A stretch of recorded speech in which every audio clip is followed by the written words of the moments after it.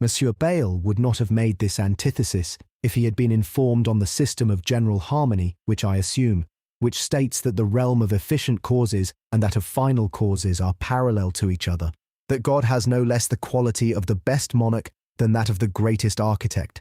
That matter is so disposed that the laws of motion serve as the best guidance for spirits, and that consequently it will prove that he has attained the utmost good possible, provided one reckon the metaphysical, physical, and moral goods together. But, Monsieur Bayle will say, God having power to avert innumerable evils by one small miracle, why did he not employ it? He gives so much extraordinary help to fallen men, but slight help of such a kind given to Eve would have prevented her fall and rendered the temptation of the serpent ineffective. I have sufficiently met objections of this sort with this general answer, that God ought not to make choice of another universe since he has chosen the best, and has only made use of the miracles necessary thereto. I had answered Monsieur Bayle that miracles change the natural order of the universe. He replies that that is an illusion, and that the miracle of the wedding at Cana, for instance, made no change in the air of the room, except that instead of receiving into its pores some corpuscles of water, it received corpuscles of wine. But one must bear in mind that once the best plan of things has been chosen, nothing can be changed therein. As for miracles, concerning which I have already said something in this work, they are perhaps not all of one and the same kind. There are many, to all appearances, which God brings about through the ministry of invisible substances such as the angels, as Father Malebranche also believes. These angels or these substances act according to the ordinary laws of their nature, being combined with bodies more rarefied and more vigorous than those we have at our command. And such miracles are only so by comparison and in relation to us, just as our works would be considered miraculous amongst animals if they were capable of remarking upon them. The changing of water into wine might be a miracle of this kind, but the creation, the incarnation, and some other actions of God exceed all the power of creatures and are truly miracles, or indeed mysteries. If nevertheless the changing of water into wine at Cana was a miracle of the highest kind, God would have thereby changed the whole course of the universe because of the connection of bodies, or else he would have been bound to prevent this connection miraculously also, and cause the bodies not concerned in the miracle to act as if no miracle had happened. After the miracle was over, it would have been necessary to restore all things in those very bodies concerned to the state they would have reached without the miracle, whereafter all would have returned to its original course. Thus this miracle demanded more than at first appears.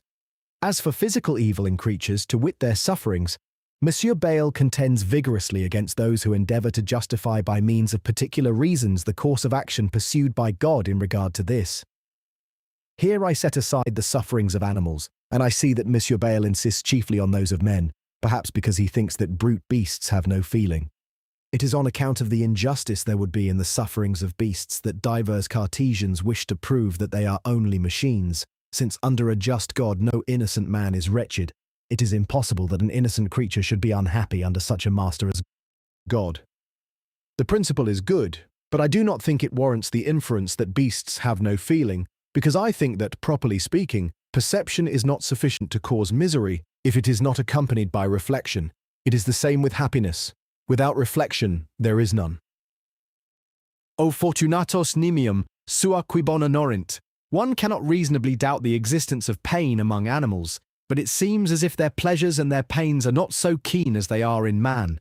For animals, since they do not reflect, are susceptible neither to the grief that accompanies pain, nor to the joy that accompanies pleasure.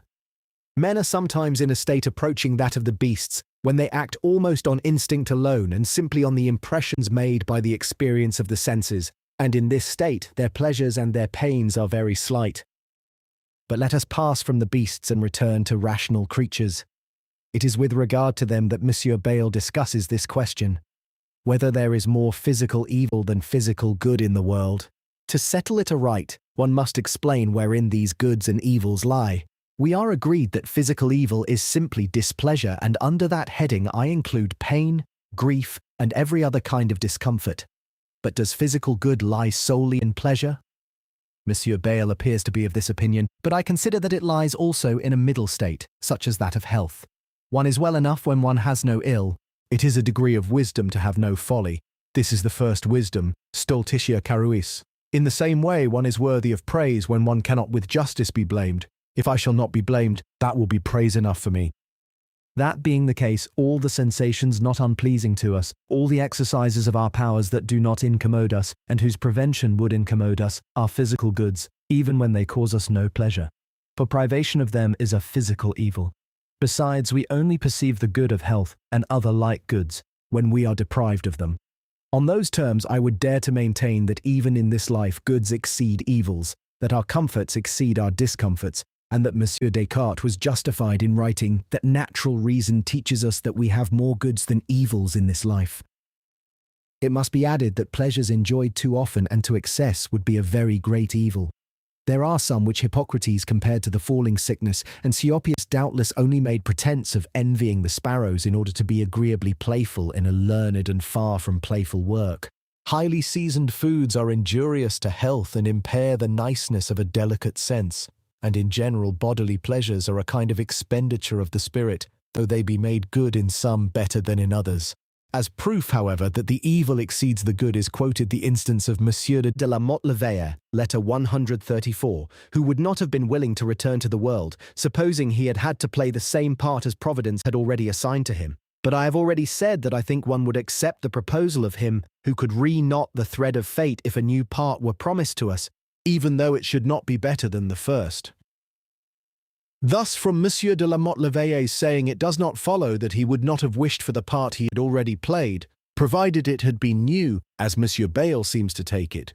The pleasures of the mind are the purest, and of greatest service in making joy endure. Cardan, when already an old man, was so content with his state that he protested solemnly that he would not exchange it for the state of the richest of young men who at the same time was ignorant. Monsieur de la Motte Leveillé quotes the saying himself without criticizing it. Knowledge has doubtless charms which cannot be conceived by those who have not tasted them. I do not mean a mere knowledge of facts without that of reasons, but knowledge like that of Cardan, who with all his faults was a great man, and would have been incomparable without those faults. Happy is he who has been able to know the causes of things. He has cast beneath his feet all fear and inexorable fate subjecit pedibus. It is no small thing to be content with God and with the universe, not to fear what destiny has in store for us, nor to complain of what befalls us. Acquaintance with true principles gives us this advantage, quite other than that the Stoics and the Epicureans derive from their philosophy. There is as much difference between true morality and theirs as there is between joy and patience, for their tranquility was founded only on necessity, while ours must rest upon the perfection and beauty of things, upon our own happiness. What then shall we say of bodily sufferings? May they not be sufficiently acute to disturb the sage's tranquility? Aristotle assents. The Stoics were of a different opinion, and even the Epicureans likewise. Monsieur Descartes revived the doctrine of these philosophers. He says in the letter just quoted that even amid the worst misfortunes and the most overwhelming sufferings, one may always be content if only one knows how to exercise reason. Monsieur Bayle says concerning this that it is saying nothing, that it is prescribing for us a remedy whose preparation hardly anyone understands. I hold that the thing is not impossible, and that men could attain it by dint of meditation and practice. For apart from the true martyrs and those who have been aided in wonderful wise from on high, there have been counterfeits who imitated them. That Spanish slave who killed the Carthaginian governor in order to avenge his master, and who evinced great joy in his deed, even in the greatest tortures, may shame the philosophers. Why should not one go as far as he? One may say of an advantage as of a disadvantage. What can befall anyone can befall everyone. But even today entire tribes, such as the Hurons, the Iroquois, the Galibis, and other peoples of America, teach us a great lesson on this matter. One cannot read without astonishment of the intrepidity and well-nigh insensibility wherewith they brave their enemies, who roast them over a slow fire and eat them by slices. If such people could retain their physical superiority and their courage, and combine them with our acquirements, they would surpass us in every way, as a sunlit tower stands forth amid the cottages. They would be in comparison with us as a giant to a dwarf, a mountain to a hill. As huge as Eryx, as huge as Athos, rejoicing in his snowy crest Father Apennine, lifting his peak aloft to the breezes. All that which is effected by a wonderful vigor of body and mind in these savages, who persist obstinately in the strangest point of honor, might be acquired in our case by training, by well-seasoned mortifications, by an overmastering joy founded on reason, by great practice in preserving a certain presence of mind in the midst of the distractions and impressions most liable to disturb it. Something of this kind is related of the ancient assassins, subjects and pupils of the old man, or rather the senior of the mountain. Such a school, for a better purpose, would be good for missionaries who would wish to return to Japan. The gymnosophists of the ancient Indians had perhaps something resembling this, and that Calanus, who provided for Alexander the Great the spectacle of his burning alive, had doubtless been encouraged by the great examples of his masters and trained by great sufferings not to fear pain.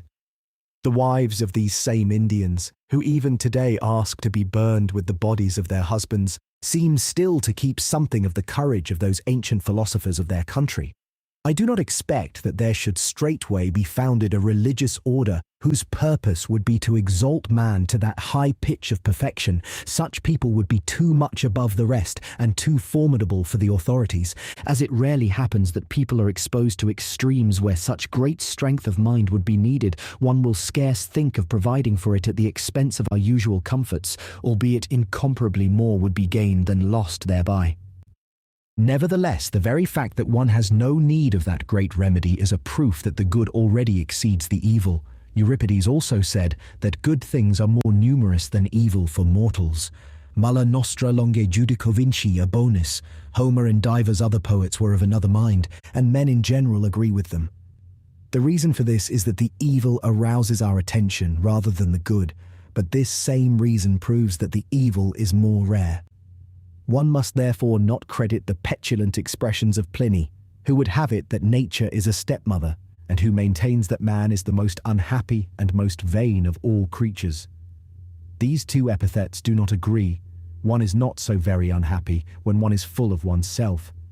It is true that men hold human nature only too much in contempt, apparently because they see no other creatures capable of arousing their emulation, but they have all too much self-esteem, and individually are but too easily satisfied.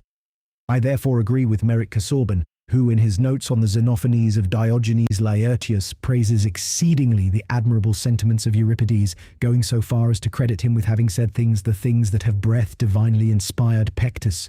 Seneca speaks eloquently of the blessings nature has heaped upon us.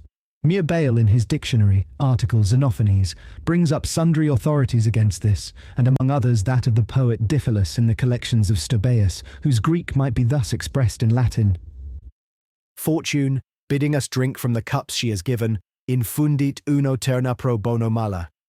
Monsieur Bayle believes that if it were a question only of the evil of guilt, or of moral evil among men, the case would soon be terminated to the advantage of Pliny, and Euripides would lose his action.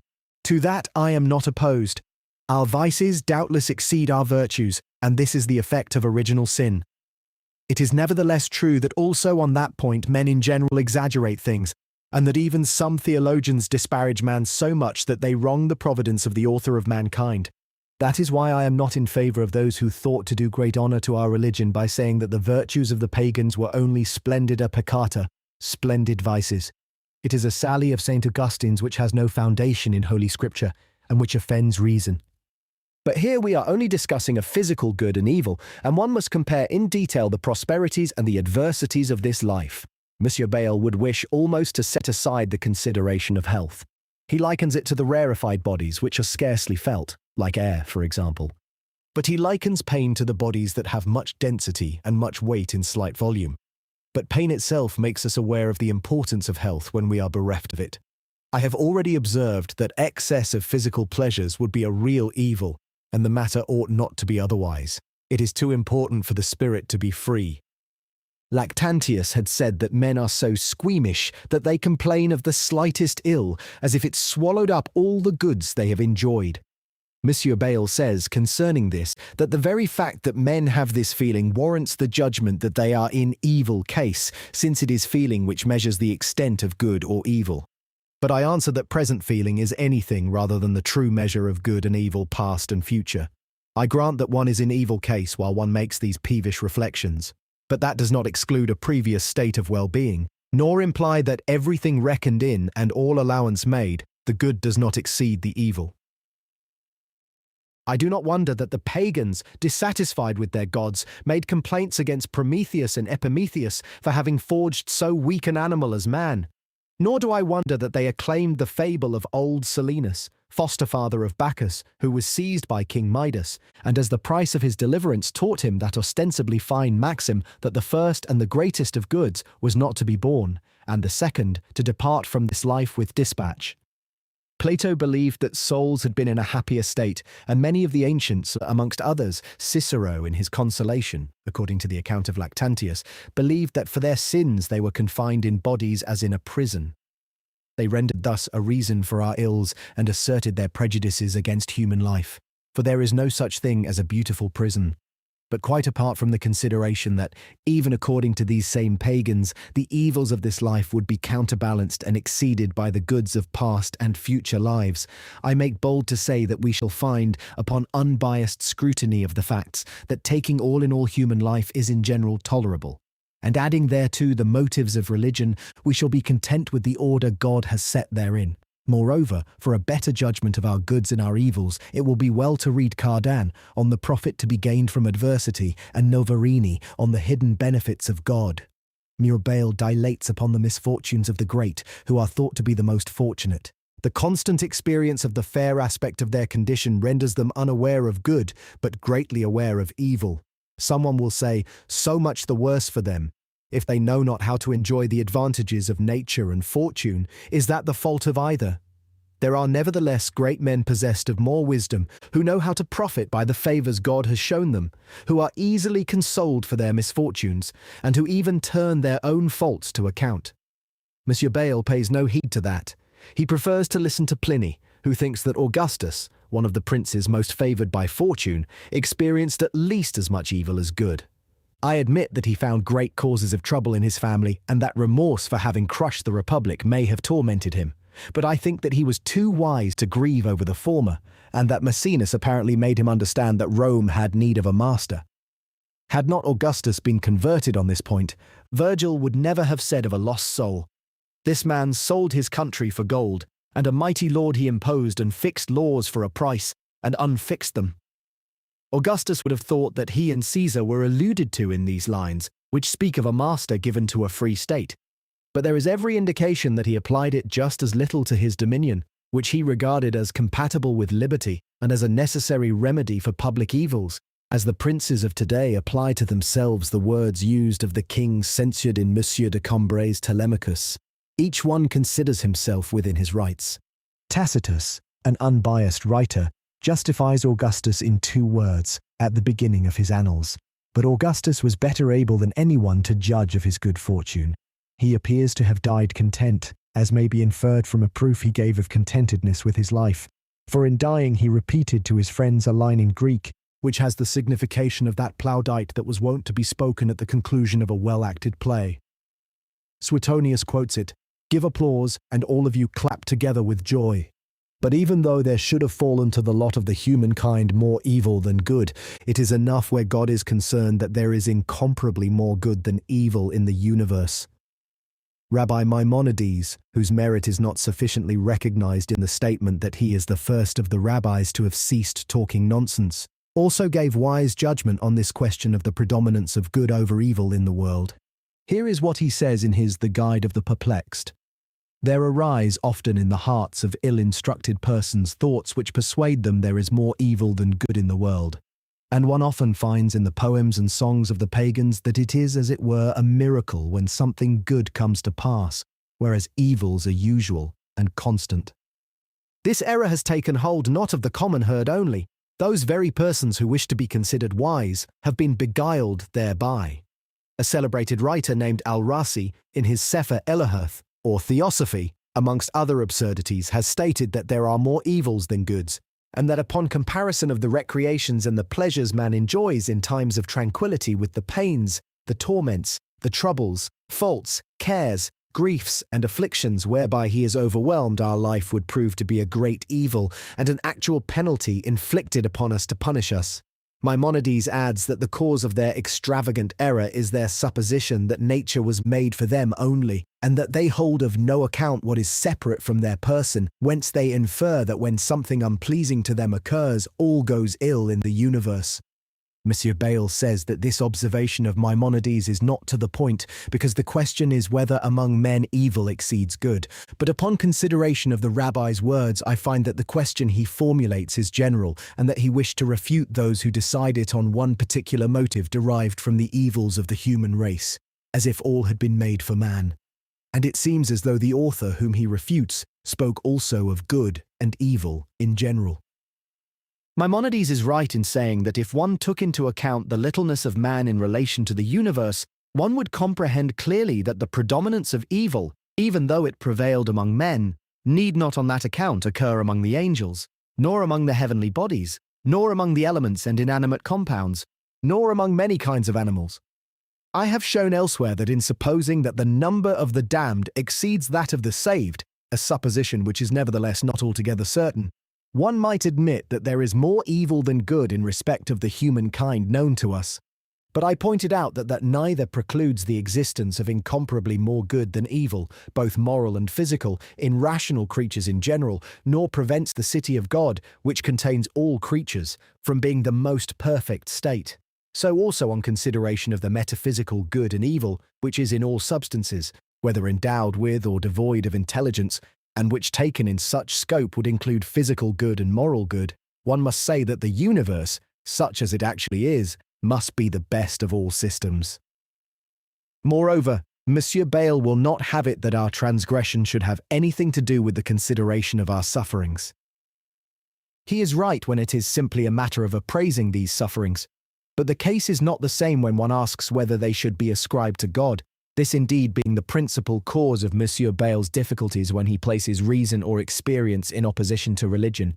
I know that he is wont to say that it is of no avail to resort to our free will, since his objections tend also to prove that the misuse of free will must no less be laid to the account of God, who has permitted it and who has cooperated therein. He states it as a maxim that for one difficulty more or less, one must not abandon a system. This he advances especially in favor of the methods of the strict and the dogma of the supralapsarians, for he supposes that one can subscribe to their opinion, although he leaves all the difficulties in their entirety, because the other systems, albeit they put an end to some of the difficulties, cannot meet them all. I hold that the true system I have expounded satisfies all. Nevertheless, even were that not so, I confess that I cannot relish this maxim of Monsieur Bayle's, and I should prefer a system which would remove a great portion of the difficulties to one which would meet none of them. And the consideration of the wickedness of men, which brings upon them well nigh all their misfortunes, shows at least that they have no right to complain. No justice need trouble itself over the origin of a scoundrel's wickedness when it is only a question of punishing him. It is quite another matter when it is a question of prevention.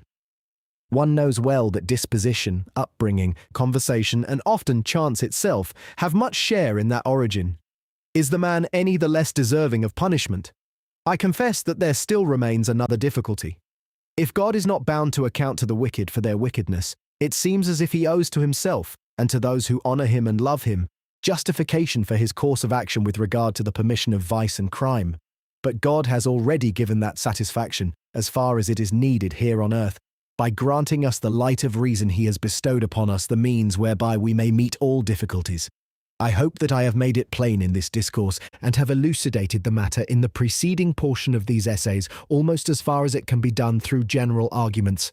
Thereafter, the permission of sin being justified, the other evils that are a consequence thereof present no further difficulty. Thus also I am justified in restricting myself here to the evil of guilt, to account for the evil of punishment, as Holy Scripture does, and likewise well nigh all the fathers of the Church and the preachers. And to the end that none may say that is only good for the sermon, it is enough to consider that, after the solutions I have given, nothing must seem more right or more exact than this method. For God, having found already among things possible, before his actual decrees, man misusing his freedom and bringing upon himself his misfortune, yet could not avoid admitting him into existence, because the general plan required this. Wherefore it will no longer be necessary to say with Monsieur Joyeux that one must dogmatize like St. Augustine and preach like Pelagius. This method, deriving the evil of punishment from the evil of guilt, cannot be open to censure, and serves especially to account for the greatest physical evil, which is damnation. Ernst Sunner, sometime professor of philosophy at Altdorf, a university established in the territory of the Free City of Nuremberg, who was considered an excellent Aristotelian, but was finally recognized as being secretly a Socinian, had composed a little discourse entitled Demonstration Against the Eternity of Punishment. It was founded on this somewhat trite principle that there is no proportion between an infinite punishment and a finite guilt.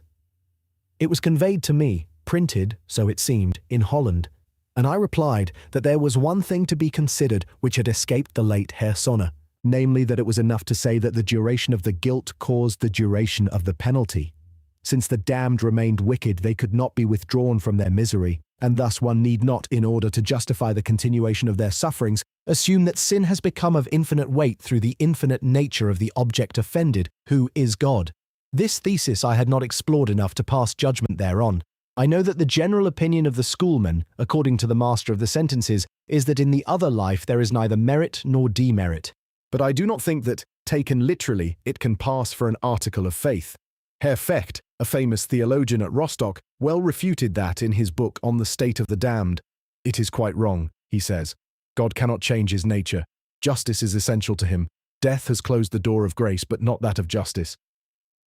I have observed that sundry able theologians have accounted for the duration of the pains of the damned as I have just done. Johann Gerhard, a famous theologian of the Augsburg Confession, brings forward amongst other arguments that the damned have still an evil will and lack the grace that could render it good. Zacharias Ursinus, a theologian of Heidelberg who follows Calvin, having formulated this question in his treatise on faith, why sin merits an eternal punishment, advances first the common reason that the person offended is infinite, and then also this second reason that since sin does not cease, the punishment cannot cease. And the Jesuit Father Drexler says in his book entitled Nikitas, or Incontinence Overcome, no wonder that the damned are forever tormented. They blaspheme continually, and so, as it were, sin forever, and are therefore forever punished. He declares and approves the same reason in his work on eternity, saying, there are those who say, and the answer does not displease, that the wicked in the infernal region sin forever, and are therefore forever punished. And he indicates thereby that this opinion is very common among learned men in the Roman Church. He alleges, it is true, another more subtle reason, derived from Pope Gregory the Great, that the damned are punished eternally because God foresaw by a kind of mediate knowledge that they would always have sinned if they had always lived upon earth.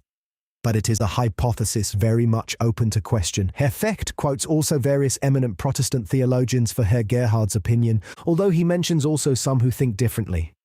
Monsieur Bayle himself in various places has supplied me with passages from two able theologians of his party which have some reference to these statements of mine. Monsieur Jurieu in his book on the unity of the Church, in opposition to that written by Monsieur Nicole on the same subject, gives the opinion that reason tells us that a creature which cannot cease to be criminal can also not cease to be miserable. Monsieur Jacquelot in his book on the conformity of faith with reason is of opinion that the damned must remain eternally deprived of the glory of the blessed, and that this deprivation might well be the origin and the cause of all their pains through the reflections these unhappy creatures make upon their crimes which have deprived them of an eternal bliss. One knows what burning regrets, what pain envy causes to those who see themselves deprived of a good, of a notable honour which had been offered to them, and which they rejected, especially when they see others invested with it. This position is a little different from that of Monsieur Jurieu, but both agree in this sentiment that the damned are themselves the cause of the continuation of their torments. Monsieur Leclerc's Origenist does not entirely differ from this opinion when he says in the Select Library, God, who foresaw that man would fall, does not condemn him on that account, but only because, although he has the power to recover himself, he yet does not do so, that is, he freely retains his evil ways to the end of his life. If he carries this reasoning on beyond this life, he will ascribe the continuation of the pains of the wicked to the continuation of their guilt. Monsieur Bayle says that this dogma of the Origenist is heretical, in that it teaches that damnation is not founded simply on sin, but on voluntary impenitence. But is not this voluntary impenitence a continuation of sin? I would not simply say, however, that it is because man, having the power to recover himself, does not, and would wish to add that it is because man does not take advantage of the succor of grace to aid him to recover himself. But after this life, though one assume that the succor ceases, there is always in the man who sins, even when he is damned, a freedom which renders him culpable, and a power, albeit remote, of recovering himself, even though it should never pass into action.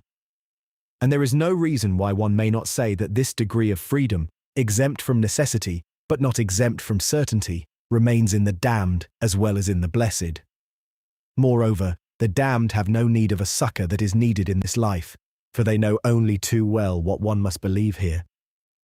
The illustrious prelate of the Anglican Church, who published recently a book on the origin of evil, concerning which Monsieur Bayle made some observations in the second volume of his reply, speaks with much subtlety about the pains of the damned. This prelate's opinion is presented, according to the author of the News of the Republic of Letters, June 1703, as if he made of the damned just so many madmen who will feel their miseries acutely, but who will nevertheless congratulate themselves on their own behaviour, and who will rather choose to be and to be that which they are than not to be at all. They will love their state, unhappy as it will be, even as angry people, lovers, the ambitious, the envious take pleasure in the very things that only augment their misery. Furthermore, the ungodly will have so accustomed their mind to wrong judgments that they will henceforth never make any other kind, and will perpetually pass from one error into another. They will not be able to refrain from desiring perpetually things whose enjoyment will be denied them, and being deprived of which, they will fall into inconceivable despair, while experience can never make them wiser for the future. For by their own fault, they will have altogether corrupted their understanding, and will have rendered it incapable of passing a sound judgment on any matter. The ancients already imagined that the devil dwells remote from God voluntarily, in the midst of his torments, and that he is unwilling to redeem himself by an act of submission. They invented a tale that an anchorite in a vision received a promise from God that he would receive into grace the prince of the bad angels if he would acknowledge his fault, but that the devil rebuffed this mediator in a strange manner. At the least, the theologians usually agree that the devils and the damned hate God and blaspheme him, and such a state cannot but be followed by continuation of misery. Concerning that, one may read the learned treatise of Herr Fecht on the state of the damned. There were times when the belief was held that it was not impossible for a lost soul to be delivered.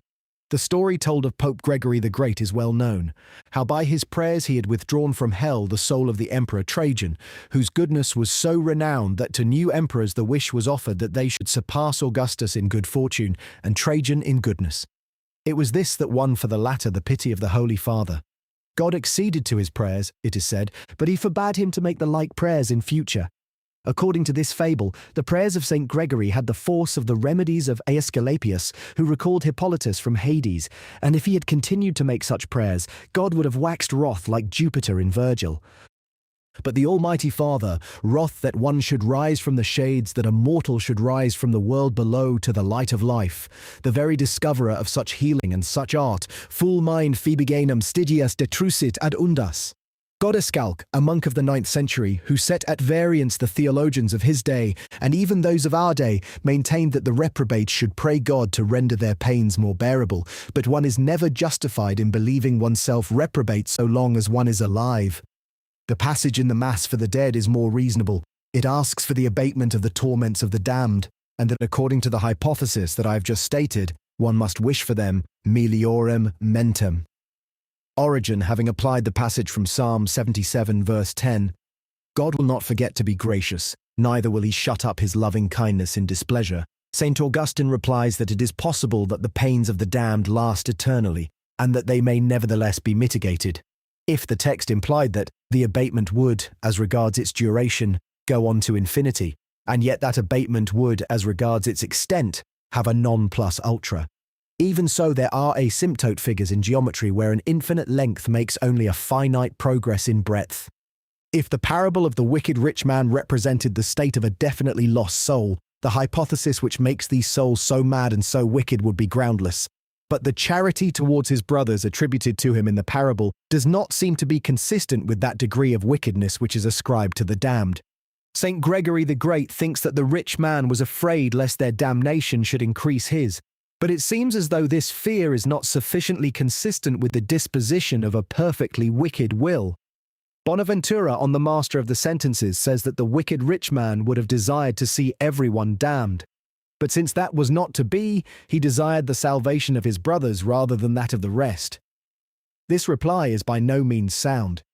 On the contrary, the mission of Lazarus that he desired would have served to save many people, and he who takes so much pleasure in the damnation of others that he desires it for everyone will perhaps desire that damnation for some more than others.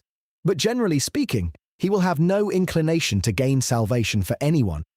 However that may be, one must admit that all this detail is problematical, God having revealed to us all that is needed to put us in fear of the greatest of misfortunes, and not what is needed for our understanding thereof. Now, since it is henceforth permitted to have recourse to the misuse of free will and to evil will in order to account for other evils, since the divine permission of this misuse is plainly enough justified, the ordinary system of the theologians meets with justification at the same time.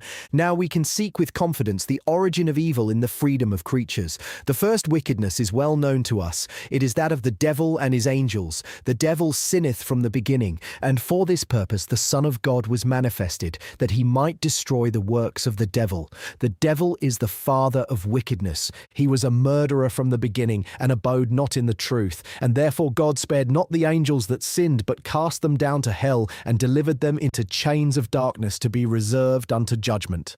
And the angels which kept not their own habitation, he hath reserved in eternal, that is to say everlasting, chains under darkness, unto the judgment of the great day. Whence it is easy to observe that one of these two letters must have been seen by the author of the other. It seems as if the author of the Apocalypse wished to throw light upon what the other canonical writers had left obscure. He gives us an account of a battle that took place in heaven. Michael and his angels fought against the dragon, and the dragon fought and his angels, but they prevailed not, neither was their place found any more in heaven. And the great dragon was cast out, that old serpent called the devil and Satan, which deceiveth the whole world, and he was cast out into the earth, and his angels were cast out with him. For although this account is placed after the flight of the woman into the wilderness, and it may have been intended to indicate thereby some revulsion favourable to the church, it appears as though the author's design was to show simultaneously the old fall of the first enemy and a new fall of a new enemy. Lying or wickedness springs from the devil's own nature, out of his own resources, from his will, because it was written in the book of the eternal verities, which contains the things possible before any decree of God, that this creature would freely turn toward evil if it were created. It is the same with Eve and Adam. They sinned freely, albeit the devil tempted them. God gives the wicked over to a reprobate mind, abandoning them to themselves and denying them a grace which he owes them not, and indeed ought to deny to them. It is said in the Scriptures that God hardeneth, that God sendeth a lying spirit, strong delusion that they should believe a lie, that he deceived the prophet, that he commanded Shimei to curse, that the children of Eli hearkened not unto the voice of their father, because the Lord would slay them, that the Lord took away Job's substance, even although that was done through the malice of brigands, that he raised up Pharaoh to show his power in him, that he is like a potter who maketh a vessel unto dishonour, that he hideth the truth from the wise and prudent, that he speaketh in parables unto them that are without, that seeing they may see and not perceive, and hearing they may hear and not understand, lest at any time they might be converted, and their sins might be forgiven them, that Jesus was delivered by the determinate counsel and foreknowledge of God, that Pontius Pilate and Herod with the Gentiles and the people of Israel did that which the hand and the counsel of God had determined before to be done, that it was of the Lord to harden the hearts of the enemy, that they should come against Israel in battle, that he might destroy them utterly, and that they might have no favour, that the Lord mingled a perverse spirit in the midst of Egypt, and caused it to err in all its works, like a drunken man, that Rehoboam hearkened not unto the word of the people, for the cause was from the Lord, that he turned the hearts of the Egyptians to hate his people. But all these and other like expressions suggest only that the things God has done are used as occasion for ignorance, error, malice, and evil deeds, and contribute thereto, God indeed foreseeing this, and intending to use it for his ends, since superior reasons of perfect wisdom have determined him to permit these evils, and even to cooperate therein.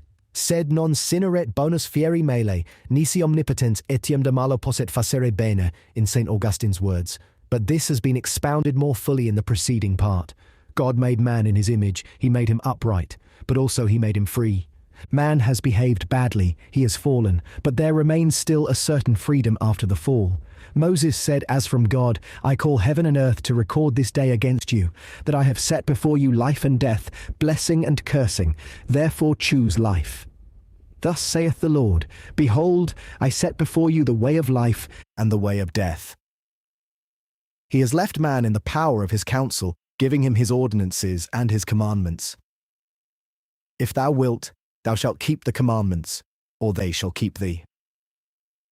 He hath set before thee fire and water to stretch forth thine hand to whichever thou wilt. Fallen and unregenerate man is under the domination of sin and of Satan, because it pleases him so to be. He is a voluntary slave through his evil lust. Thus it is that free will and will in bondage are one and the same thing. Let no man say, I am tempted of God. But every man is tempted when he is drawn away of his own lust and enticed, and Satan contributes thereto. He blindeth the minds of them which believe not, but man is delivered up to the devil by his covetous desire.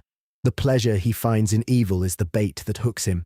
Plato has said so already, and Cicero repeats it. Plato voluptatem dicebat escam malorum.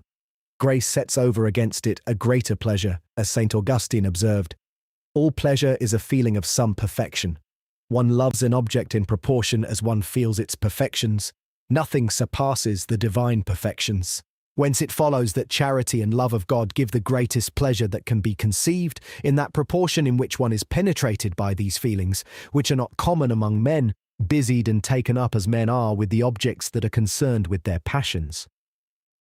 Now, as our corruption is not altogether invincible, and as we do not necessarily sin even when we are under the bondage of sin, it must likewise be said that we are not aided invincibly, and however efficacious divine grace may be, there is justification for saying that one can resist it. But when it indeed proves victorious, it is certain and infallible beforehand that one will yield to its allurements, whether it have its strength of itself, or whether it find a way to triumph through the congruity of circumstances.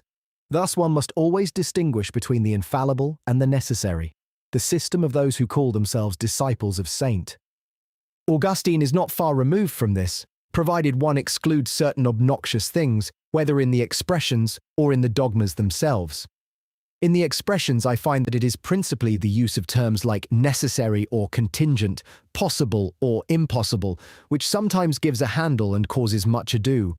That is why, as Herr Loscher the Younger aptly observed in a learned dissertation on the paroxysms of the absolute decree, Luther desired in his book on the will in bondage to find a word more fitting for that which he wished to express than the word necessity.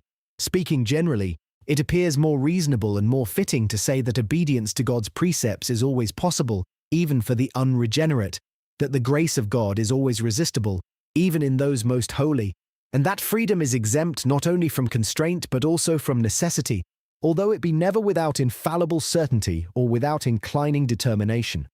Nevertheless, there is on the other hand a sense wherein it would be permitted to say, in certain conjunctures, that the power to do good is often lacking, even in the just, that sins are often necessary, even in the regenerate, that it is impossible sometimes for one not to sin, that grace is irresistible, that freedom is not exempt from necessity. But these expressions are less exact and less pleasing in the circumstances that prevail about us today. They are also in general more open to misuse, and moreover they savour somewhat of the speech of the people, where terms are employed with great latitude. There are, however, circumstances which render them acceptable and even serviceable. It is the case that sacred and orthodox writers, and even the Holy Scriptures, have made use of expressions on both sides, and no real contradiction has arisen, any more than between St. Paul and St. James, or any error on either side that might be attributable to the ambiguity of the terms. One is so well accustomed to these various ways of speaking that often one is put to it to say precisely which sense is the more ordinary and the more natural, and even that more intended by the author, what meaning is more natural, more obvious, more intended. For the same writer has different aims in different passages, and the same ways of speaking are more or less accepted or acceptable before or after the decision of some great man or of some authority that one respects and follows. As a result of this, one may well authorize or ban, as opportunity arises and at certain times, certain expressions. but it makes no difference to the sense or to the content of faith if sufficient explanations of the terms are not added. It is therefore only necessary to understand fully some distinctions, such as that I have very often urged between the necessary and the certain, and between metaphysical necessity and moral necessity. It is the same with possibility and impossibility, since the event whose opposite is possible is contingent, even as that whose opposite is impossible is necessary. A distinction is rightly drawn also between a proximate potency and a remote potency, and according to these different senses one says now that a thing may be, and now that it may not be. It may be said in a certain sense that it is necessary that the blessed should not sin, that the devils and the damned should sin, that God himself should choose the best, that man should follow the course which after all attracts him most. But this necessity is not opposed to contingency. It is not of the kind called logical, geometrical, or metaphysical, whose opposite implies contradiction. Monsieur Nicole has made use somewhere of a comparison which is not amiss. It is considered impossible that a wise and serious magistrate, who has not taken leave of his senses, should publicly commit some outrageous action, as it would be, for instance, to run about the streets naked in order to make people laugh. It is the same, in a sense, with the blessed. They are still less capable of sinning, and the necessity that forbids them to sin is of the same kind. Finally, I also hold that will is a term as equivocal as potency and necessity. For I have already observed that those who employ this axiom, that one does not fail to do what one wills when one can, and who thence infer that God therefore does not will the salvation of all, imply a decretatory will. Only in that sense can one support this proposition, that wisdom never wills what it knows to be among the things that shall not happen. On the other hand, one may say, taking will in a sense more general and more in conformity with customary use, that the wise will is inclined antecedently to all good, although it decrees finally to do that which is most fitting.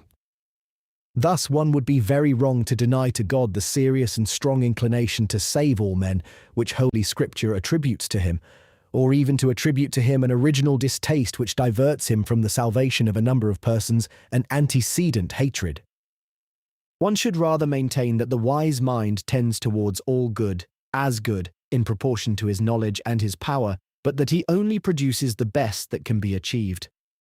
Those who admit that, and yet deny to God the antecedent will to save all men, are wrong only in their misuse of the term, provided that they acknowledge, besides, that God gives to all help sufficient to enable them to win salvation, if only they have the will to avail themselves thereof. In the dogmas themselves held by the disciples of St. Augustine, I cannot approve the damnation of unregenerate children, nor in general damnation resulting from original sin alone, nor can I believe that God condemns those who are without the necessary light. One may believe, with many theologians, that men receive more aid than we are aware of, were it only when they are at the point of death. It does not appear necessary either that all those who are saved should always be saved through a grace efficacious of itself, independently of circumstances. Also, I consider it unnecessary to say that all the virtues of the pagans were false, or that all their actions were sins, though it be true that what does not spring from faith or from the uprightness of the soul before God is infected with sin, at least virtually. Finally, I hold that God cannot act as if at random by an absolutely absolute decree, or by a will independent of reasonable motives, and I am persuaded that he is always actuated in the dispensation of his grace, by reasons wherein the nature of the objects participates. Otherwise he would not act in accordance with wisdom. I grant nevertheless that these reasons are not of necessity bound up with the good or the less evil natural qualities of men, as if God gave his grace only according to these good qualities. Yet I hold, as I have explained already here, that these qualities are taken into consideration like all the other circumstances, since nothing can be neglected in the designs of supreme wisdom. Save for these points and some few others, where St. Augustine appears obscure or even repellent, it seems as though one can conform to his system. He states that from the substance of God only a God can proceed, and that thus the creature is derived from nothingness. That is what makes the creature imperfect, faulty, and corruptible. Evil comes not from nature, but from evil will. Augustine in the whole book on the nature of good. God can command nothing that would be impossible. Firmissime, it is believed that the just and good God does not command impossibilities potuis praeciper. Nemo pecet in eo, quod cavere non potest. Under a just God, none can be unhappy who deserves not so to be, nor under a just God can anyone be wretched unless he deserve it. Free will cannot carry out God's commands without the aid of grace. Epil ad Hilar Caesar Augustin. We know that grace is not given according to deserts. Man in the state of innocence had the aid necessary to enable him to do good if he wished, but the wish depended on free will, habebat a help by which he was able, and without which he would not will, but not the help quo velit. God let angels and men try what they could do by their free will, and after that, what his grace and his justice could achieve. Sin turned man away from God to turn him towards creatures. To take pleasure in sinning is the freedom of a slave. Free will has so far not perished in the sinner that through it all sin most of all, who with delectatione peccant. God said to Moses, I will be gracious to whom I will be gracious, and will show mercy on whom I will show mercy. So then it is not of him that willeth, nor of him that runneth, but of God that showeth mercy. That does not prevent all those who have good will, and who persevere therein, from being saved. But God gives them the willing and the doing. Therefore hath he mercy on whom he will have mercy, and whom he will he hardeneth. And yet the same apostle says that God willeth that all men should be saved, and come to the knowledge of the truth, which I would not interpret, in accordance with some passages of St. Augustine, as if it signified that no men are saved except those whose salvation he wills, or as if he would save not the individuals of the kinds, but the kinds of the individuals. But I would rather say that there is none whose salvation he willeth not, insofar as this is permitted by greater reasons. For these bring it about that God only saves those who accept the faith he has offered to them, and who surrender themselves thereto by the grace he has given them, in accordance with what was consistent with the plan of his works in its entirety, than which none can be better conceived. As for predestination to salvation, it includes also, according to St. Augustine, the ordinance of the means that shall lead to salvation. Predestinatio, the predestination of the saints, is nothing else than the foreknowledge and preparation of God's benefits, by which most surely are delivered all who are delivered. He does not then understand it there as an absolute decree. He maintains that there is a grace which is not rejected by any hardened heart, because it is given in order to remove especially the hardness of hearts. I do not find, however, that St. Augustine conveys sufficiently that this grace which subdues the heart is always efficacious of itself. And one might perhaps have asserted without offence to him that the same degree of inward grace is victorious in the one, where it is aided by outward circumstances, but not in the other. Will is proportionate to the sense we have of the good, and follows the sense which prevails. If we love both equally, we shall give neither. Likewise, that which delights us the more, according to it we must needs act. I have explained already how, despite all that, we have indeed a great power over our will. St. Augustine takes it somewhat differently, and in a way that does not go far, when he says that nothing is so much within our power as the action of our will. And he gives a reason which is almost tautological, for, he says, this action is ready at the moment when we will. Nothing is so much in our power as the will itself, for it is at hand as soon as we will. But that only means that we will when we will, and not that we will that which we wish to will. There is more reason for saying with him, either it is not a will, or it must be called free, and that what inclines the will towards good infallibly, or certainly does not prevent it from being free. Perquam, it is absurd that we should say that it does not belong to our will, liberty, that we wish to be happy, merely because we cannot wholly not will it, nescio qua bona constructione naturae. Nor do we dare to say that God therefore has not will, liberty, but a necessity of justice, because he cannot will to sin.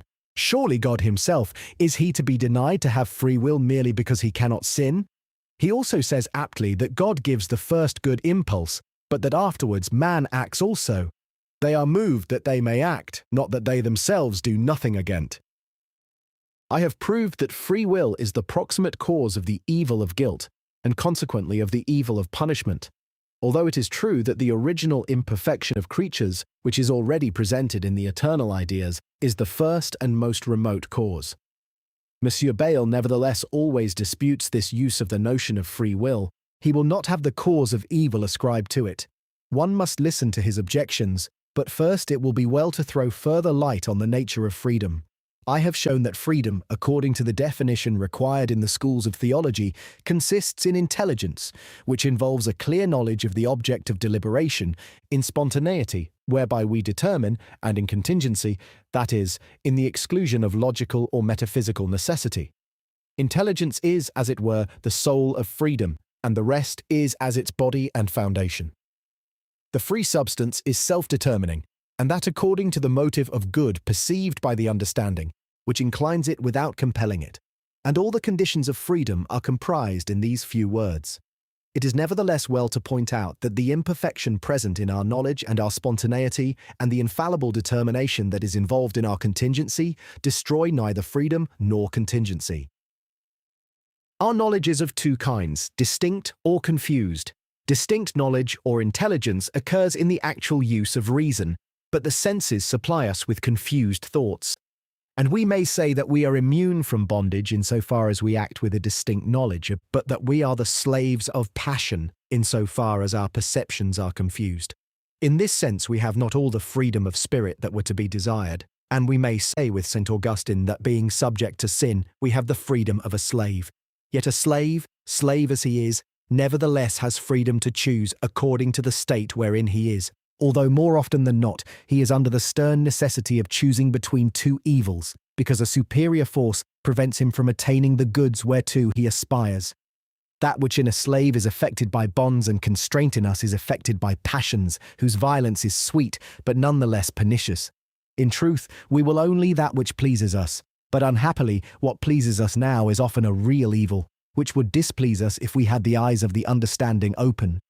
Nevertheless, that evil state of the slave, which is also our own, does not prevent us, any more than him, from making a free choice of that which pleases us most in the state to which we are reduced in proportion to our present strength and knowledge.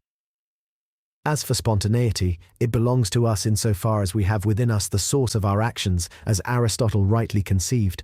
The impressions of external things often indeed divert us from our path, and it was commonly believed that, at least in this respect, some of the sources of our actions were outside ourselves. I admit that one is bound to speak thus, adapting oneself to the popular mode of expression, as one may, in a certain sense, without doing violence to truth.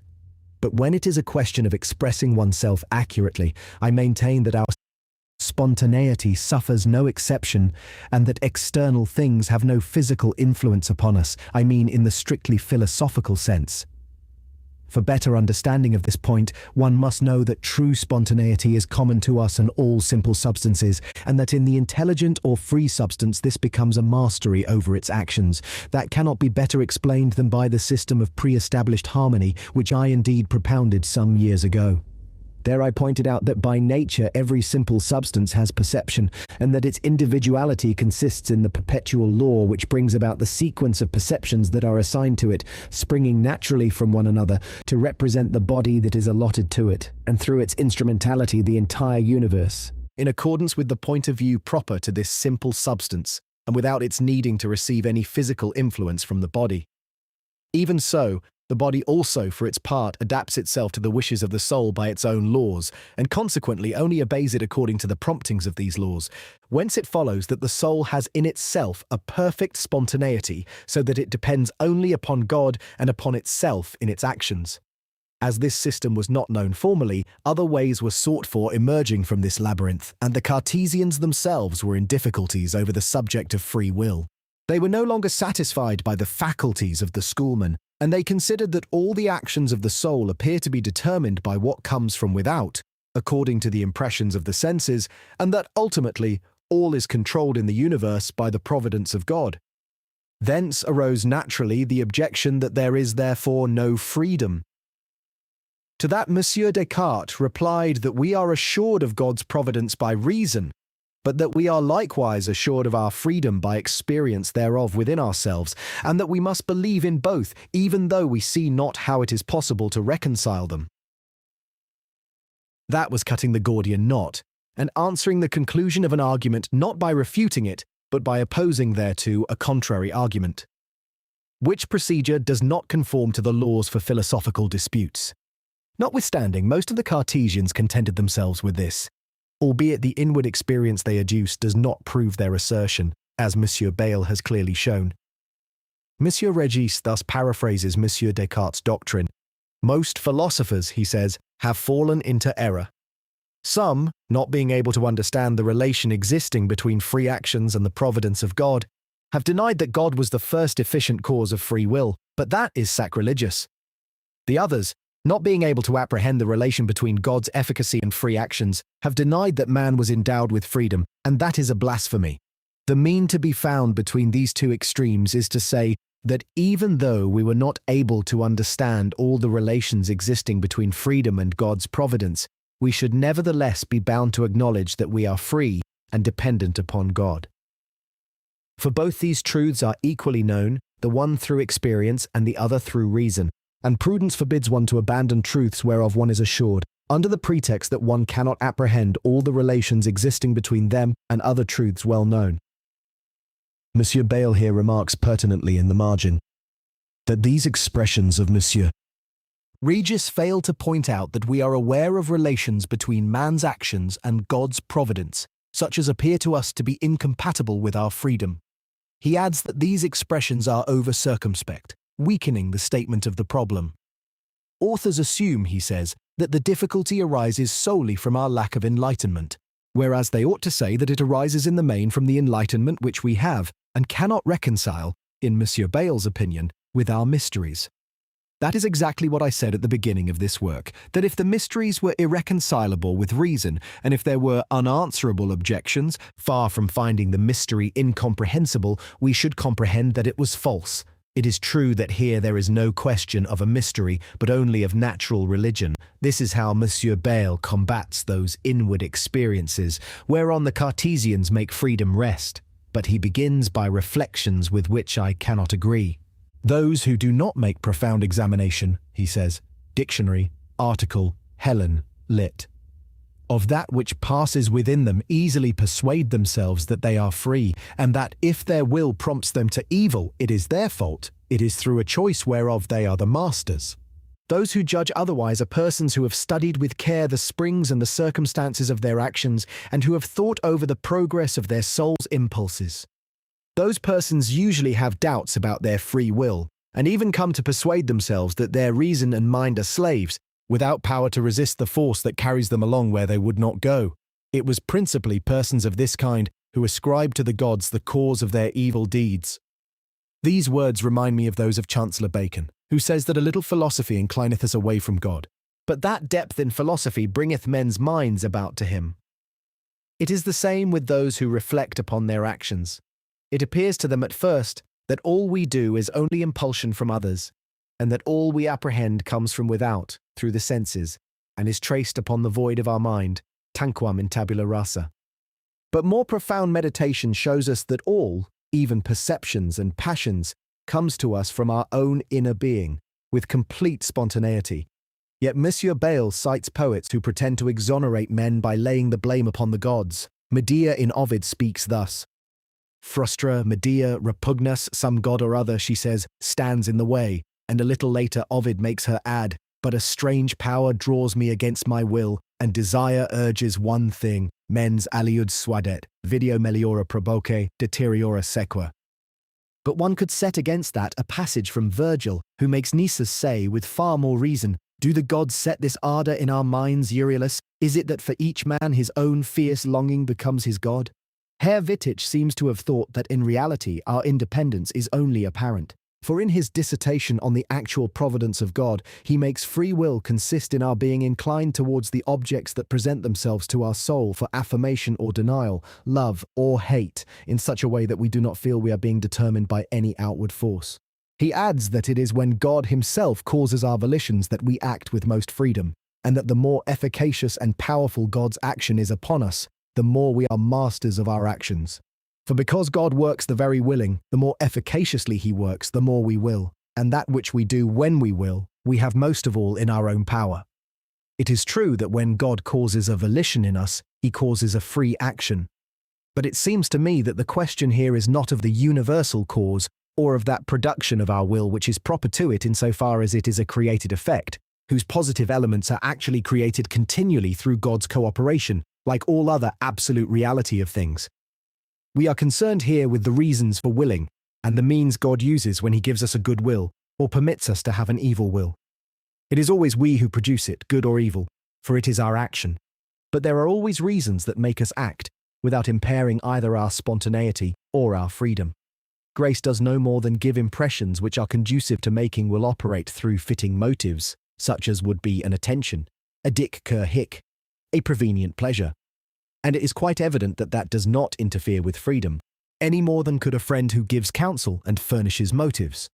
Thus Herr Wittich has not supplied an answer to the question, any more than Monsieur Bayle, and recourse to God is of no avail here. But let me give another much more reasonable passage from the same Monsieur Bayle, where he disputes with greater force the so-called lively sense of freedom, which according to the Cartesians is a proof of freedom. His words are indeed full of wit and worthy of consideration, and occur in the reply to the questions of a provincial. Here they are. By the clear and distinct sense we have of our existence, we do not discern whether we exist through ourselves or derive our being from another. We discern that only by reflection, that is, through meditation upon our powerlessness in the matter of conserving ourselves as much as we would, and of freeing ourselves from dependence upon the beings that surround us, etc. It is indeed certain that the pagans, the same must be said of the Socinians, since they deny the creation, never attain to the knowledge of that true dogma that we were created from nothing, and that we are derived from nothingness at every moment of our continuance.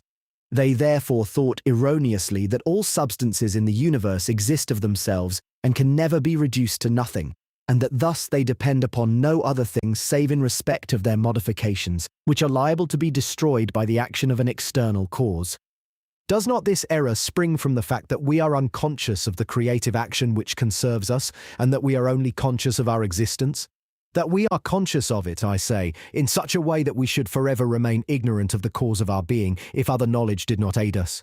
Let us say also that the clear and distinct sense we have of the acts of our will cannot make us discern whether we give them ourselves to ourselves or receive them from that same cause which gives us existence. We must have recourse to reflection or to meditation in order to effect this discrimination. Now I assert that one can never by purely philosophical meditations arrive at an established certainty that we are the efficient cause of our volitions, for every person who makes due investigation will recognize clearly that if we were only passive subjects with regard to will, we should have the same sensations of experience as we have when we think that we are free. Assume, for the sake of argument, that God so ordered the laws of the union between soul and body that all the modalities of the soul, without a single exception, are of necessity linked together with the interposition of the modalities of the brain. You will then understand that nothing will happen to us except that of which we are conscious. There will be in our soul the same sequence of thoughts from the perception of objects of the senses, which is its first step, up to the most definite volitions, which are its final step. There will be in this sequence the consciousness of ideas, that of affirmations, that of irresolutions, that of velleities, and that of volitions. For whether the act of willing be impressed upon us by an external cause or we bring it about ourselves, it will be equally true that we will, and that we feel that we will. Moreover, as this external cause can blend as much pleasure as it will with the volition which it impresses upon us, we shall be able to feel at times that the acts of our will please us infinitely, and that they lead us according to the bent of our strongest inclinations. We shall feel no constraint. You know the maxim, the will cannot be compelled. Do you not clearly understand that a weather vane, always having communicated to it simultaneously, in such a way, however, that priority of nature or, if one will, a real momentary priority, should attach to the desire for motion, movement towards a certain point on the horizon, and the wish to turn in that direction, would be persuaded that it moved of itself to fulfill the desires which it conceived. I assume that it would not know that there were winds, or that an external cause changed everything simultaneously, both its situation and its desires. That is the state we are in by our nature. We know not whether an invisible cause makes us pass sufficiently from one thought to another. It is therefore natural that men are persuaded that they determine their own acts. But it remains to be discovered whether they are mistaken in that, as in countless other things they affirm by a kind of instinct and without having made use of philosophic meditation. Since therefore there are two hypotheses as to what takes place in man, the one that he is only a passive subject, the other that he has active virtues, one cannot in reason prefer the second to the first, so long as one can only adduce proofs of feeling. For we should feel with an equal force that we wish this or that, whether all our volitions were imprinted upon our soul by an exterior and invisible cause, or we formed them ourselves. There are here excellent arguments, which are valid against the usual systems, but they fail in respect of the system of pre-established harmony, which takes us further than we were able to go formerly. Monsieur Bayle asserts, for instance, that by purely philosophical meditations, one can never attain to an established certainty that we are the efficient cause of our volitions. But this is a point which I do not concede to him. For the establishment of this system demonstrates beyond a doubt that in the course of nature each substance is the sole cause of all its actions, and that it is free of all physical influence from every other substance, save the customary cooperation of God. And this system shows that our spontaneity is real, and not only apparent, as Herr Wittich believed it to be. Monsieur Bayle asserts also on the same reasons that if there were an astrological fate, this would not destroy freedom. And I would concede that to him if freedom consisted only in an apparent spontaneity. The spontaneity of our actions can therefore no longer be questioned, and Aristotle has defined it well, saying that an action is spontaneous when its source is in him who acts. That is spontaneous whose principle is in the agent. Thus it is that our actions and our wills depend entirely upon us. It is true that we are not directly the masters of our will, although we be its cause, for we do not choose volitions, as we choose our actions by our volitions. Yet we have a certain power also over our will, because we can contribute indirectly towards willing another time that which we would fain will now, as I have here already shown. That, however, is no velity, properly speaking. There also we have a mastery, individual and even perceptible, over our actions and our wills, resulting from a combination of spontaneity with intelligence. Up to this point, I have expounded the two conditions of freedom mentioned by Aristotle, that is, spontaneity and intelligence, which are found united in us in deliberation, whereas beasts lack the second condition. But the schoolmen demand yet a third, which they call indifference. And indeed, one must admit it, if indifference signifies as much as contingency. For I have already said here that freedom must exclude an absolute and metaphysical or logical necessity. But as I have declared more than once, this indifference, this contingency, this non-necessity, if I may venture so to speak, which is a characteristic attribute of freedom, does not prevent one from having stronger inclinations towards the course one chooses, nor does it by any means require that one be absolutely and equally indifferent towards the two opposing courses. I therefore admit indifference only in the one sense, implying the same as contingency or non-necessity.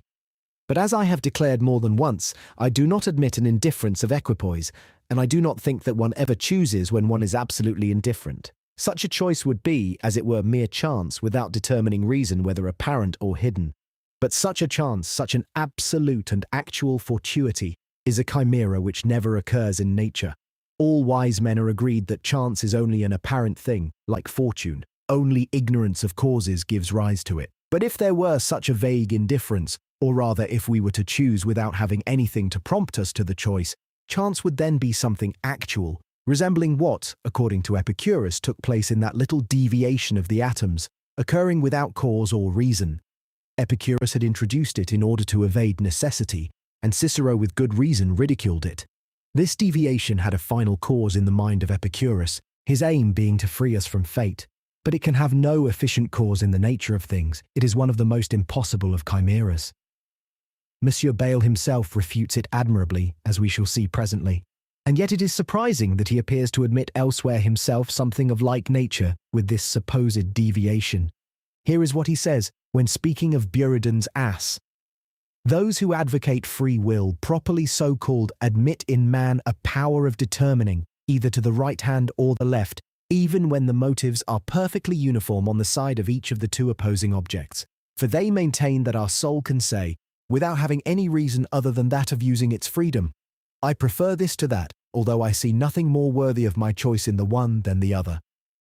All those who admit a free will properly so called will not for that reason concede to Monsieur Bayle this determination springing from an indeterminate cause. St. Augustine and the Thomists believe that all is determined, and one sees that their opponents resort also to the circumstances which contribute to our choice. Experience by no means approves the chimera of an indifference of equipoise, And one can employ here the argument that Monsieur Bayle himself employed against the Cartesians' manner of proving freedom by the lively sense of our independence. For although I do not always see the reason for an inclination which makes me choose between two apparently uniform courses, there will always be some impression, however imperceptible, that determines us. The mere desire to make use of one's freedom has no effect of specifying or determining us to the choice of one course or the other. Monsieur Bayle goes on, "There are at the very least two ways whereby man can extricate himself from the snares of equipoise. One, which I have already mentioned, is for a man to flatter himself with the pleasing fancy that he is master in his own house and that he does not depend upon objects. This way is blocked, for all that one might wish to play master in one's own house, that has no determining effect, nor does it favour one course more than the other." Monsieur Bayle goes on, "He would make this act. I will prefer this to that because it pleases me to behave thus. But these words, because it pleases me, because such is my pleasure, imply already a leaning towards the object that pleases. There is therefore no justification for continuing thus. And so that which determined him would not be taken from the object. The motive would be derived only from the ideas men have of their own perfections or of their natural faculties. The other way is that of the lot or chance. The short straw would decide. This way has an outlet, but it does not reach the goal. It would alter the issue. For in such a case, it is not man who decides. Or again, if one maintains that it is still the man who decides by lot, man himself is no longer in equipoise, because the lot is not, and the man has attached himself to it. There are always reasons in nature which cause that which happens by chance or through the lot. I am somewhat surprised that a mind so shrewd as Monsieur Bayle's could have allowed itself to be so misled on this point. I have set out elsewhere the true rejoinder to the Buridan sophism. It is that the case of perfect equipoise is impossible, since the universe can never be halved, so as to make all impressions equivalent on both sides. Let us see what Monsieur Bayle himself says elsewhere against the chimerical or absolutely undefined indifference. Cicero had said, in his book on fate, that Carneades had found something more subtle than the deviation of atoms, attributing the cause of a so-called absolutely undefined indifference to the voluntary motions of souls, because these motions have no need of an external cause, coming as they do from our nature. But Monsieur Bayle aptly replies that all that which springs from the nature of a thing is determined. Thus determination always remains, and Carneades' evasion is of no avail. He shows elsewhere that a freedom far removed from this so-called equipoise is incomparably more beneficial. I mean, he says, a freedom such as may always follow the judgments of the mind, and such as cannot resist objects clearly recognized as good. I know of no people who do not agree that truth clearly recognized determines rather, unless one speak of a moral necessity, the assent of the soul. Experience teaches us that. In the schools they teach constantly that as the true is the object of the understanding, so the good is the object of the will. So likewise they teach that as the understanding can never affirm anything save that which is shown to it under the semblance of truth, the will can never love anything which to it does not appear to be good. One never believes the false as such, and one never loves evil as evil. There is in the understanding a natural determination towards the true in general, and towards each individual truth clearly recognized. There is in the will a natural determination towards good in general, whence many philosophers conclude that from the moment when individual goods are clearly recognized by us, we are of necessity compelled to love them. The understanding suspends its actions only when its objects show themselves obscurely, so that there is cause for doubt as to whether they are false or true. That leads many persons to the conclusion that the will remains in equipoise only when the soul is uncertain whether the object presented to it is a good with regard to it. But that also, the moment the soul decides in the affirmative, it of necessity clings to that object until other judgments of the mind determine it otherwise. Those who expound freedom in this fashion think to find therein plentiful enough material for merit or demerit, for they assume that these judgments of the mind proceed from a free attention of the soul in examining the objects, comparing them together, and discriminating between them. I must not forget that there are very learned men who maintain with very cogent reasons that the will always of necessity follows the last practical act of the understanding. One must make some observations on this discourse. A very clear recognition of the best determines the will, but it does not necessitate it, properly speaking. One must always distinguish between the necessary and the certain or infallible, as I have already observed more than once, and distinguish metaphysical necessity from moral necessity. I think also that it is only God's will which always follows the judgments of the understanding. All intelligent creatures are subject to some passions, or to perceptions at least, that are not composed entirely of what I call adequate ideas. And although in the blessed these passions always tend towards the true good, by virtue of the laws of nature and the system of things pre-established in relation to them, yet this does not always happen in such a way that they have a perfect knowledge of that good. It is the same with them as with us, who do not always understand the reason for our instincts.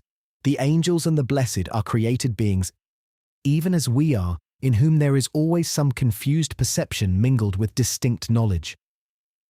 Suarez said something similar concerning them.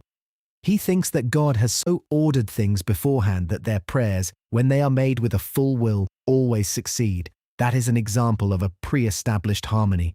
As for us, in addition to the judgment of the understanding, of which we have an express knowledge, there are mingled therewith confused perceptions of the senses, and these beget passions and even imperceptible inclinations of which we are not always aware. These movements often thwart the judgment of the practical understanding. As for the parallel between the relation of the understanding to the true and that of the will to the good, one must know that a clear and distinct perception of a truth contains within it actually the affirmation of this truth. Thus, the understanding is necessitated in that direction. But whatever perception one may have of the good, the effort to act in accordance with the judgment, which in my opinion forms the essence of the will, is distinct from it. Thus, since there is need of time to raise this effort to its climax, it may be suspended and even changed by a new perception or inclination which passes athwart it, which diverts the mind from it, and which even causes it sometimes to make a contrary judgment. Hence it comes that our soul has so many means of resisting the truth which it knows, and that the passage from mind to heart is so long. Especially is this so when the understanding to a great extent proceeds only by faint thoughts, which have only slight power to affect, as I have explained elsewhere. Thus the connection between judgment and will is not so necessary as one might think. Monsieur Bayle goes on to say, with truth, indeed, it cannot be a fault in man's soul that it has no freedom of indifference as regards good in general. It would be rather a disorder, an inordinate imperfection if one could say truthfully, it is all one to me whether I am happy or unhappy. I have no more determination to love the good than to hate it. I can do both equally. Now, if it is a praiseworthy and advantageous quality to be determinate as regards good in general, it cannot be a fault if one is necessitated as regards each individual good recognized plainly as for our good. It seems even as though it were a necessary conclusion that if the soul has no freedom of indifference as regards good in general, it also has none in respect of particular goods which after due examination it judges to be goods in relation to it. What should we think of a soul which, having formed that judgment, had, and prided itself on having, the power not to love these goods and even to hate them, and which said, I recognize clearly that these are goods for me, I have all the enlightenment necessary on that point. Nevertheless, I will not love them. I will hate them. My decision is made. I act upon it. It is not that any reason, that is any other reason than that which is founded upon, such is my good pleasure, urges me thereto, but it pleases me so to behave. What should we think, I say, of such a soul? Should we not find it more imperfect and more unhappy than if it had not this freedom of indifference? Not only does the doctrine that subjects the will to the final acts of the understanding give a more favorable idea of the state of the soul, but it shows also that it is easier to lead man to happiness along that road than along the road of indifference. It will suffice to enlighten his mind upon his true interests, and straightway his will comply with the judgments that reason shall have pronounced. But if he has a freedom independent of reason and of the quality of objects clearly recognized, he will be the most intractable of all animals, and it will never be possible to rely upon making him choose the right course. All the counsels, all the arguments in the world may prove unavailing. You will give him explanations, you will convince his mind, and yet his will play the haughty madam and remain motionless as a rock. Virgil, N. Libri 6v 470. No more is she moved in countenance by the speech begun, than if she stood as hard flint or as Marpesian rock. A caprice, an empty whim will make her stiffen against reasons of all kinds. It will not please her to love her clearly recognized good. It will please her to hate it. Do you consider such a faculty, sir, to be the richest present God can have made to man and the sole instrument of our happiness? Is it not rather an obstacle to our felicity? Is there cause for boasting in being able to say, I have scorned all the judgments of my reason, and I have followed an altogether different path, simply from considerations of my own good pleasure? With what regrets would one not be torn, in that case, if the determination made had an ill result? Such a freedom would therefore be more harmful than profitable to men, because the understanding would not present all the goodness of the objects clearly enough to deprive the will of the power of rejection. It would be therefore infinitely better for man to be always of necessity determined by the judgment of the understanding than to permit the will to suspend its action. For by this means it would achieve its aim with greater ease and certainty. Upon this discourse I make the further observation that it is very true that a freedom of indifference, undefined and without any determining reason, would be as harmful and even objectionable as it is impracticable and chimerical. The man who wished to behave thus, or at the least appear to be acting without due cause, would most certainly be looked upon as irrational. But it is very true also that the thing is impossible when it is taken strictly in accordance with the assumption. As soon as one tries to give an example of it, one misses one's aim and stumbles upon the case of a man who, while he does not come to a decision without cause, does so rather under the influence of inclination or passion than of judgment. As soon as one says, I scorn the judgments of my reason simply from considerations of my own good pleasure, it pleases me to behave thus, it is as if one were to say, I prefer my inclination to my interest, my pleasure to my profit. Even so, some capricious man, fancying that it is ignominious for him to follow the advice of his friends or his servants, might prefer the satisfaction of contradicting them to the profit he could derive from their counsel. It may happen, however, that in a matter of small moment a wise man acts irregularly and against his own interest in order to thwart another who tries to restrain him or direct him, or that he may disconcert those who watch his steps. It is even well at times to imitate Brutus by concealing one's wit, and even to feign madness, as David did before the king of the Philistines. Monsieur Bayle admirably supplements his remarks with the object of showing that to act against the judgment of the understanding would be a great imperfection. He observes that, even according to the Molinists, the understanding which does its duty well indicates that which is the best.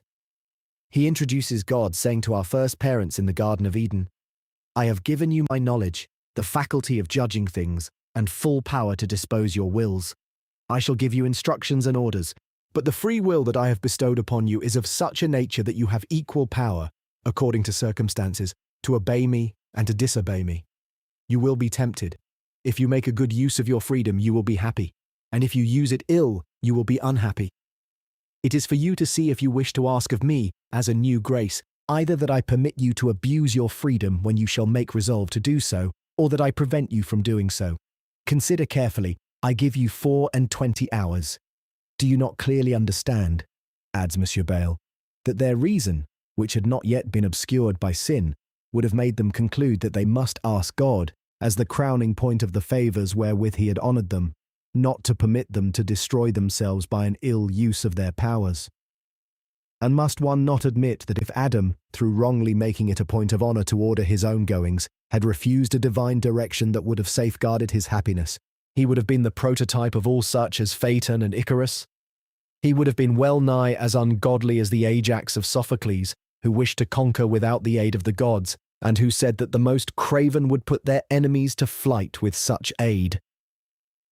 Monsieur Bayle also shows that one congratulates oneself no less, or even takes more credit to oneself, for having been aided from above, than for owing one's happiness to one's own choice.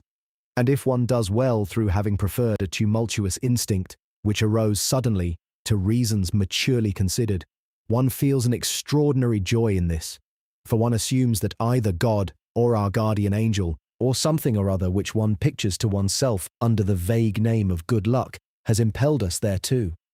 Indeed, Sulla and Caesar boasted more of their good luck than of their prudence. The pagans, and particularly the poets, Homer especially, determined their heroes' acts by divine promptings. The hero of the Aeneid proceeds only under the direction of a god. It was very great praise offered to the emperors if one said that they were victorious both through their troops and through their gods whom they lent to their generals. Te copias, Te concilium et tuus prebente divos, said Horace. The generals fought under the auspices of the emperors, as if trusting to the emperor's good luck, for subordinate officers had no rights regarding the auspices. One takes credit to oneself for being a favourite of heaven, one rates oneself more highly for the possession of good fortune than of talent. There are no people that think themselves more fortunate than the mystics, who imagine that they keep still while God acts within them. On the other hand, Monsieur Bayle adds, a stoic philosopher who attaches to everything an inevitable necessity is as susceptible as another man to the pleasure of having chosen well, and every man of sense will find that far from taking pleasure in the thought of having deliberated long and finally chosen the most honourable course, one feels incredible satisfaction in persuading oneself that one is so firmly rooted in the love of virtue that without the slightest resistance one would repel a temptation. A man to whom is suggested the doing of a deed contrary to his duty, his honour and his conscience, who answers forthwith that he is incapable of such a crime, and who is certainly not capable of it, is far more contented with himself than if he asked for time to consider it, and were for some hours in a state of indecision as to which course to take.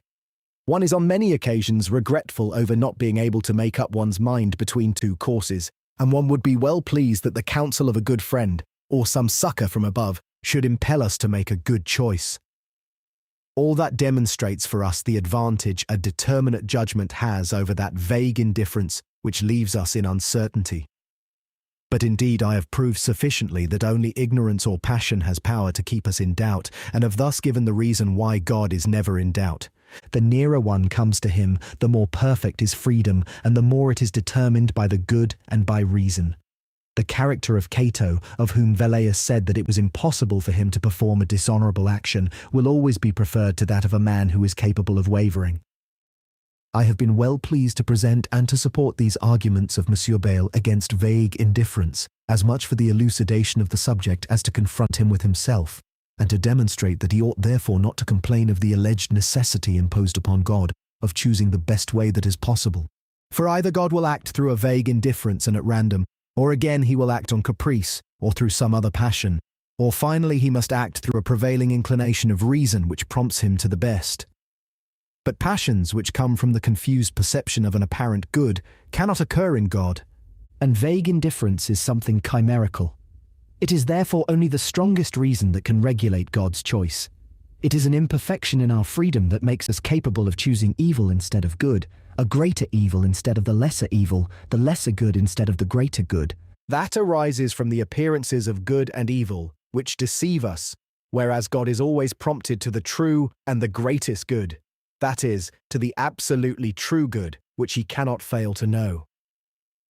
This false idea of freedom, conceived by those who, not content with exempting it, I do not say from constraint, but from necessity itself, would also exempt it from certainty and determination, that is, from reason and perfection, nevertheless pleased some schoolmen, people who often become entangled in their own subtleties and take the straw of terms for the grain of things. They assume some chimerical notion, whence they think to derive some use, and which they endeavour to maintain by quibblings. Complete indifference is of this nature. To concede it to the will is to grant it a privilege of the kind that some Cartesians and some mystics find in the divine nature, of being able to do the impossible, to produce absurdities, to cause two contradictory propositions to be true simultaneously. To claim that a determination comes from a complete indifference absolutely indeterminate is to claim that it comes naturally from nothing. Let it be assumed that God does not give this determination. It has accordingly no fountainhead in the soul, nor in the body, nor in circumstances, since all is assumed to be indeterminate. And yet there it is, appearing and existing without preparation, nothing making ready for it, no angel, not even God himself, being able to see or to show how it exists. That would be not only the emergence of something from nothing, but its emergence thence of itself. This doctrine introduces something as preposterous as the theory already mentioned, of the deviation of atoms, whereby Epicurus asserted that one of these small bodies, going in a straight line, would turn aside all at once from its path, without any reason, simply because the will so commands. Take note, moreover, that he resorted to that only to justify this alleged freedom of complete indifference, a chimerical notion which appears to be of very ancient origin, and one may with good reason say, chimera chimeram paret. This is the way Signor Marchetti has expressed it in his admirable translation of Lucretius into Italian verse, which has not yet been published, Book 2, but that the first beginnings should not run at all della lor dritta via ci vede puote, si finalmente ogni lor moto sempre insieme s'aggruppa, e dal antico sempre con ordine certo il nuovo nasce, ne tracciando I primi semi, fanno di moto un tal principio, il qual poi rompa I decreti del fatto, actio non segua the one the cause of the other to infinity, onde han questa, dicio, del fatto scelta libera volunta, per cui ciascuno go where it most pleases. The motions too they often swerve, and not in due time to be sure, not from a fixed region, but only because quando e dove comanda il nostro arbitrio, since beyond all doubt to these things one's own will alone gives the beginning, and thence van poi scorrendo per le membra I moti. It is comical that a man like Epicurus, after having discarded the gods and all incorporeal substances, could have supposed that the will, which he himself takes as composed of atoms, could have had control over the atoms and diverted them from their path, without its being possible for one to say how. Carneades, not going so far back as to the atoms, claimed to find at once in the soul of man the reason for the so-called vague indifference, assuming as reason for the thing just that for which Epicurus sought a reason. Carneades gained nothing thereby, except that he more easily deceived careless people in transferring the absurdity from one subject where it is somewhat too evident to another subject where it is easier to confuse matters, that is to say, from the body to the soul. For most philosophers had not very distinct notions of the nature of the soul. Epicurus, who composed it of atoms, was at least right in seeking the origin of its determination in that which he believed to be the origin of the soul itself. That is why Cicero and Monsieur Bayle were wrong to find so much fault with him, and to be indulgent towards, and even praise, Carneades, who is no less irrational. I do not understand how Monsieur Bayle, who was so clear-sighted, was thus satisfied by a disguised absurdity, even to the extent of calling it the greatest effort the human mind can make on this matter. It is as if the soul, which is the seat of reason, were more capable than the body of acting without being determined by some reason or cause, internal or external, or as if the great principle which states that nothing comes to pass without cause only related to the body. It is true that the form or the soul has this advantage over matter, that it is the source of action, having within itself the principle of motion or of change, in a word, the self-moving principle, as Plato calls it, whereas matter is simply passive and has need of being impelled to act, agita, ut agat. But if the soul is active of itself, as it indeed is, for that very reason, it is not of itself absolutely indifferent to the action, like matter, and it must find in itself a ground of determination. According to the system of pre-established harmony, the soul finds in itself, and in its ideal nature anterior to existence, the reasons for its determinations adjusted to all that shall surround it. That way it was determined from all eternity in its state of mere possibility to act freely, as it does when it attains to existence. Monsieur Bayle himself remarks aptly that freedom of indifference, such as must be admitted, does not exclude inclinations and does not demand equipoise. He demonstrates amply enough that the soul may be compared to a balance, where reasons and inclinations take the place of weights. According to him, one can explain what passes in our resolutions by the hypothesis that the will of man is like a balance which is at rest when the weights of its two pans are equal, and which always inclines either to one side or the other according to which of the pans is the more heavily laden. A new reason makes a heavier weight. A new idea shines more brightly than the old. The fear of a heavy penalty prevails over some pleasure. When two passions dispute the ground, it is always the stronger which gains the mastery, unless the other be assisted by reason or by some other contributing passion. When one flings away merchandise in order to save oneself, the action, which the schoolmen call mixed, is voluntary and free, and yet love of life indubitably prevails over love of possessions. Grief arises from remembrance of lost possessions, and one has all the greater difficulty in making one's resolve, the nearer the approach to even weight in the opposing reasons. As also we see that the balance is determined more promptly when there is a great difference between the weights. Nevertheless, as very often there are diverse courses to choose from, one might, instead of the balance, compare the soul with a force which puts forth effort on various sides simultaneously, but which acts only at the spot where action is easiest or there is least resistance. For instance, air, if it is compressed too firmly in a glass vessel, will break it in order to escape. It puts forth effort at every part, but finally flings itself upon the weakest. Thus do the inclinations of the soul extend over all the goods that present themselves, They are antecedent acts of will, but the consequent will, which is their result, is determined in the direction of that which touches most closely. This ascendancy of inclinations, however, does not prevent man from being master in his own domain, provided that he knows how to make use of his power. His dominion is that of reason. He has only to prepare himself in good time to resist the passions, and he will be capable of checking the vehemence of the most furious. Let us assume that Augustus, about to give orders for putting to death Fabius Maximus, acts, as is his wont, upon the advice a philosopher had given him, to recite the Greek alphabet before doing anything in the first heat of his anger. This reflection will be capable of saving the life of Fabius and the glory of Augustus. But without some fortunate reflection, which one owes sometimes to a special divine mercy, or without some skill acquired beforehand, like that of Augustus, calculated to make us reflect fittingly as to time and place, passion will prevail over reason. The driver is master over the horses if he controls them as he should, and as he can. But there are occasions when he becomes negligent, and then for a time he will have to let go the reins. The charioteer is borne along by his horses, and the car heeds not the reins. One must admit that there is always within us enough power over our will, but we do not always bethink ourselves of employing it. That shows, as I have observed more than once, that the power of the soul over its inclinations is a control which can only be exercised in an indirect manner, almost as Bellarmine would have had the popes exercise rights over the temporal power of kings. In truth, the external actions that do not exceed our powers depend absolutely upon our will, but our volitions depend upon our will only through certain artful twists which give us means of suspending our resolutions or of changing them. We are masters in our own house, not as God is in the world, he having but to speak, but as a wise prince is in his dominions, or as a good father of a family is in his home. M. Bayle sometimes takes the matter differently, as though we must have, in order to boast of a free will, an absolute power over ourselves, independent of reasons and of means. But even God has not such a power, and must not have in this sense, in relation to his will. He cannot change his nature, nor act otherwise than according to method. And how could man transform himself all of a sudden? I have already said God's dominion, the dominion of wisdom, is that of reason. It is only God, however, who always wills what is most to be desired, and consequently he has no need of the power to change his will. 328. If the soul is mistress in its own house, it has only to will, and straightway that vexation and pain which is attendant upon victory over the passions will vanish away.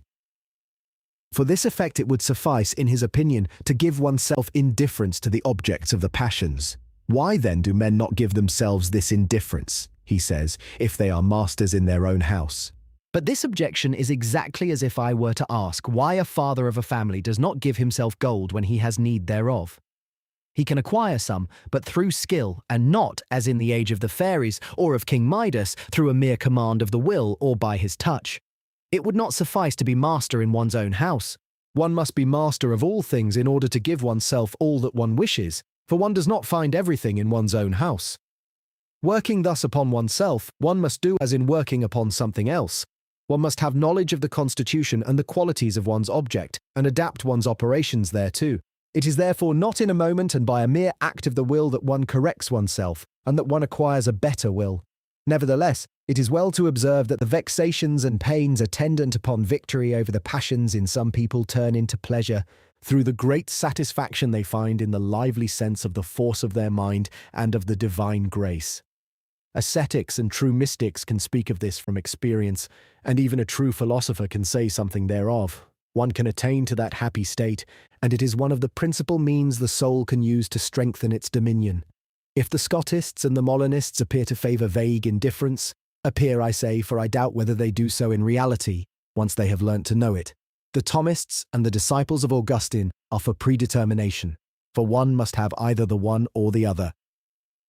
Thomas Aquinas is a writer who is accustomed to reason on sound principles, and the subtle Scotus, seeking to contradict him, often obscures matters instead of throwing light upon them. The Thomists, as a general rule, follow their master, and do not admit that the soul makes its resolve without the existence of some predetermination which contributes thereto. But the predetermination of the new Thomists is not perhaps exactly that which one needs. Durand de Saint-Pourçain, who often enough formed a party of his own, and who opposed the idea of the special cooperation of God, was nevertheless in favour of a certain predetermination. He believed that God saw in the state of the soul and of its surroundings the reason for his determinations. The ancient Stoics were in that almost of the same opinion as the Thomists. They were at the same time in favor of determination and against necessity, although they have been accused of attaching necessity to everything. Cicero says in his book on fate that Democritus, Heraclitus, Empedocles, and Aristotle believed that fate implied necessity, that others were opposed to that, he means perhaps Epicurus and the academicians, and that Chrysippus sought a middle course. I think that Cicero is mistaken as regards Aristotle, who fully recognized contingency and freedom, and went even too far saying inadvertently, as I think, that propositions on contingent futurities had no determinate truth, on which point he was justifiably abandoned by most of the schoolmen. Even Cleanthes, the teacher of Chrysippus, although he upheld the determinate truth of future events, denied their necessity. Had the schoolmen, so fully convinced of this determination of contingent futurities, as were for instance the fathers of Coimbra, authors of a famous course of philosophy, seen the connection between things in the form wherein the system of general harmony proclaims it, they would have judged that one cannot admit preliminary certainty or determination of futurition without admitting a predetermination of the thing in its causes and in its reasons. Cicero has endeavored to expound for us the middle course taken by Chrysippus, but Justus Lipsius observed in his Stoic philosophy that the passage from Cicero was mutilated and that Aulus Gellius has preserved for us the whole argument of the Stoic philosopher. Here it is in epitome. Fate is the inevitable and eternal connection of all events. Against this is urged in objection that it follows that the acts of the will would be necessary, and that criminals being coerced into evil should not be punished. Chrysippus answers that evil springs from the original constitution of souls, which forms part of the destined sequence, that souls which are of a good natural disposition offer stronger resistance to the impressions of external causes, but that those whose natural defects had not been corrected by discipline allowed themselves to be perverted. Next, he distinguishes, according to Cicero, between principal causes and accessory causes, and uses the comparison of a cylinder whose rotatory force and speed or ease in motion comes chiefly from its shape, whereas it would be retarded by any roughness in formation. Nevertheless, it has need of impulsion, even as the soul needs to be acted upon by the objects of the senses, and receives this impression according to its own constitution. Cicero considers that Chrysippus becomes so confused that, whether he will or no, he confirms the necessity of fate. Monsieur Bayle is almost of the same opinion, dictionary article Chrysippus, line H. He says that this philosopher does not get out of the bog, since the cylinder is regular or uneven according to what the craftsman has made it, and thus God, Providence, fate will be the causes of evil in such a way as to render it necessary. Justus Lipsius answers that, according to the Stoics, evil came from matter. That is, to my mind, as if he had said that the stone on which the craftsman worked was sometimes too rough and too irregular to produce a good cylinder. Monsieur Bayle cites against Chrysippus the fragments of Onomaeus and Diogenianus that Eusebius has preserved for us in the Praeparatio Evangelica, and above all he relies upon Plutarch's refutation in his book against the Stoics, quoted article Paulicians, Liturgy. But this refutation does not amount to very much. Plutarch maintains that it would be better to deny power to God than to impute to him the permission of evils, and he will not admit that evil may serve a greater good. I have already shown, on the contrary, that God cannot but be all-powerful, even though he can do no better than produce the best, which includes the permission of evil. Moreover, I have pointed out repeatedly that what is to the disadvantage of a part taken separately may serve the perfection of the whole. Chrysippus had already made an observation to this effect, not only in his fourth book on Providence, as given by Aulus Gellius, where he asserts that evil serves to bring the good to notice, a reason which is not sufficient here, but still better when he applies the comparison of a stage play in his second book on Nature, as Plutarch quotes it himself. There he says that there are sometimes portions in a comedy which are of no worth in themselves, and which nevertheless lend grace to the whole poem. He calls these portions epigrams or inscriptions. We have not enough acquaintance with the nature of the ancient comedy for full understanding of this passage from Chrysippus, but since Plutarch assents to the fact, there is reason to believe that this comparison was not a poor one. Plutarch replies in the first place that the world is not like a play to provide entertainment, but that is a poor answer. The comparison lies in this point alone, that one bad part may make the whole better. He replies secondly that this bad passage is only a small part of the comedy, whereas human life swarms with evils. This reply is of no value either, for he ought to have taken into account that what we know is also a very small part of the universe. But let us return to the cylinder of Chrysippus. He is right in saying that vice springs from the original constitution of some minds. He was met with the objection that God formed them, and he could only reply by pointing to the imperfection of matter, which did not permit God to do better. This reply is of no value, for matter in itself is indifferent to all forms, and God made it. Evil springs rather from the forms themselves in their detached state, that is, from the ideas that God has not produced by an act of his will, any more than he thus produced numbers and figures, and all possible essences which one must regard as eternal and necessary, for they are in the ideal region of the possibles, that is, in the divine understanding. God is therefore not the author of essences insofar as they are only possibilities. But there is nothing actual to which he has not decreed and given existence, and he has permitted evil because it is involved in the best plan existing in the region of possibles, a plan which supreme wisdom could not fail to choose. This notion satisfies at once the wisdom, the power, and the goodness of God, and yet leaves a way open for the entrance of evil. God gives perfection to creatures insofar as it is possible in the universe. One gives a turn to the cylinder, but any roughness in its shape restricts the swiftness of its motion. This comparison made by Chrysippus does not greatly differ from mine, which was taken from a laden boat that is carried along by the river current, its pace becoming slower as the load grows heavier. These comparisons tend towards the same end, and that shows that if we were sufficiently informed concerning the opinions of ancient philosophers, we should find therein more reason than is supposed. Monsieur Bayle himself commends the passage from Chrysippus, article Chrysippus, lit T, that Aulus Gellius quotes in the same place, where this philosopher maintains that evil has come by concomitance. That also is made clear by my system. For I have demonstrated that the evil which God permitted was not an object of his will, as an end or a means, but simply as a condition, since it had to be involved in the best. Yet one must confess that the cylinder of Chrysippus does not answer the objection of necessity. He ought to have added, in the first place, that it is by the free choice of God that some of the possibles exist. Secondly, that rational creatures act freely also, in accordance with their original nature, which existed already in the eternal ideas, and lastly, that the motive power of good inclines the will without compelling it. The advantage of freedom which is in the creature without doubt exists to an eminent degree in God. That must be understood insofar as it is genuinely an advantage, and insofar as it presupposes no imperfection. For to be able to make a mistake and go astray is a disadvantage, and to have control over the passions is in truth an advantage, but one that presupposes an imperfection, namely passion itself, of which God is incapable. Scotus was justified in saying that if God were not free and exempt from necessity, no creature would be so. But God is incapable of being indeterminate in anything whatsoever.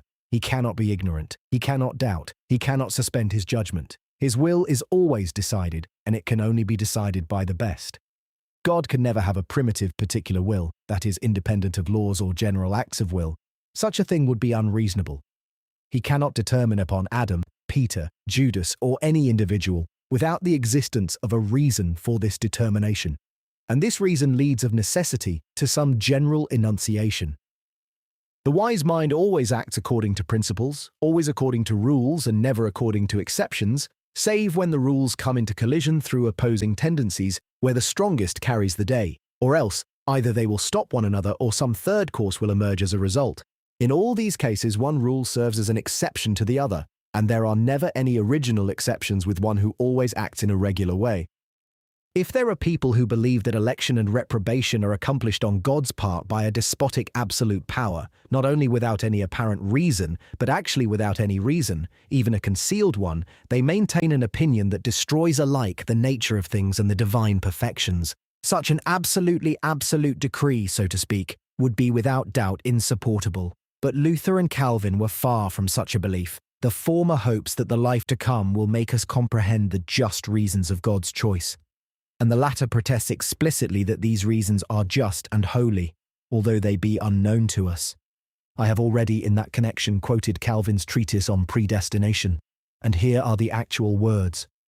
God, before the fall of Adam, had reflected upon what he had to do, and that for causes concealed from us. It is evident, therefore, that he had just causes for the reprobation of some of mankind, but causes to us unknown. This truth, that all God does is reasonable and cannot be better done, strikes at the outset every man of good sense, and extorts, so to speak, his approbation. And yet the most subtle of philosophers have a fatal propensity for offending sometimes without observing it, during the course and in the heat of disputes, against the first principles of good sense, when these are shrouded in terms that disguise them. We have here already seen how the excellent Monsieur Bayle, with all his shrewdness, has nevertheless combated this principle which I have just indicated, and which is a sure consequence of the supreme perfection of God. He thought to defend in that way the cause of God, and to exempt him from an imaginary necessity, by leaving him the freedom to choose from among various goods the least. I have already spoken of Monsieur de Roy and others who have also been deluded by this strange opinion, one that is far too commonly accepted. Those who uphold it do not observe that it implies a wish to preserve for, or rather bestow upon God, a false freedom, which is the freedom to act unreasonably. That is rendering his works subject to correction, and making it impossible for us to say or even to hope that anything reasonable can be said upon the permission of evil. This error has much impaired Monsieur Bayle's arguments, and has barred his way of escape from many perplexities. That appears again in relation to the laws of the realm of nature. He believes them to be arbitrary and indifferent, and he objects that God could better have attained his end in the realm of grace if he had not clung to these laws, if he had more often dispensed with their observance, or even if he had made others. He believed this especially with regard to the law of the union between the soul and the body. For he is persuaded, with the modern Cartesians, that the ideas of the perceptible qualities that God gives, according to them, to the soul, occasioned by movements of the body, have nothing representing these movements or resembling them. Accordingly, it was a purely arbitrary act on God's part to give us the ideas of heat, cold, light, and other qualities which we experience, rather than to give us quite different ideas occasioned in the same way. I have often wondered that people so talented should have been capable of relishing notions so unphilosophic and so contrary to the fundamental maxims of reason.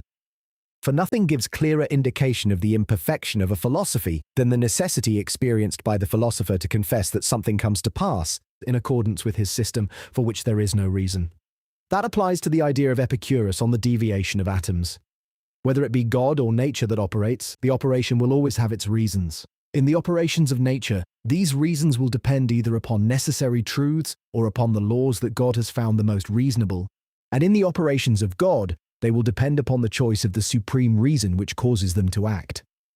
Monsieur Regis, a famous Cartesian, had asserted in his Metaphysics that the faculties God has given to men are the most excellent that they were capable of in conformity with the general order of nature.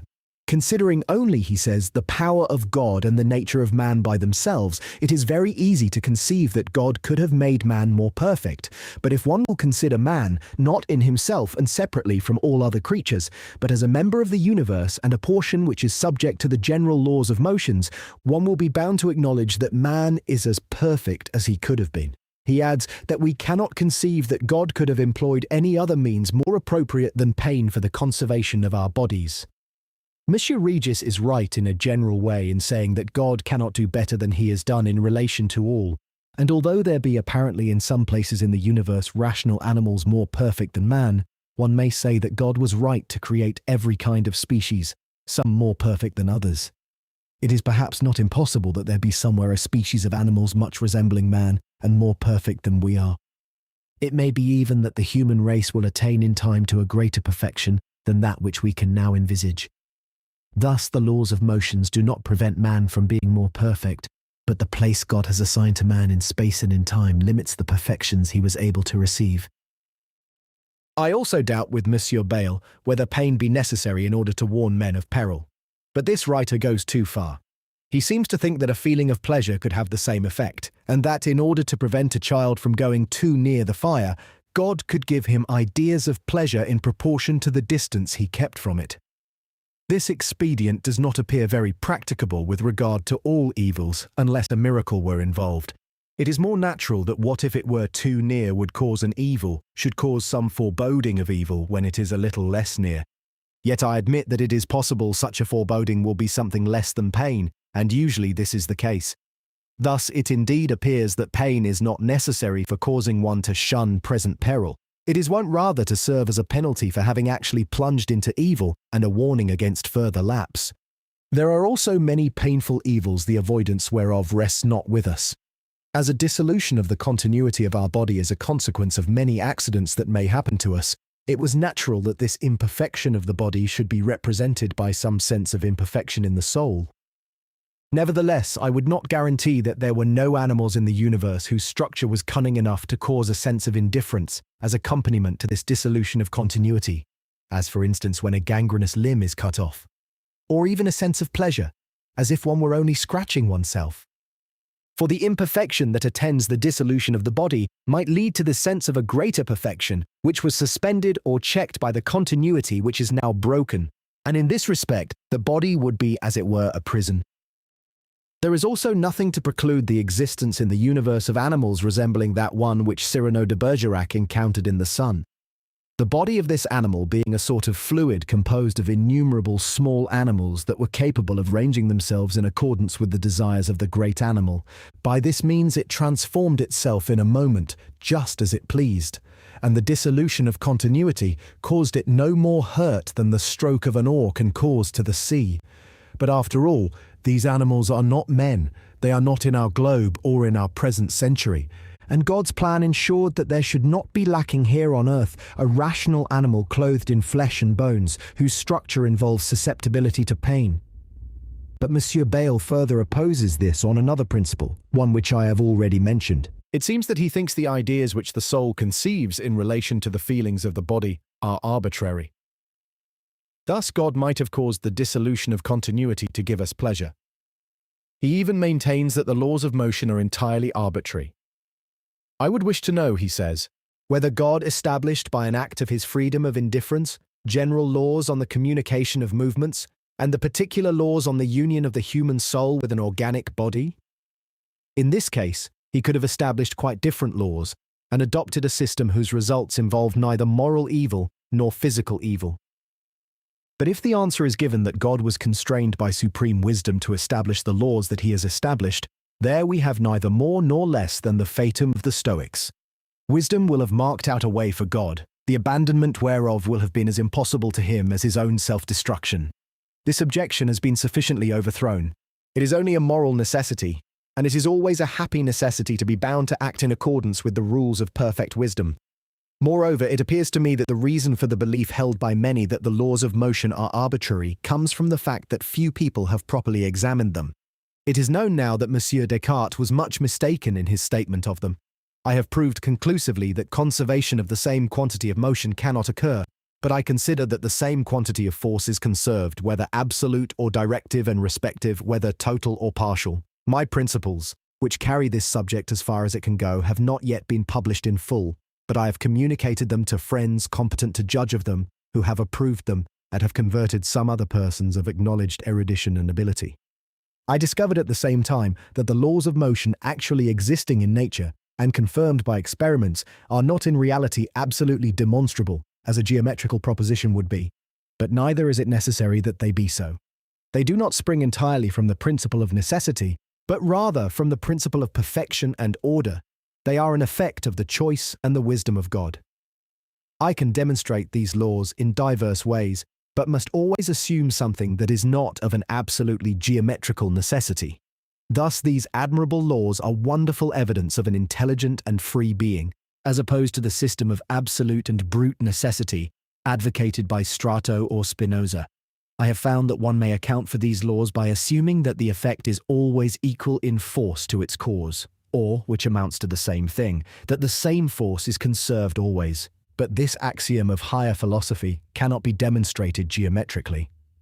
One may again apply other principles of like nature, for instance the principle that action is always equal to reaction, one which assumes in things a distaste for external change, and cannot be derived either from extension or impenetrability. And that other principle that a simple movement has the same properties as those which might belong to a compound movement, such as would produce the same phenomena of locomotion. These assumptions are very plausible, and are successful as an explanation of the laws of motion. Nothing is so appropriate, all the more since they are in accord with each other. But there is to be found in them no absolute necessity, such as may compel us to admit them, in the way one is compelled to admit the rules of logic, of arithmetic and geometry. It seems when one considers the indifference of matter to motion and to rest, that the largest body at rest could be carried along without any resistance by the smallest body in motion, in which case there would be action without reaction and an effect greater than its cause.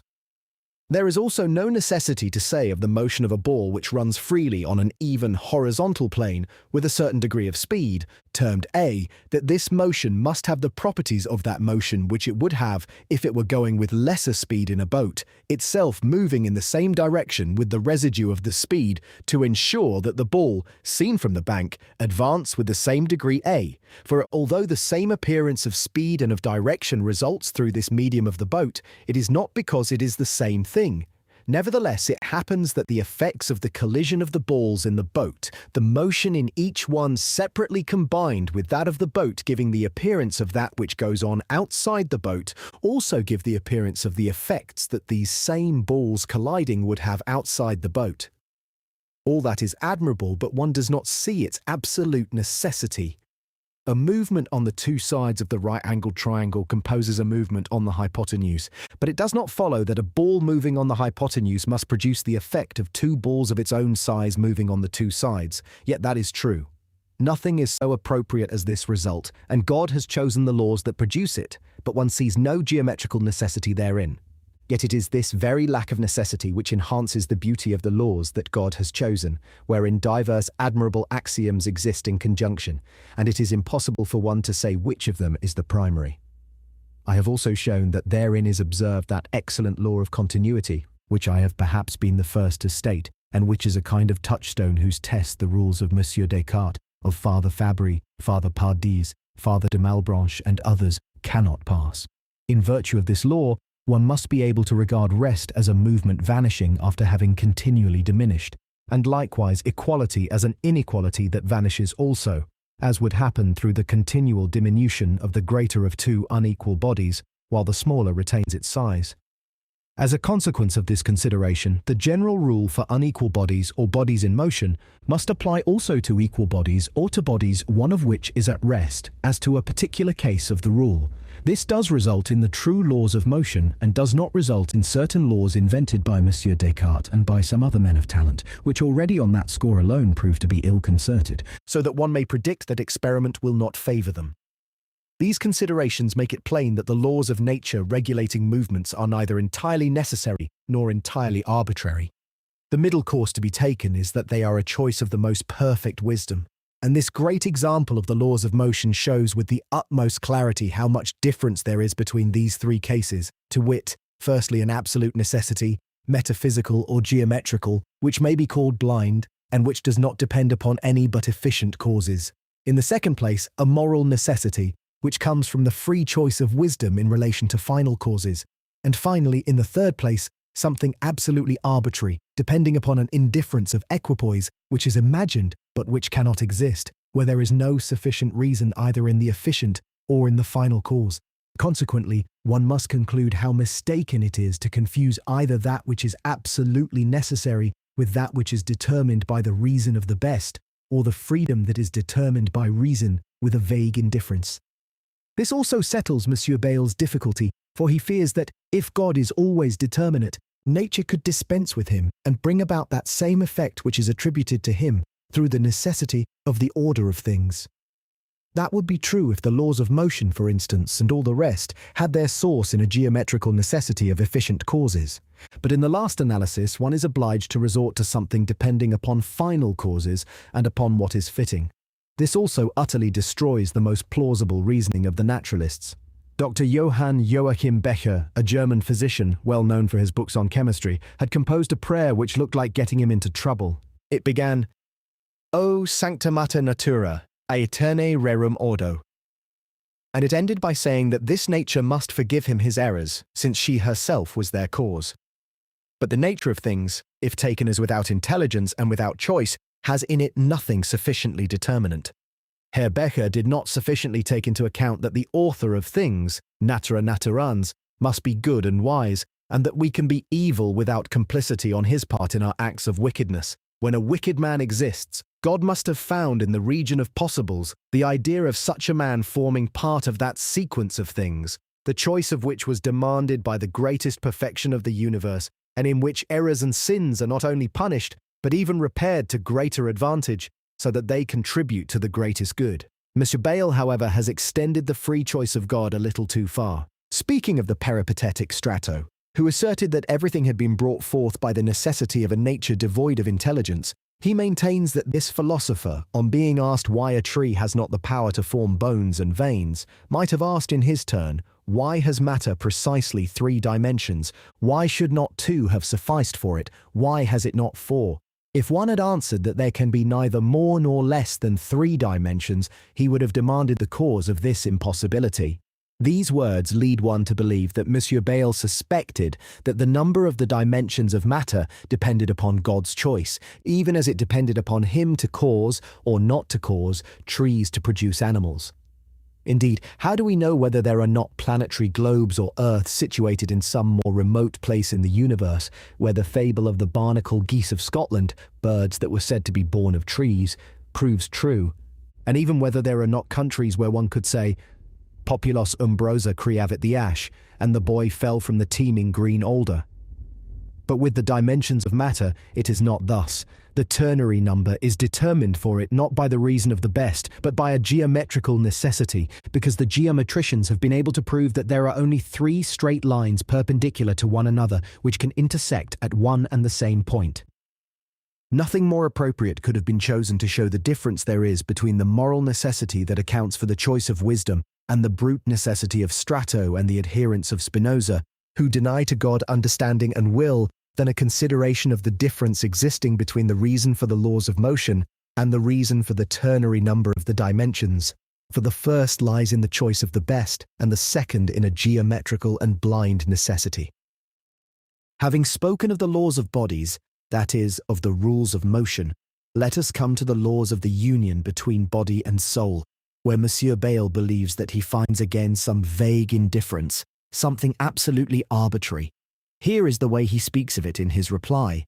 It is a puzzling question whether bodies have some natural property of doing harm or good to man's soul. If one answers yes, one plunges into an insane labyrinth.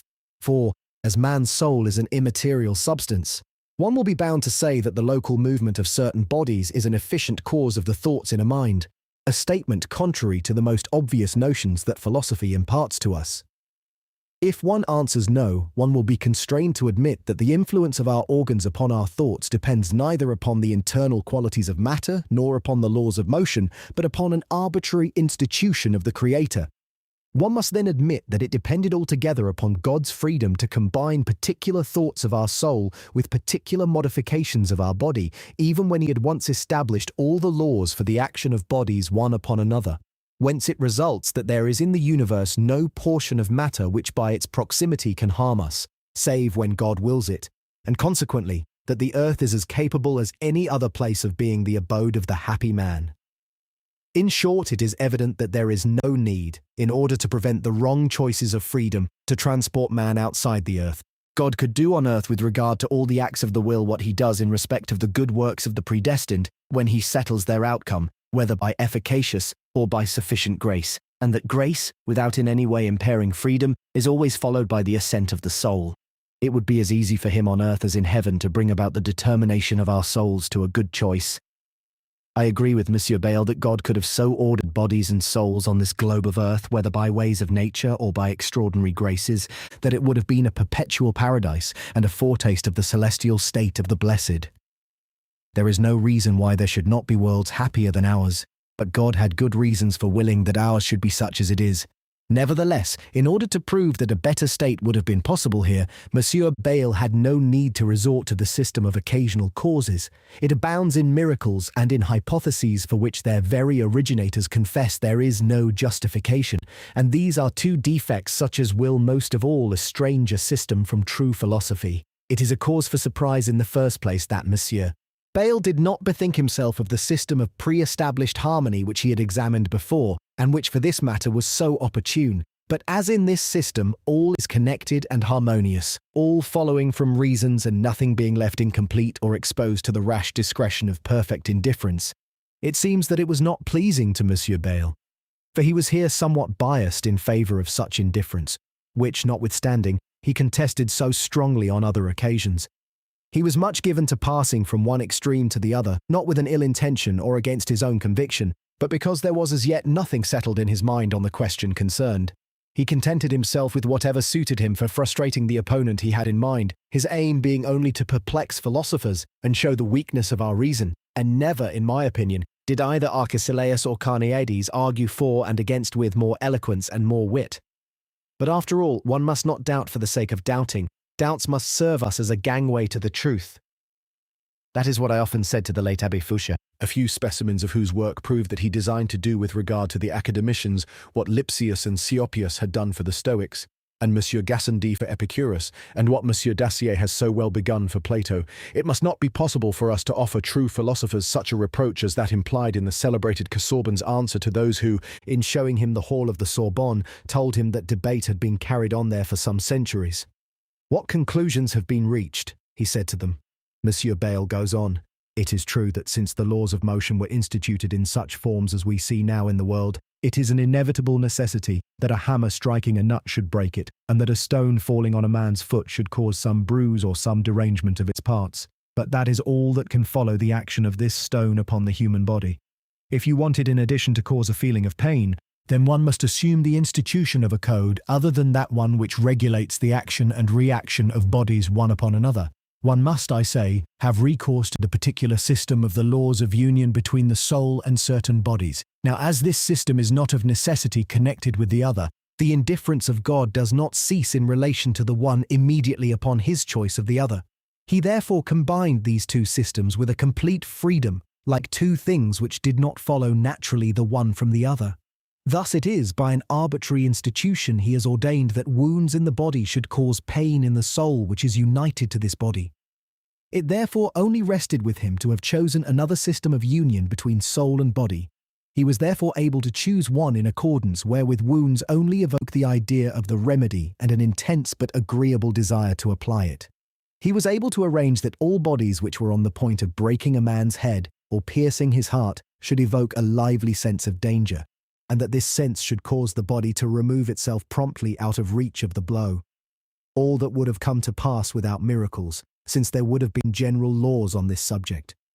The system which we know by experience teaches us that the determination of the movement of certain bodies changes in pursuance of our desires. It was therefore possible for a combination to be effected between our desires and the movement of certain bodies, whereby the nutritive juices were so modified that the good arrangement of our organs was never affected. It is evident that Monsieur Bayle believes that everything accomplished through general laws is accomplished without miracles. But I have shown sufficiently that if the law is not founded on reasons and does not serve to explain the event through the nature of things, it can only be put into execution by a miracle. If, for example, God had ordained that bodies must have a circular motion, he would have needed perpetual miracles or the ministry of angels to put this order into execution, for that is contrary to the nature of motion, whereby the body naturally abandons the circular line to continue in the tangent straight line, if nothing holds it back. Therefore, it is not enough for God to ordain simply that a wound should excite an agreeable sensation. Natural means must be found for that purpose. The real means whereby God causes the soul to be conscious of what happens in the body have their origin in the nature of the soul, which represents the bodies, and is so made beforehand that the representations which are to spring up one from another within it, by a natural sequence of thoughts, correspond to the changes in the body. The representation has a natural relation to that which is to be represented. If God should have the round shape of a body represented by the idea of a square, that would be an unsuitable representation, for there would be angles or projections in the representation, while all would be even and smooth in the original. The representation often suppresses something in the objects when it is imperfect, but it can add nothing. That would render it not more than perfect, but false. Moreover, the suppression is never complete in our perceptions, and there is in the representation, confused as it is, more than we see there. Thus there is reason for supposing that the ideas of heat, cold, colours, etc., also only represent the small movements carried out in the organs when one is conscious of these qualities, although the multiplicity and the diminutive character of these movements prevents their clear representation. Almost in the same way it happens that we do not distinguish the blue and the yellow which play their part in the representation as well as in the composition of the green, when the microscope shows that what appears to be green is composed of yellow and blue parts. It is true that the same thing may be represented in different ways, but there must always be an exact relation between the representation and the thing, and consequently between the different representations of one and the same thing. The projections in perspective of the conic sections of the circle show that one and the same circle may be represented by an ellipse, a parabola, and a hyperbola, and even by another circle, a straight line and a point. Nothing appears so different nor so dissimilar as these figures, and yet there is an exact relation between each point and every other point. Thus one must allow that each soul represents the universe to itself according to its point of view, and through a relation which is peculiar to it. But a perfect harmony always subsists therein. God, if he wished to effect representation of the dissolution of continuity of the body by an agreeable sensation in the soul, would not have neglected to ensure that this very dissolution should serve some perfection in the body by giving it some new relief, as when one is freed of some burden or loosed from some bond. But organic bodies of such kinds, although possible, do not exist upon our globe, which doubtless lacks innumerable inventions that God may have put to use elsewhere. Nevertheless, it is enough that, due allowance being made for the place our world holds in the universe, nothing can be done for it better than what God does. He makes the best possible use of the laws of nature which he has established, and, as M. Regis also acknowledged in the same passage, the laws that God has established in nature are the most excellent it is possible to conceive. I will add to that the remark from the Journal of the Learned of the 16th of March 1705, which M. Bayle has inserted in chapter 162 of the reply to the questions of a provincial. The matter in question is the extract from a very ingenious modern book on the origin of evil, to which I have already referred here. It is stated that the general solution in respect of physical evil which this book gives is that the universe must be regarded as a work composed of various pieces which form a whole, that, according to the laws established in nature, some parts cannot be better unless others become worse, whence would result a system less perfect as a whole. This principle, the writer goes on, is good, but if nothing is added to it, it does not appear sufficient. Why has God established laws that give rise to so many difficulties? Philosophers who are somewhat precise will say, could he not have established others of a kind not subject to any defects? And to cut the matter short, how comes it that he has prescribed laws for himself? Why does he not act without general laws in accordance with all his power and all his goodness? The writer has not carried the difficulty as far as that. By disentangling his ideas, one might indeed possibly find means of solving the difficulty, but there is no development of the subject in his work. I suppose that the gifted author of this extract, when he thought the difficulty could be solved, had in mind something akin to my principles on this matter. If he had vouchsafed to declare himself in this passage, he would to all appearance have replied, like M. Regis, that the laws God established were the most excellent that could be established. He would have acknowledged at the same time that God could not have refrained from establishing laws and following rules, because laws and rules are what makes order and beauty. That to act without rules would be to act without reason, and that because God called into action all his goodness, the exercise of his omnipotence was consistent with the laws of wisdom to secure as much good as was possible of attainment. Finally, he would have said, the existence of certain particular disadvantages which strike us is a sure indication that the best plan did not permit of their avoidance, and that they assist in the achievement of the total good. An argument wherewith M. Bayle in more than one place expresses agreement. Now that I have proved sufficiently that everything comes to pass according to determinate reasons, there cannot be any more difficulty over these principles of God's foreknowledge. Although these determinations do not compel, they cannot but be certain, and they foreshadow what shall happen.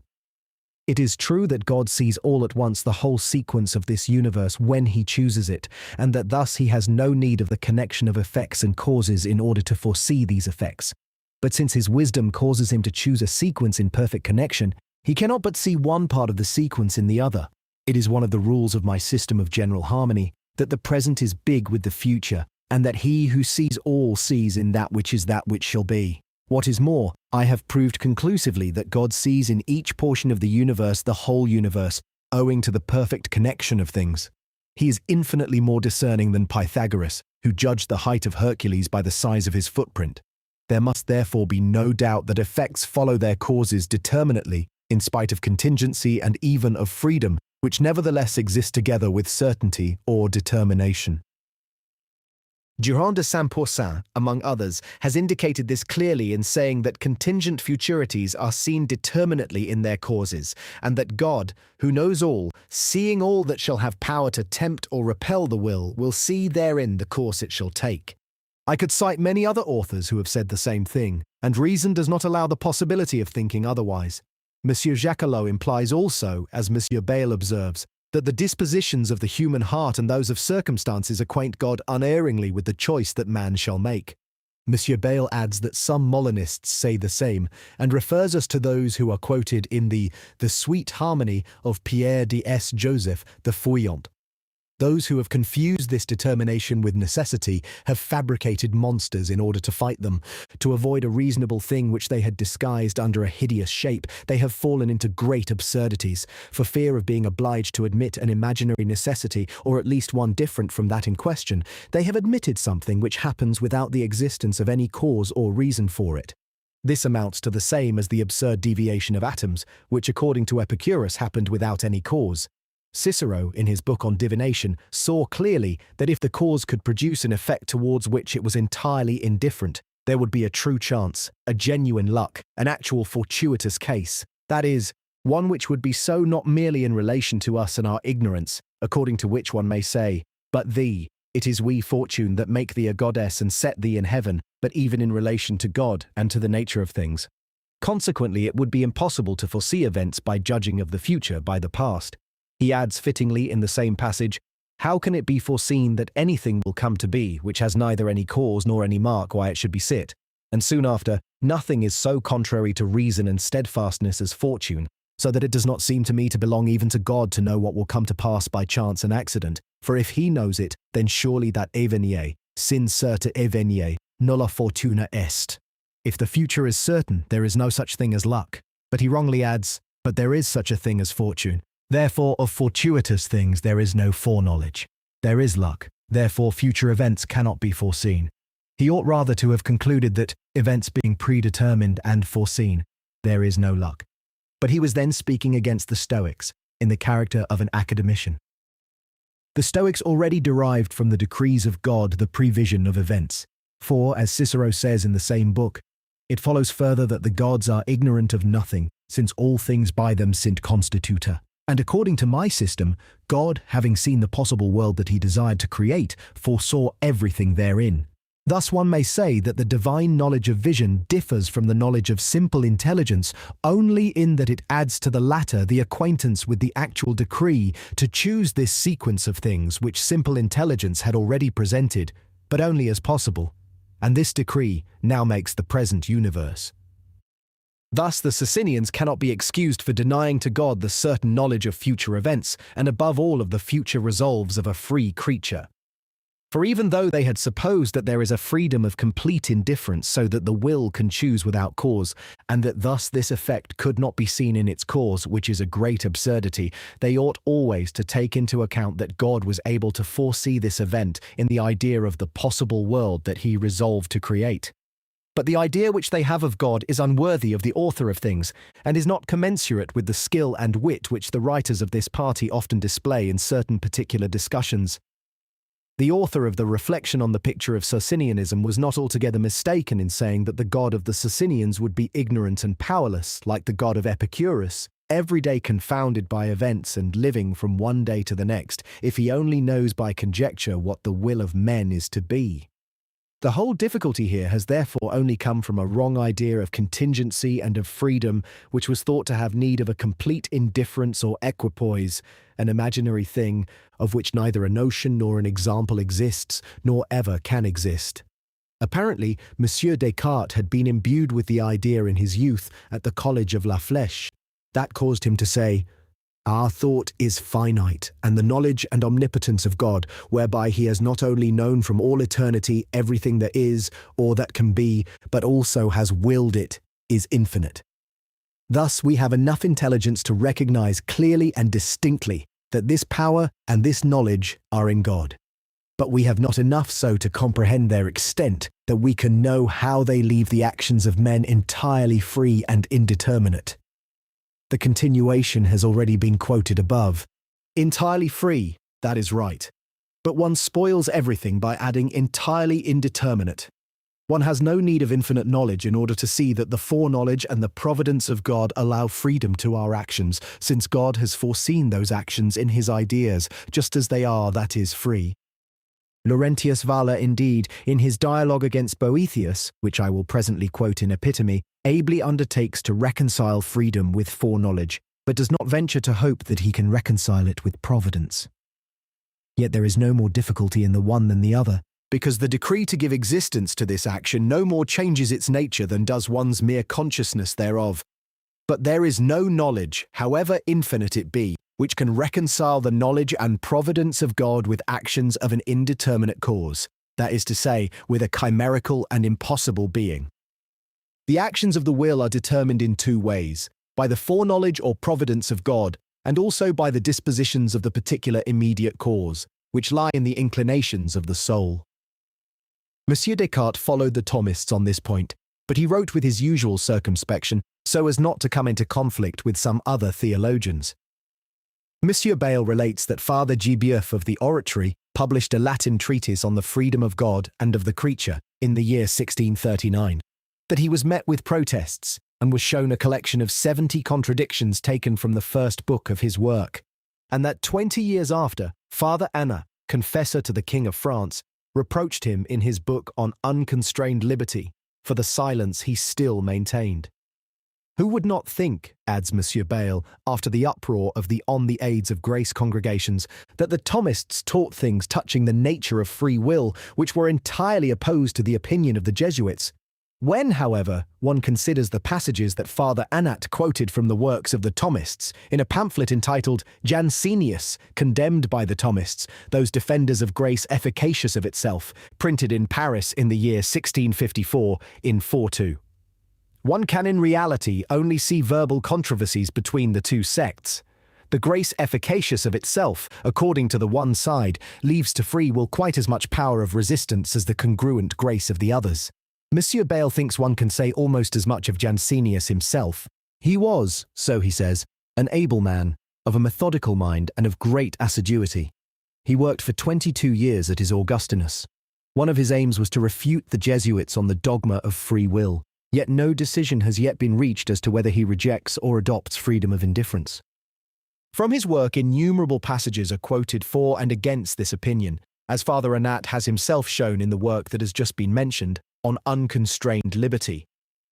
So easy is it to render this subject obscure, as Monsieur Bayle says at the conclusion of this discourse. As for Father Gibieuf, it must be admitted that he often alters the meaning of his terms, and that consequently he does not answer the question in the main, albeit he often writes with good sense. Indeed, confusion springs more often than not from ambiguity in terms, and from one's failure to take trouble over gaining clear ideas about them. That gives rise to these eternal and usually mistaken contentions on necessity and contingency, on the possible and the impossible.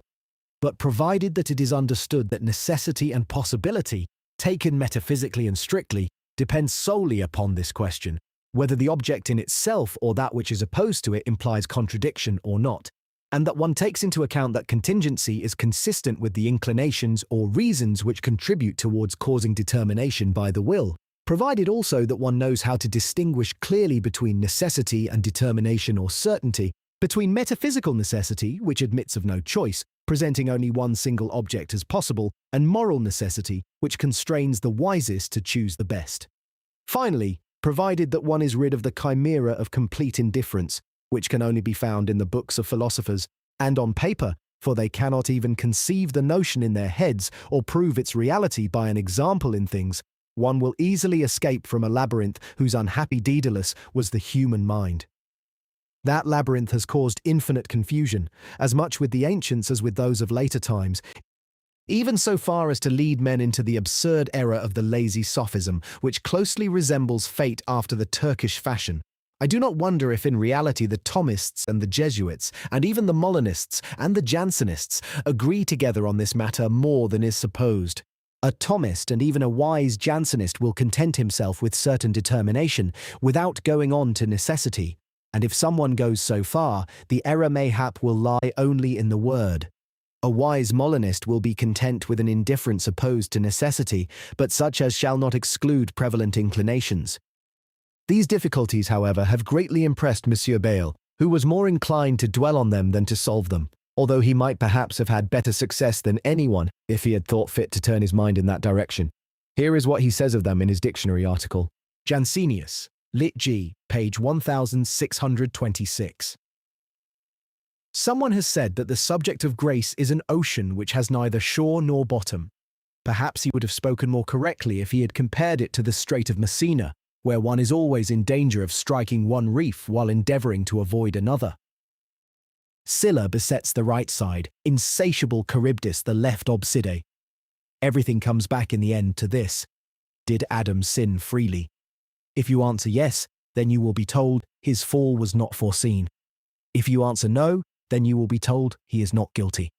You may write 100 volumes against the one or the other of these conclusions, and yet you will confess either that the infallible provision of a contingent event is a mystery impossible to conceive, or that the way in which a creature which acts without freedom sins nevertheless is altogether incomprehensible. Either I am greatly mistaken, or these two alleged incomprehensibilities are ended altogether by my solutions. Would to God it were as easy to answer the question how to cure fevers, and how to avoid the perils of two chronic sicknesses that may originate, the one from not curing the fever, the other from curing it wrongly. When one asserts that a free event cannot be foreseen, one is confusing freedom with indetermination, or with indifference that is complete and in equipoise.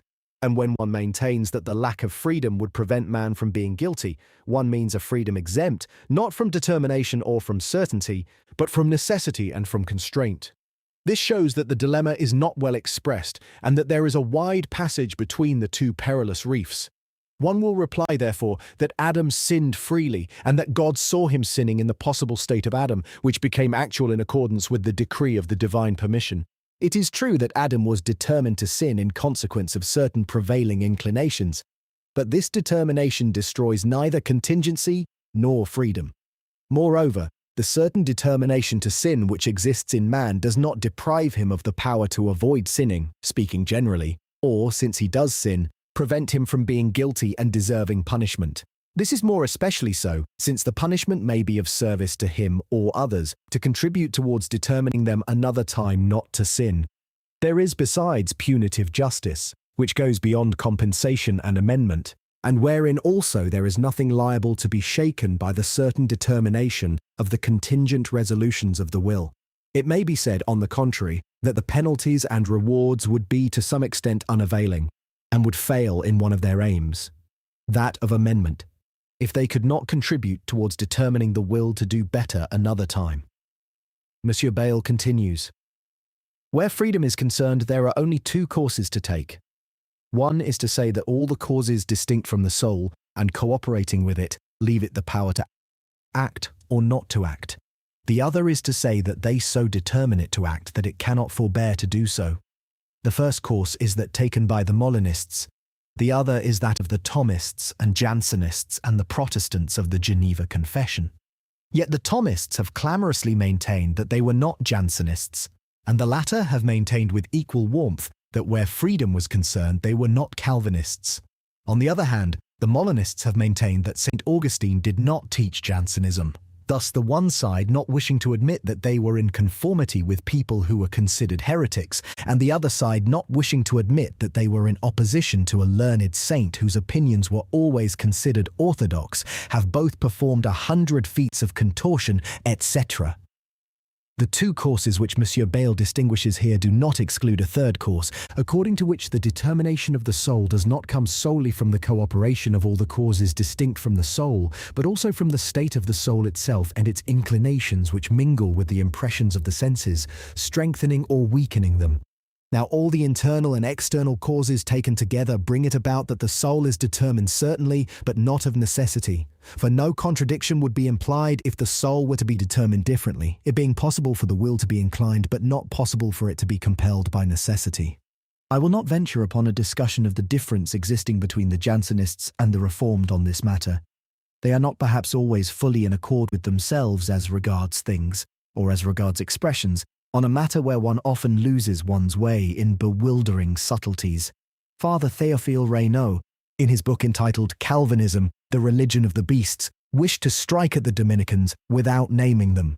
On the other hand, those who professed to be followers of St. Augustine reproached the Molinists with Pelagianism, or at the least semi-Pelagianism. Things were carried to excess at times by both sides, whether in their defense of a vague indifference and the granting of too much to man, or in their teaching a determination to one thing as regards the quality of the act, though not as regards its substance, that is to say, a determination to evil in the non-regenerate, as if they did nothing but sin. After all, I think one must not reproach any but the adherents of Hobbes and Spinoza with destroying freedom and contingency, for they think that that which happens is alone possible, and must happen by a brute geometrical necessity. Hobbes made everything material and subjected it to mathematical laws alone. Spinoza also divested God of intelligence and choice, leaving him a blind power, whence all emanates of necessity. The theologians of the two Protestant parties are equally zealous in refuting an unendurable necessity.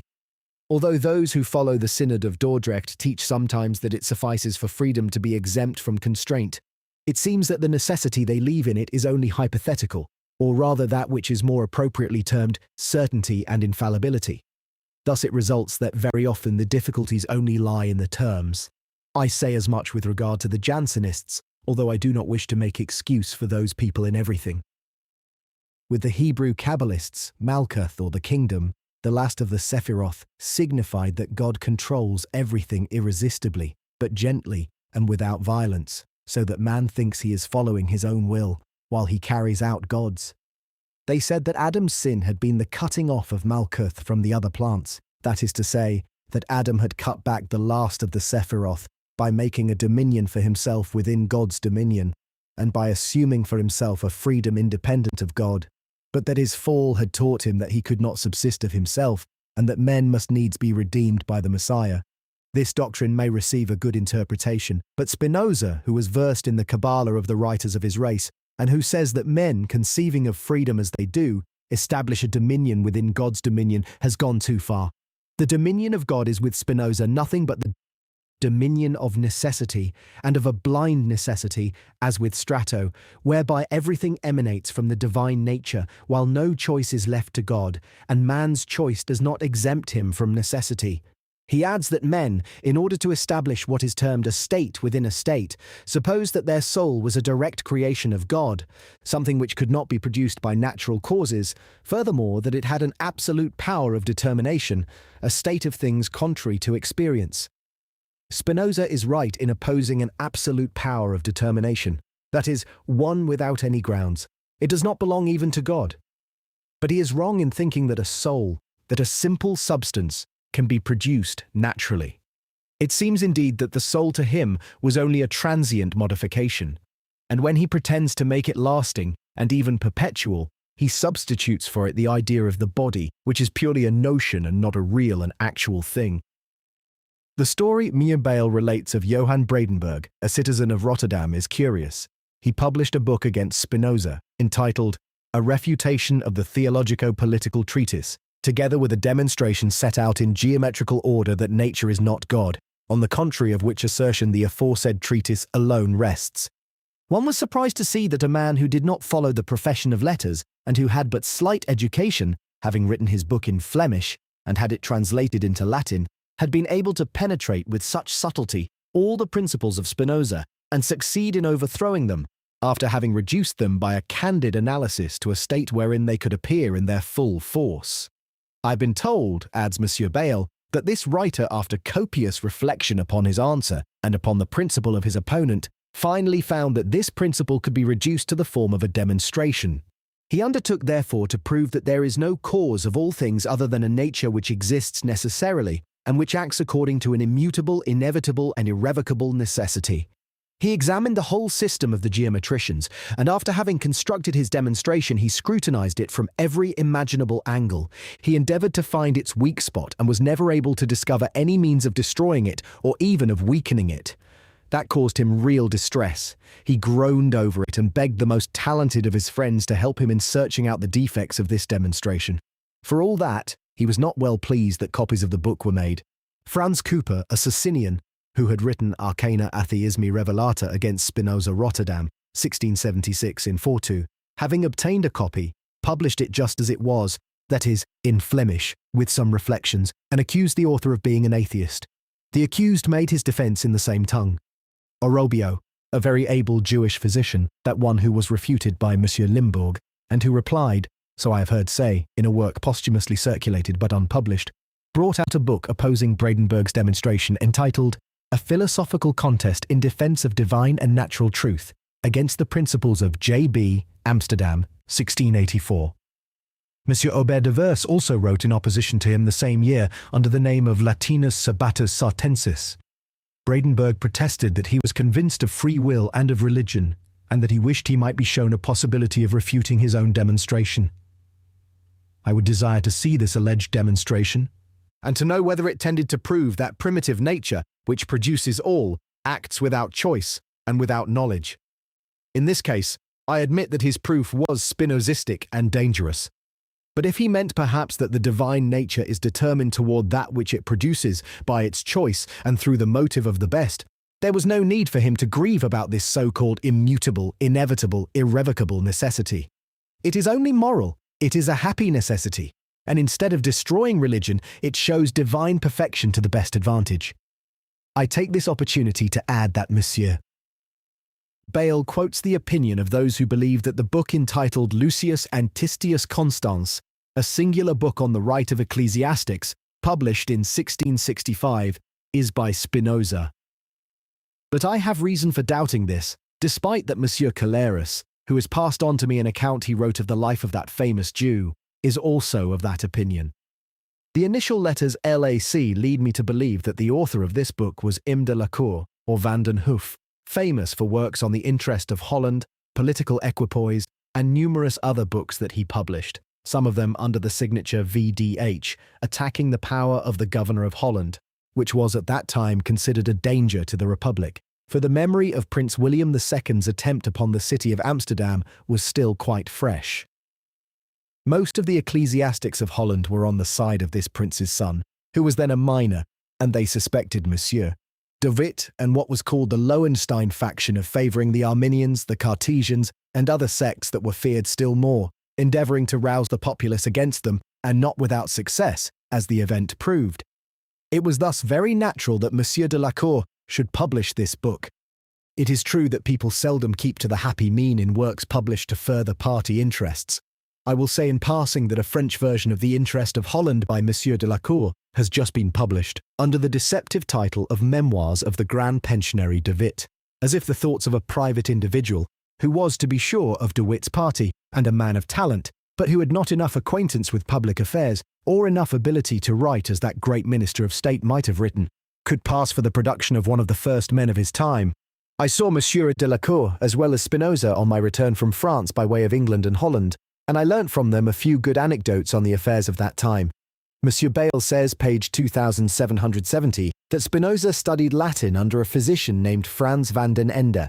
He tells at the same time, on the authority of Sebastian Courtauld, who refers to it in the preface to the second edition of the book by his late father, on the three impostors, ascribed to Herbert, Baron of Cherbury, to Hobbes and to Spinoza, that a girl instructed Spinoza in Latin, and that she afterwards married Monsieur Kerkering, who was her pupil at the same time as Spinoza. In connection with that, I note that this young lady was a daughter of Monsieur van den Ende, and that she assisted her father in the work of teaching. Van den Ende, who was also called A. Finibus, later went to Paris, and there kept a boarding school in the Faubourg Saint-Antoine. He was considered excellent as an instructor, and he told me, when I called upon him there, that he would wager that his audiences would always pay attention to his words. He had with him as well at that time a young girl who also spoke Latin and worked upon geometrical demonstrations. He had insinuated himself into Monsieur Arnault's good graces, and the Jesuits began to be jealous of his reputation. But he disappeared shortly afterwards, having been mixed up in the Chevalier de Rohan's conspiracy. I think I have sufficiently proved that neither the foreknowledge nor the providence of God can impair either his justice or his goodness or our freedom. There remains only the difficulty arising from God's cooperation with the actions of the creature, which seems to concern more closely both his goodness in relation to our evil actions and our freedom in relation to good actions as well as to others. Monsieur Bayle has brought out this also with his usual acuteness. I will endeavour to throw light upon the difficulties he puts forward, and then I shall be in a position to conclude this work. I have already proved that the cooperation of God consists in giving us continually all that is real in us and in our actions, insofar as it involves perfection, but that all that is limited and imperfect therein is a consequence of the previous limitations which are originally in the creature. Since, moreover, every action of the creature is a change of its modifications, it is obvious that action arises in the creature in relation to the limitations or negations which it has within itself and which are diversified by this change. I have already pointed out more than once in this work that evil is a consequence of privation, and I think that I have explained that intelligibly enough. St. Augustine has already put forward this idea, and St. Basil said something of the same kind in his Hexaemeron, Homil. 2. That vice is not a living and animate substance, but an affection of the soul contrary to virtue, which arises from one's abandoning the good, and there is therefore no need to look for an original evil. Monsieur Bayle, quoting this passage in his dictionary, commends a remark by Herr Fanner, whom he calls a German theologian, but he is a jurist by profession, counsellor to the Dukes of Saxony, who censures St. Basil for not being willing to admit that God is the author of physical evil. Doubtless God is its author, when the moral evil is assumed to be already in existence. But speaking generally, one might assert that God permitted physical evil by implication, in permitting moral evil, which is its source. It appears that the Stoics knew also how slender is the entity of evil. These words of Epictetus are an indication. Just as the goal is not set up for the sake of missing it, so neither is the nature of evil set in the world for its own sake, mundo existit. There was therefore no need to have recourse to a principle of evil, as St. Basil aptly observes, nor is it necessary either to seek the origin of evil in matter. Those who believed that there was a chaos before God laid his hand upon it, sought therein the source of disorder. It was an opinion which Plato introduced into his Timaeus. Aristotle found fault with him for that, because, according to this doctrine, disorder would be original and natural, and order would have been introduced against nature. This Anaxagoras avoided by making matter remain at rest until it was stirred by God, and Aristotle in the same passage commends him for it. According to Plutarch, on Isis and Osiris, and treatise on the procreation of the soul in the Timaeus, Plato recognized in matter a certain maleficent soul or force, rebellious against God. It was an actual blemish, an obstacle to God's plans. The Stoics also believed that matter was the source of defects, as Justus Lipsius showed in the first book of the Physiology of the Stoics. Aristotle was right in rejecting chaos, but it is not always easy to disentangle the conceptions of Plato, and such a task would be still less easy in respect of some ancient authors whose works are lost. Kepler, one of the most excellent of modern mathematicians, recognized a species of imperfection in matter, even when there is no irregular motion. He calls it its natural inertia, which gives it a resistance to motion, whereby a greater mass receives less speed from one and the same force. There is soundness in this observation, and I have used it to advantage in this work, in order to have a comparison such as should illustrate how the original imperfection of the creatures sets bounds to the action of the Creator, which tends towards good. But as matter is itself of God's creation, it only furnishes a comparison and an example, and cannot be the very source of evil and of imperfection. I have already shown that this source lies in the forms or ideas of the possibles, for it must be eternal, and matter is not so. Now, since God made all positive reality that is not eternal, he would have made the source of evil, if that did not rather lie in the possibility of things or forms, that which alone God did not make, since he is not the author of his own understanding. Yet even though the source of evil lies in the possible forms, anterior to the acts of God's will, it is nevertheless true that God cooperates in evil in the actual performance of introducing these forms into matter, and this is what causes the difficulty in question here. Durand de Saint-Pourçain, Cardinal Aureolus, Nicolas Torel, Father Louis de Dole, Monsieur Bernier and some others, speaking of this cooperation, would have it only general, for fear of impairing the freedom of man and the holiness of God. They seem to maintain that God, having given to creatures the power to act, contents himself with conserving this power. On the other hand, Monsieur Bayle, according to some modern writers, carries the cooperation of God too far. He seems to fear lest the creature be not sufficiently dependent upon God. He goes so far as to deny action to creatures. He does not even acknowledge any real distinction between accident and substance. He places great reliance especially on that doctrine accepted of the schoolmen, that conservation is a continued creation. The conclusion to be drawn from this doctrine would seem to be that the creature never exists, that it is ever newborn and ever dying, like time, movement, and other transient beings. Plato believed this of material and tangible things, saying that they are in a perpetual flux, they are ever in flux, they never are.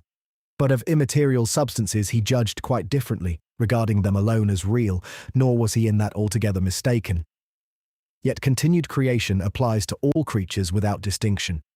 Sundry good philosophers have been opposed to this dogma, and Monsieur Bayle tells that David de Rodin, a philosopher renowned among those of the French who have adhered to Geneva, deliberately refuted it.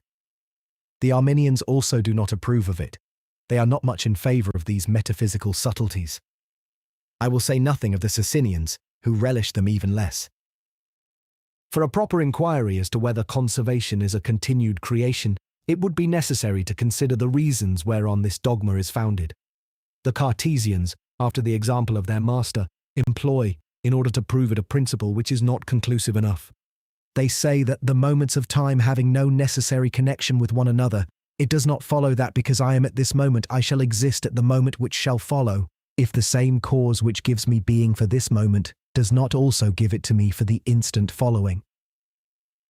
The author of the Reflection on the Picture of Socinianism has made use of this argument, and Monsieur Bayle, perhaps the author of this same reflection, quotes it. One may answer that in fact it does not follow of necessity that, because I am, I shall be. But this follows naturally, nevertheless, that is, of itself, per se, if nothing prevents it. It is the distinction that can be drawn between the essential and the natural. For the same movement endures naturally unless some new cause prevents it or changes it, because the reason which makes it cease at this instant, if it is no new reason, would have already made it cease sooner. The late Herr Erhard Weigel, a celebrated mathematician and philosopher at Jena, well known for his The Euclidean Analysis, his mathematical philosophy, some neat mechanical inventions, and finally the trouble he took to induce the Protestant princes of the empire to undertake the last reform of the almanac, whose success, notwithstanding, he did not witness. Herr Weigel, I say, communicated to his friends a certain demonstration of the existence of God, which indeed amounted to this idea of continued creation. As he was wont to draw parallels between reckoning and reasoning, witness his arithmetical ethics, Rechenschaftliche Sittenlehre, he said that the foundation of the demonstration was this beginning of the Pythagorean table, once one is one. These repeated unities were the moments of the existence of things, each one of them depending upon God, who resuscitates, as it were, all things outside himself at each moment. Falling away as they do at each moment, they must ever have one who shall resuscitate them, and that cannot be any other than God. But there would be need of a more exact proof if that is to be called a demonstration. It would be necessary to prove that the creature always emerges from nothingness and relapses thither forthwith. In particular, it must be shown that the privilege of enduring more than a moment by its nature belongs to the necessary being alone. The difficulties on the composition of the continuum enter also into this matter. This dogma appears to resolve time into moments, whereas others regard moments and points as mere modalities of the continuum, that is, as extremities of the parts that can be assigned to it, and not as constituent parts. But this is not the place for entering into that labyrinth. What can be said for certain on the present subject is that the creature depends continually upon divine operation, and that it depends upon that no less after the time of its beginning than when it first begins. This dependence implies that it would not continue to exist if God did not continue to act. In short, that this action of God is free. For if it were a necessary emanation, like that of the properties of the circle, which issue from its essence, it must then be said that God in the beginning produced the creature by necessity, or else it must be shown how, in creating it once, he imposed upon himself the necessity of conserving it. Now there is no reason why this conserving action should not be called production, and even creation, if one will. For the dependence being as great afterwards as at the beginning, The extrinsic designation of being new or not does not change the nature of that action. Let us then admit in such a sense that conservation is a continued creation. And let us see what Monsieur Bayle seems to infer thence after the author of the reflection on the picture of Socinianism in opposition to Monsieur Jurieu. It seems to me, this writer says, that one must conclude that God does all, and that in all creation there are no first or second or even occasional causes, as can be easily proved. At this moment when I speak, I am such as I am, with all my circumstances, with such thought, such action, whether I sit or stand, that if God creates me in this moment such as I am, as one must of necessity say in this system, he creates me with such thought, such action, such movement, and such determination, one cannot say that God creates me in the first place, and that once I am created he produces with me my movements and my determinations. That is indefensible for two reasons. The first is that when God creates me or conserves me at this instant, he does not conserve me as a being without form, like a species or another of the universals of logic. I am an individual. He creates me and conserves me as such, and as being all that I am in this instant, with all my attendant circumstances. The second reason is that if God creates me in this instant, and one says that afterwards he produces with me my actions, it will be necessary to imagine another instant for action, for before acting, one must exist. Now that would be two instants where we only assume one. It is therefore certain in this hypothesis that creatures have neither more connection nor more relation with their actions than they had with their production at the first moment of the first creation. The author of this reflection draws thence very harsh conclusions which one can picture to oneself, and he testifies at the end that one would be deeply indebted to any man that should teach those who approve this system how to extricate themselves from these frightful absurdities. Monsieur Bayle carries this still further. You know, he says, that it is demonstrated in the scholastic writings that the creature cannot be either the total cause or the partial cause of its conservation, for if it were, it would exist before existing, which is contradictory. You know that the argument proceeds like this: that which conserves itself acts, now that which acts exists, and nothing can act before it has attained complete existence. Therefore, if a creature conserved itself, it would act before being. This argument is not founded upon probabilities, but upon the first principles of metaphysics. Of that which is not there are no attributes. Action follows upon being, axioms as clear as daylight. Let us go further. If creatures cooperated with God, here is meant an active cooperation and not cooperation by a passive instrument, to conserve themselves they would act before being. That has been demonstrated. Now if they cooperated with God for the production of any other thing, they would also act before being. It is therefore as impossible for them to cooperate with God for the production of any other thing, such as local movement, an affirmation, volition, entities actually distinct from their substance, so it is asserted, as for their own conservation. Since their conservation is a continued creation, and since all human creatures in the world must confess that they cannot cooperate with God at the first moment of their existence, either to produce themselves or to give themselves any modality, since that would be to act before being, it follows manifestly that they cannot cooperate with God in any one of the subsequent moments, either to produce themselves or to produce any other thing. If they could cooperate therein at the second moment of their existence, nothing would prevent their being able to cooperate at the first moment. This is the way it will be necessary to answer these arguments. Let us assume that the creature is produced anew at each instant. Let us grant also that the instant excludes all priority of time, being indivisible. But let us point out that it does not exclude priority of nature, or what is called anteriority in the order of reason, and that this is sufficient. The production or action whereby God produces is anterior by nature to the existence of the creature that is produced. The creature taken in itself, with its nature and its necessary properties, is anterior to its accidental affections and to its actions, and yet all these things are in being in the same moment. God produces the creature in conformity with the exigency of the preceding instants according to the laws of his wisdom, and the creature operates in conformity with that nature which God conveys to it in creating it always. The limitations and imperfections arise therein through the nature of the subject, which sets bounds to God's production. This is the consequence of the original imperfection of creatures. Vice and crime, on the other hand, arise there through the free inward operation of the creature, insofar as this can occur within the instant, repetition afterwards rendering it discernible. This anteriority of nature is a commonplace in philosophy. Thus one says that the decrees of God have an order among themselves. When one ascribes to God, and rightly so, understanding of the arguments and conclusions of creatures in such sort that all their demonstrations and syllogisms are known to him and are found in him in a transcendent way, one sees that there is in the propositions or truths a natural order, but there is no order of time or interval to cause him to advance in knowledge and pass from the premises to the conclusion. I find in the arguments that have just been quoted nothing which these reflections fail to satisfy.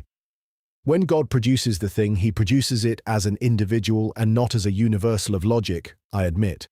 But he produces its essence before its accidents, its nature before its operations, following the priority of their nature, and in the prior order of reason. Thus one sees how the creature can be the true cause of the sin, while conservation by God does not prevent the sin. God disposes in accordance with the preceding state of the same creature in order to follow the laws of his wisdom notwithstanding the sin, which in the first place will be produced by the creature. But it is true that God would not in the beginning have created the soul in a state wherein it would have sinned from the first moment, as the schoolmen have justly observed. For there is nothing in the laws of his wisdom that could have induced him so to do. This law of wisdom brings it about also that God reproduces the same substance, the same soul. Such was the answer that could have been given by the abbé whom M. Bayle introduces in his dictionary.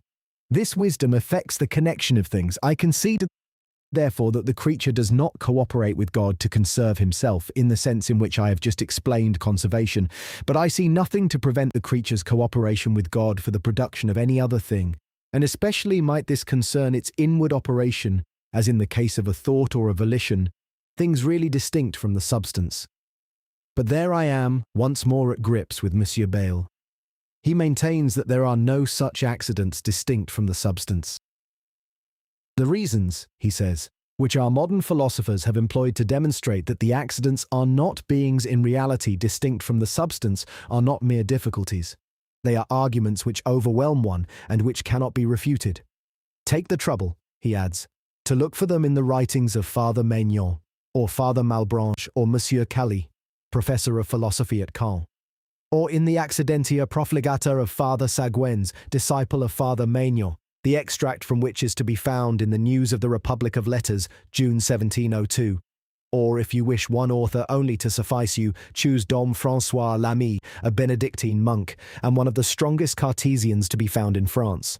You will find among his philosophical letters, printed at Trevoux in 1703, that one wherein by the geometrician's method he demonstrates that God is the sole true cause of all that which is real. I would wish to see all these books, and as for this last proposition, it may be true in a very good sense. God is the one principal cause of pure and absolute realities or of perfections. Secondary causes act in virtue of the first. But when one comprises limitations and privations under the term realities, one may say that the second causes cooperate in the production of that which is limited, otherwise God would be the cause of sin and even the sole cause. It is well to beware, moreover, lest in confusing substances with accidents in depriving created substances of action, one fall into Spinozism, which is an exaggerated Cartesianism. That which does not act does not merit the name of substance. If the accidents are not distinct from the substances, if the created substance is a successive being like movement, if it does not endure beyond a moment and does not remain the same during some stated portion of time, any more than its accidents, if it does not operate any more than a mathematical figure or a number, why shall one not say with Spinoza that God is the only substance and that creatures are only accidents or modifications? Hitherto it has been supposed that the substance remains and that the accidents change. And I think one ought still to abide by this ancient doctrine, for the arguments I remember having read do not prove the contrary, and prove more than is needed. One of the absurdities, says M. Bayle, that arise from the so-called distinction which is alleged to exist between substances and their accidents is that creatures, if they produce the accidents, would possess a power of creation and annihilation. Accordingly, one could not perform the slightest action without creating an innumerable number of real beings, and without reducing to nothingness an endless multitude of them. Merely by moving the tongue to cry out or to eat, one creates as many accidents as there are movements of the parts of the tongue, and one destroys as many accidents as there are parts of that which one eats, which lose their form, which become chyle, blood, etc. This argument is only a kind of bugbear. What harm would be done, supposing that an infinity of movements, an infinity of figures spring up and disappear at every moment in the universe, and even in each part of the universe? It can be demonstrated, moreover, that that must be so. As for the so-called creation of the accidents, who does not see that one needs no creative power in order to change place or shape, to form a square or a column or some other parade ground figure by the movement of the soldiers who are drilling, or again to fashion a statue by removing a few pieces from a block of marble, or to make some figure in relief by changing, decreasing or increasing a piece of wax? The production of modifications has never been called creation, and it is an abuse of terms to scare the world thus. God produces substances from nothing, and the substances produce accidents by the changes of their limits. As for the souls or substantial forms, M. Bayle is right in adding that there is nothing more inconvenient for those who admit substantial forms than the objection which is made that they could not be produced save by an actual creation, and that the schoolmen are pitiable in their endeavours to answer this. But there is nothing more convenient for me and for my system than this same objection. For I maintain that all the souls, entelechies or primitive forces, substantial forms, simple substances, or monads, whatever name one may apply to them, can neither spring up naturally nor perish. And the qualities or derivative forces, or what are called accidental forms, I take to be modifications of the primitive entelechy, even as shapes are modifications of matter. That is why these modifications are perpetually changing, while the simple substance remains. I have shown already that souls cannot spring up naturally or be derived from one another, and that it is necessary that ours either be created or be pre-existent. I have even pointed out a certain middle way between a creation and an entire pre-existence. I find it appropriate to say that the soul pre-existing in the seeds from the beginning of things was only sentient, but that it was elevated to the superior degree, which is that of reason, when the man to whom this soul should belong was conceived, and when the organic body, always accompanying this soul from the beginning, but under many changes, was determined for forming the human body. I considered also that one might attribute this elevation of the sentient soul, which makes it reach a more sublime degree of being, namely reason, to the extraordinary operation of God. Nevertheless, it will be well to add that I would dispense with miracles in the generating of man, as in that of the other animals. It will be possible to explain that, if one imagines that in this great number of souls and of animals, or at least of living organic bodies which are in the seeds, those souls alone which are destined to attain one day to human nature contain the reason that shall appear therein one day, and the organic bodies of these souls alone are pre-formed and predisposed to assume one day the human shape, while the other small animals or seminal living beings, in which no such thing is pre-established, are essentially different from them and possessed only of an inferior nature. This production is a kind of traduction, but more manageable than that kind which is commonly taught. It does not derive the soul from a soul, but only the animate from an animate, and it avoids the repeated miracles of a new creation, which would cause a new and pure soul to enter a body that must corrupt it. I am, however, of the same opinion as Father Malebranche, that, in general, creation properly understood is not so difficult to admit as might be supposed, and that it is in a sense involved in the notion of the dependence of creatures. How stupid and ridiculous are the philosophers!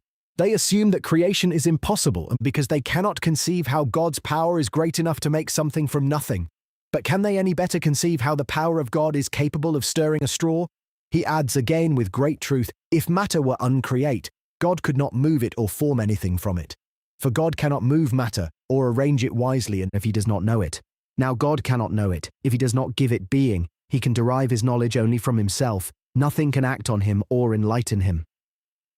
M. Bayle, not content with saying that we are created continually, insists also on this other doctrine, which he would fain derive thence, that our soul cannot act. This is the way he speaks on that matter. He has too much acquaintance with Cartesianism. It is of an able opponent he is speaking, not to know with what force it has been maintained in our day that there is no creature capable of producing motion, and that our soul is a purely passive subject in relation to sensations and ideas, and feelings of pain and of pleasure, etc.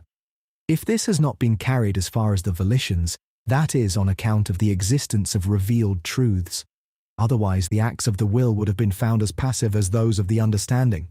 The same reasons which prove that our soul does not form our ideas and does not stir our organs would prove also that it cannot form our acts of love and our volitions, etc. He might add, our vicious actions, our crimes. The force of these proofs which he praises must not be so great as he thinks, for if it were they would prove too much. They would make God the author of sin. I admit that the soul cannot stir the organs by a physical influence, for I think that the body must have been so formed beforehand that it would do in time and place that which responds to the volitions of the soul, although it be true nevertheless that the soul is the principle of the operation.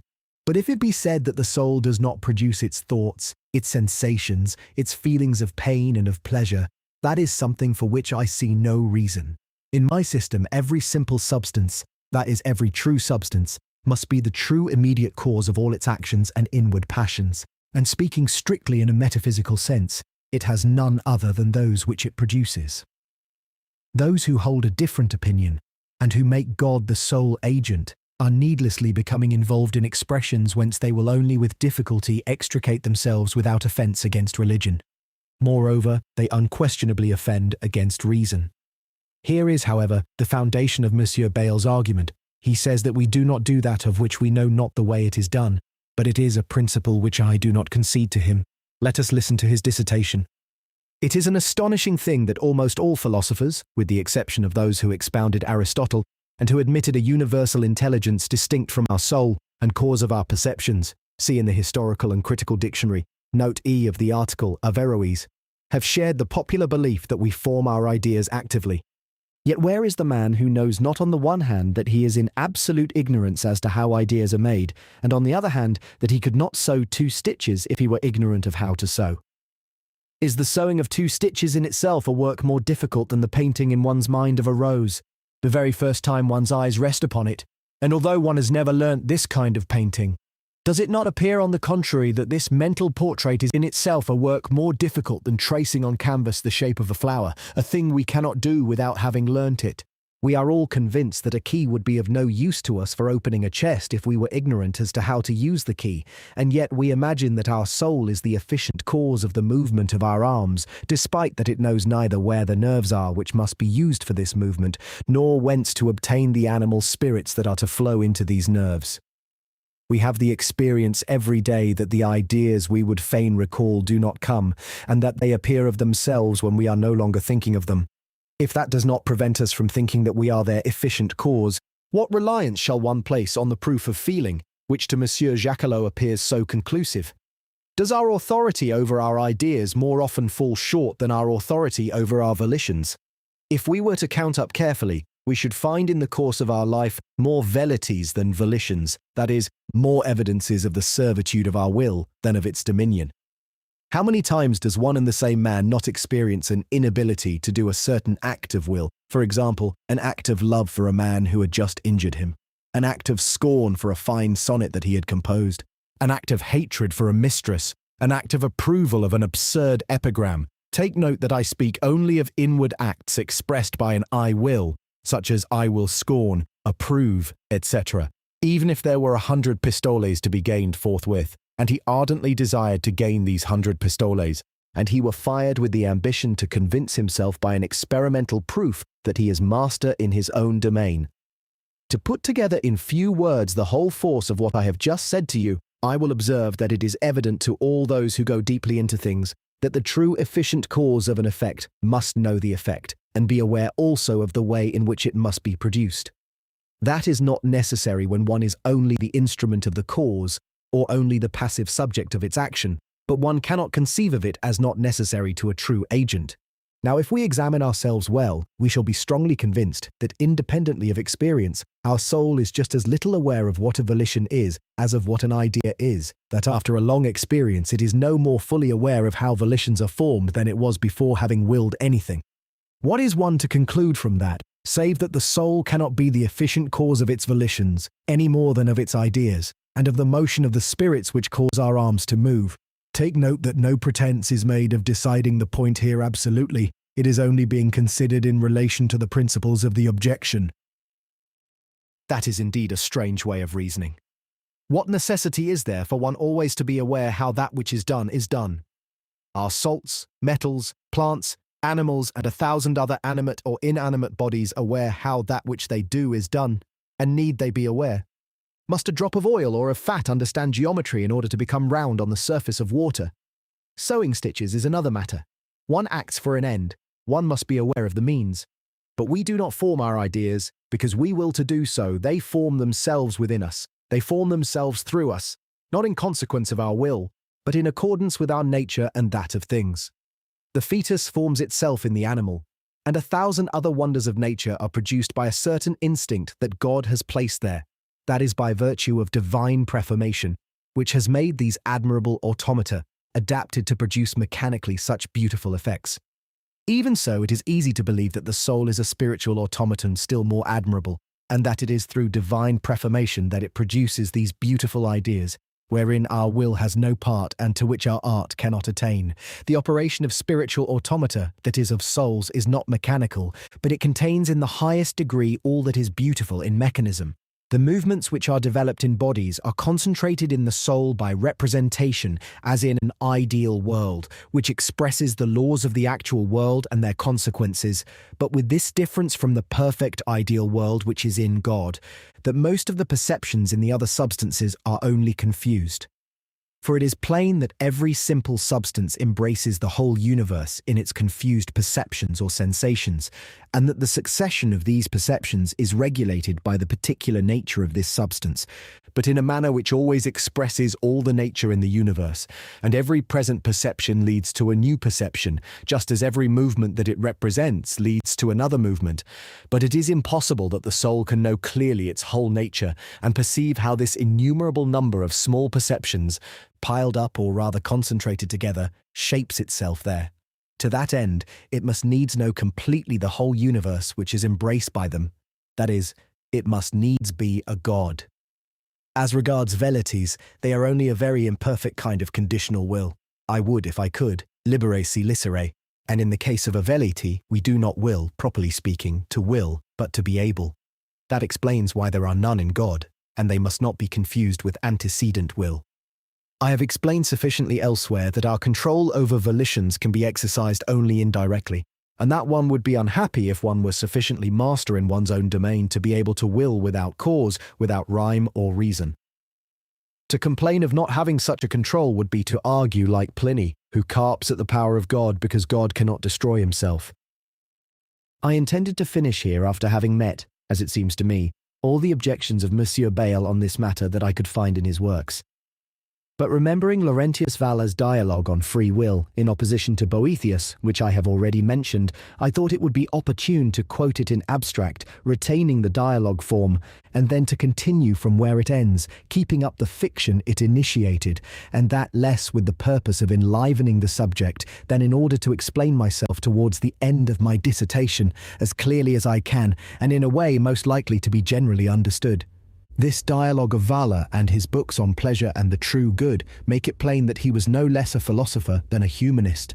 These 4 books were opposed to the 4 books on the Consolation of Philosophy by Boethius and the dialogue to the 5th book. A certain Spaniard named Antonio Glarea requests of him elucidation on the difficulty of free will, whereof little is known as it is worthy to be known, for upon it depend justice and injustice, punishment and reward in this life and in the life to come. Laurentius Vala answers him that we must console ourselves for an ignorance which we share with the whole world, just as one consoles oneself for not having the wings of birds. Antonio, I know that you can give me those wings, like another Daedalus, so that I may emerge from the prison of ignorance and rise to the very region of truth, which is the homeland of souls. The books that I have seen have not satisfied me, not even the famous Boethius, who meets with general approval. I know not whether he fully understood himself what he says of God's understanding, and of eternity superior to time, and I ask for your opinion on his way of reconciling foreknowledge with freedom. Laurent, I am fearful of giving offence to many people, if I confute this great man. Yet I will give preference over this fear to the consideration I have for the entreaties of a friend, provided that you make me a promise. Ant. What? Law. It is, that when you have dined with me, you do not ask me to give you supper. That is to say, I desire that you be content with the answer to the question you have put to me, and do not put a further question. Ant. I promise you.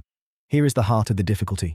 If God foresaw the treason of Judas, it was necessary that he should betray. It was impossible for him not to betray. There is no obligation to do the impossible. He therefore did not sin. He did not deserve to be punished. That destroys justice and religion and the fear of God. Law, God foresaw sin, but he did not compel man to commit it. Sin is voluntary. And that will was necessary, since it was foreseen. Law. If my knowledge does not cause things past or present to exist, neither will my foreknowledge cause future things to exist. And that comparison is deceptive. Neither the present nor the past can be changed. They are already necessary, but the future, movable in itself, becomes fixed and necessary through foreknowledge. Let us pretend that a god of the heathen boasts of knowing the future. I will ask him if he knows which foot I shall put foremost. Then I will do the opposite of that which he shall have foretold. Law. This god knows what you are about to do. And how does he know it, since I will do the opposite of what he shall have said, and I suppose that he will say what he thinks? Law. Your supposition is false. God will not answer you. Or again, if he were to answer you, the veneration you would have for him would make you hasten to do what he had said. His prediction would be to you an order. But we have changed the question. We are not concerned with what God will foretell, but with what he foresees. Let us therefore return to foreknowledge and distinguish between the necessary and the certain. It is not impossible for what is foreseen not to happen, but it is infallibly sure that it will happen. I can become a soldier or priest, but I shall not become one. And here I have you firmly held. The philosopher's rule maintains that all that which is possible can be considered as existing. But if that which you affirm to be possible, namely an event different from what has been foreseen, actually happened, God would have been mistaken. Law. The rules of the philosophers are not oracles for me. This one in particular is not correct. Two contradictories are often both possible. Can they also both exist? But, for your further enlightenment, let us pretend that Sextus Tarquinius, coming to Delphi to consult the oracle of Apollo, receives the answer, "An exile and destitute thou shalt fall, driven from the wrathful city. A beggared outcast of the city's rage beside a foreign shore cut short thy age." The young man will complain, "I have brought you a royal gift, O Apollo, and you proclaim for me a lot so unhappy." Apollo will say to him, "Your gift is pleasing to me, and I will do that which you ask of me. I will tell you what will happen. I know the future, but I do not bring it about. Go make your complaint to Jupiter and the Parcae." Sextus would be ridiculous if he continued thereafter to complain about Apollo. Is not that true? And he will say, "I thank you, O holy Apollo, for not having repaid me with silence, for having revealed to me the truth. But whence comes it that Jupiter is so cruel towards me, that he prepares so hard a fate for an innocent man, for a devout worshipper of the gods?" Law. You innocent, Apollo will say, know that you will be proud, that you will commit adulteries, that you will be a traitor to your country. Could Sextus reply, "It is you who are the cause, O Apollo. You compel me to do it by foreseeing it." And I admit that he would have taken leave of his senses if he were to make this reply. Law. Therefore, neither can the traitor Judas complain of God's foreknowledge, and there is the answer to your question. And you have satisfied me beyond my hopes. You have done what Boethius was not able to do. I shall be beholden to you all my life long. Law. Yet let us carry our tale a little further. Sextus will say, "No, Apollo, I will not do what you say." And what? The god will say, "Do you mean then that I am a liar?" I repeat to you once more, you will do all that I have just said. Law. Sextus, mayhap, would pray the gods to alter fate, to give him a better heart. And he would receive the answer, "Cease to hope that the decrees of the gods can be bent by prayer. He cannot cause divine foreknowledge to lie." But what then will Sextus say? Will he not break forth into complaints against the gods? Will he not say, "What? I am then not free? It is not in my power to follow virtue?" Law. Apollo will say to him perhaps, "Know, my poor Sextus, that the gods make each one as he is. Jupiter made the wolf ravening, the hare timid, the ass stupid, and the lion courageous. He gave you a soul that is wicked and irreclaimable. You will act in conformity with your natural disposition, and Jupiter will treat you as your actions shall deserve. He has sworn it by the Styx." And I confess to you, it seems to me that Apollo, in excusing himself, accuses Jupiter more than he accuses Sextus, and Sextus would answer him, Jupiter therefore condemns in me his own crime. It is he who is the only guilty one. He could have made me altogether different, but made as I am, I must act as he has willed. Why then does he punish me? Could I have resisted his will, Law? I confess that I am brought to a pause here as you are. I have made the gods appear on the scene, and Apollo and Jupiter, to make you distinguish between divine foreknowledge and providence. I have shown that Apollo and foreknowledge do not impair freedom, but I cannot satisfy you on the decrees of Jupiter's will, that is to say, on the orders of providence. Ant, you have dragged me out of one abyss, and you plunge me back into another and greater abyss. Law, remember our contract. I have given you dinner, and you ask me to give you supper also. Ant, now I discover your cunning. You have caught me. This is not an honest contract. Law, what would you have me do? I have given you wine and meats from my home produce, such as my small estate can provide. As for nectar and ambrosia, you will ask the gods for them, that divine nurture is not found among men. Let us hearken to St. Paul, that chosen vessel who was carried even to the third heaven, who heard their unutterable words. He will answer you with the comparison of the potter, with the incomprehensibility of the ways of God, and wonder at the depth of his wisdom. Nevertheless, it is well to observe that one does not ask why God foresees the thing, for that is understood, it is because it will be. But one asks why he ordains thus, why he hardens such an one, why he has compassion on another. We do not know the reasons which he may have for this, but since he is very good and very wise, that is enough to make us deem that his reasons are good. As he is just also, it follows that his decrees and his operation do not destroy our freedom. Some men have sought some reason therein. They have said that we are made from a corrupt and impure mass, indeed of mud. But Adam and the angels were made of silver and gold, and they sinned notwithstanding. One sometimes becomes hardened again after regeneration. We must therefore seek another cause for evil, and I doubt whether even the angels are aware of it. Yet they cease not to be happy and to praise God. Boethius hearkened more to the answer of philosophy than to that of St. Paul. That was the cause of his failure. Let us believe in Jesus Christ. He is the virtue and the wisdom of God. He teaches us that God willeth the salvation of all, that he willeth not the death of the sinner. Let us therefore put our trust in the divine mercy, and let us not by our vanity and our malice disqualify ourselves to receive it. This dialogue of Valors is excellent, even though one must take exception to some points in it. But its chief defect is that it cuts the knot, and that it seems to condemn Providence under the name of Jupiter, making him almost the author of sin. Let us therefore carry the little fable still further.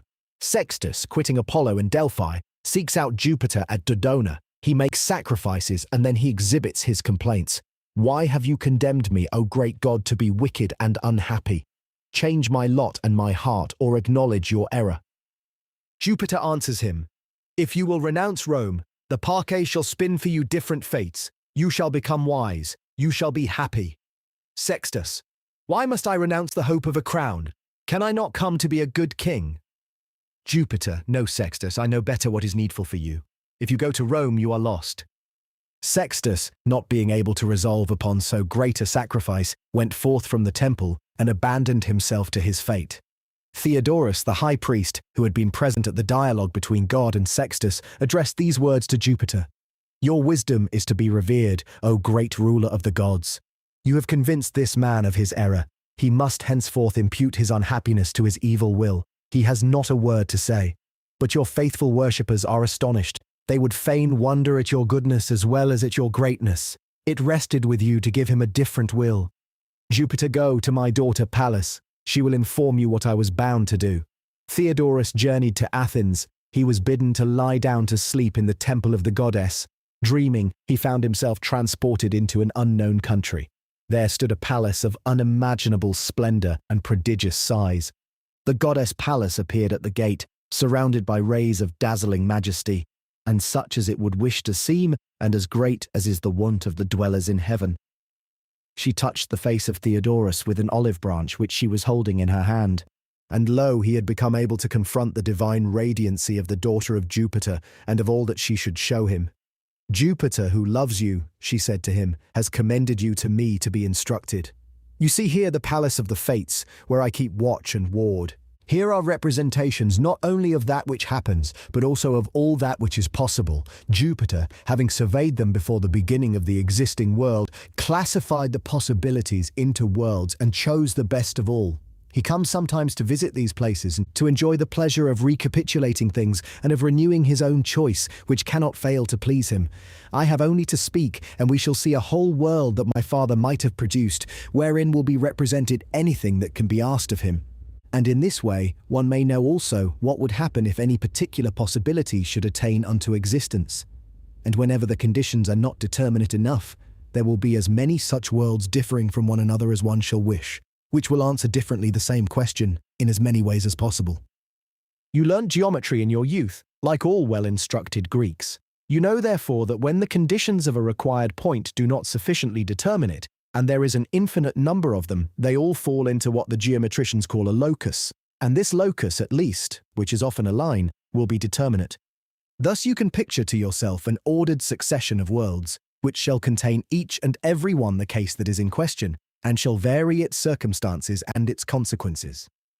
But if you put a case that differs from the actual world only in one single definite thing and in its results, a certain one of those determinate worlds will answer you. These worlds are all here, that is, in ideas. I will show you some, wherein shall be found, not absolutely the same sextus as you have seen. That is not possible, he carries with him always that which he shall be, but several sextuses resembling him, possessing all that you know already of the true sextus, but not all that is already in him imperceptibly, nor in consequence all that shall yet happen to him. You will find in one world a very happy and noble sextus, in another a sextus content with a mediocre state, a sextus indeed of every kind and endless diversity of forms. Thereupon the goddess led Theodorus into one of the halls of the palace. When he was within, it was no longer a hall, it was a world, and knew its own sun and its own stars. At the command of Pallas, there came within view Dodona with the temple of Jupiter, and Sextus issuing thence. He could be heard saying that he would obey the god. And lo, he goes to a city lying between two seas, resembling Corinth. He buys there a small garden. Cultivating it, he finds a treasure. He becomes a rich man, enjoying affection and esteem. He dies at a great age, beloved of the whole city. Theodorus saw the whole life of Sextus as at one glance, and as in a stage presentation. There was a great volume of writings in this hall. Theodorus could not refrain from asking what that meant. It is the history of this world which we are now visiting, the goddess told him. It is the book of its fates. You have seen a number on the forehead of Sextus. Look in this book for the place which it indicates. Theodorus looked for it and found there the history of Sextus in a form more ample than the outline he had seen. Put your finger on any line you please, Pallas said to him, and you will see represented actually in all its detail that which the line broadly indicates. He obeyed, and he saw coming into view all the characteristics of a portion of the life of that Sextus. They passed into another hall, and lo, another world, another Sextus, who, issuing from the temple and having resolved to obey Jupiter, goes to Thrace. There he marries the daughter of the king, who had no other children. He succeeds him, and he is adored by his subjects. They went into other rooms, and always they saw new scenes. The halls rose in a pyramid, becoming even more beautiful as one mounted towards the apex and representing more beautiful worlds. Finally they reached the highest one which completed the pyramid, and which was the most beautiful of all. For the pyramid had a beginning, but one could not see its end. It had an apex, but no base. It went on increasing to infinity. That is, as the goddess explained, because amongst an endless number of possible worlds there is the best of all, else would God not have determined to create any. But there is not any one which has not also less perfect worlds below it. That is why the pyramid goes on descending to infinity. Theodorus, entering this highest hall, became entranced in ecstasy. He had to receive succor from the goddess. A drop of a divine liquid placed on his tongue restored him. He was beside himself for joy. "We are in the real true world," said the goddess, "and you are at the source of happiness. Behold what Jupiter makes ready for you, if you continue to serve him faithfully. Here is Sextus as he is, and as he will be in reality. He issues from the temple in a rage. He scorns the counsel of the gods. You see him going to Rome, bringing confusion everywhere, violating the wife of his friend. There he is driven out with his father, beaten, unhappy. If Jupiter had placed here a Sextus happy at Corinth or king in Thrace, it would be no longer this world. And nevertheless he could not have failed to choose this world, which surpasses in perfection all the others, and which forms the apex of the pyramid. Else would Jupiter have renounced his wisdom, he would have banished me, his daughter. You see that my father did not make Sextus wicked. He was so from all eternity, he was so always and freely. My father only granted him the existence which his wisdom could not refuse to the world where he is included. He made him pass from the region of the possible to that of the actual beings. The crime of Sextus serves for great things. It renders Rome free. Thence will arise a great empire, which will show noble examples to mankind. But that is nothing in comparison with the worth of this whole world, at whose beauty you will marvel, when, after a happy passage from this mortal state to another and better one, the gods shall have fitted you to know it. At this moment Theodorus wakes up, he gives thanks to the goddess, he owns the justice of Jupiter. His spirit pervaded by what he has seen and heard, he carries on the office of high priest, with all the zeal of a true servant of his God, and with all the joy whereof a mortal is capable. It seems to me that this continuation of the tale may elucidate the difficulty which Valla did not wish to treat. If Apollo has represented aright God's knowledge of vision, that which concerns beings in existence, I hope that Pallas will have not discreditably filled the role of what is called knowledge of simple intelligence, that which embraces all that is possible, wherein at last the source of things must be sought. Some persons of discernment have wished me to make this addition. I have the more readily deferred to their opinion, because of the opportunity thereby gained for meeting certain difficulties, and for making observations on certain matters which were not treated in sufficient detail in the work itself. Objection I. Whoever does not choose the best course is lacking either in power, or knowledge, or goodness. God did not choose the best course in creating this world. Therefore God was lacking in power, or knowledge, or goodness. Answer: I deny the minor, that is to say, the second premise of this syllogism, and the opponent proves it by this prosyllogism: whoever makes things in which there is evil, and which could have been made without any evil, or need not have been made at all, does not choose the best course. God made a world wherein there is evil, a world, I say, which could have been made without any evil, or which need not have been made at all. Therefore God did not choose the best course. Answer: I admit the minor of this prosyllogism, for one must confess that there is evil in this world which God has made, and that it would have been possible to make a world without evil, or even not to create any world, since its creation depended upon the free will of God.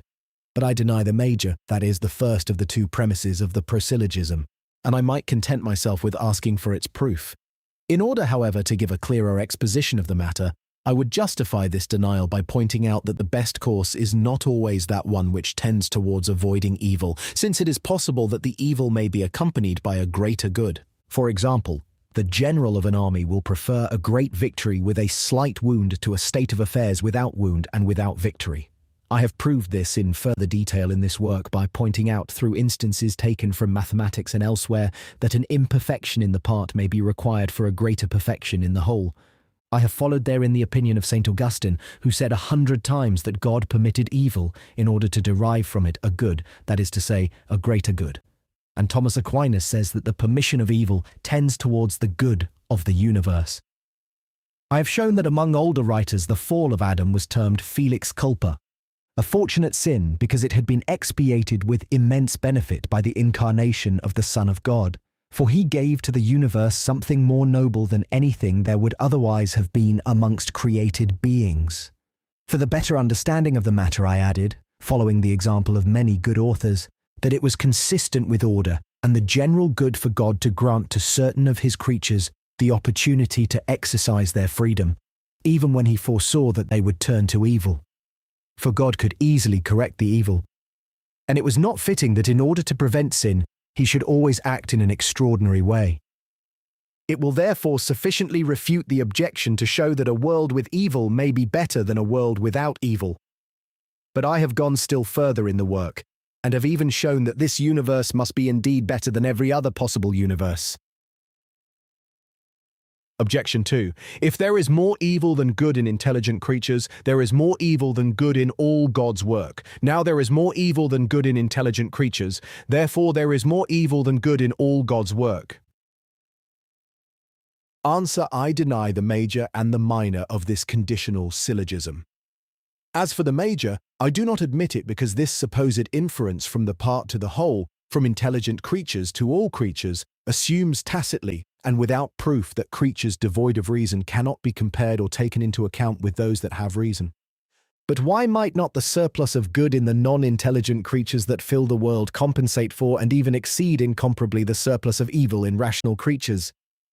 It is true that the value of the latter is greater, but by way of compensation the others are incomparably greater in number, and it may be that the proportion of number and quantity surpasses that of value and quality. The minor also I cannot admit, namely, that there is more evil than good in intelligent creatures. One need not even agree that there is more evil than good in the human kind, for it is possible, and even a very reasonable thing, that the glory and the perfection of the blessed may be incomparably greater than the misery and imperfection of the damned, and that here the excellence of the total good in the smaller number may exceed the total evil which is in the greater number. The blessed draw near to divinity through a divine mediator, so far as can belong to these created beings, and make such progress in good as is impossible for the damned to make in evil, even though they should approach as nearly as may be the nature of demons. God is infinite, and the devil is finite. Good can and does go on ad infinitum, whereas evil has its bounds. It may be therefore, and it is probable, that there happens in the comparison between the blessed and the damned, the opposite of what I said could happen in the comparison between the happy and the unhappy, namely that in the latter the proportion of degrees surpasses that of numbers, while in the comparison between intelligent and non-intelligent the proportion of numbers is greater than that of values. One is justified in assuming that a thing may be so as long as one does not prove that it is impossible, and indeed what is here put forward goes beyond assumption. But secondly, even should one admit that there is more evil than good in the human kind, one still has every reason for not admitting that there is more evil than good in all intelligent creatures. For there is an inconceivable number of spirits, and perhaps of other rational creatures besides. And an opponent cannot prove that in the whole city of God, composed as much of spirits as of rational animals without number, and of endless different kinds, the evil exceeds the good.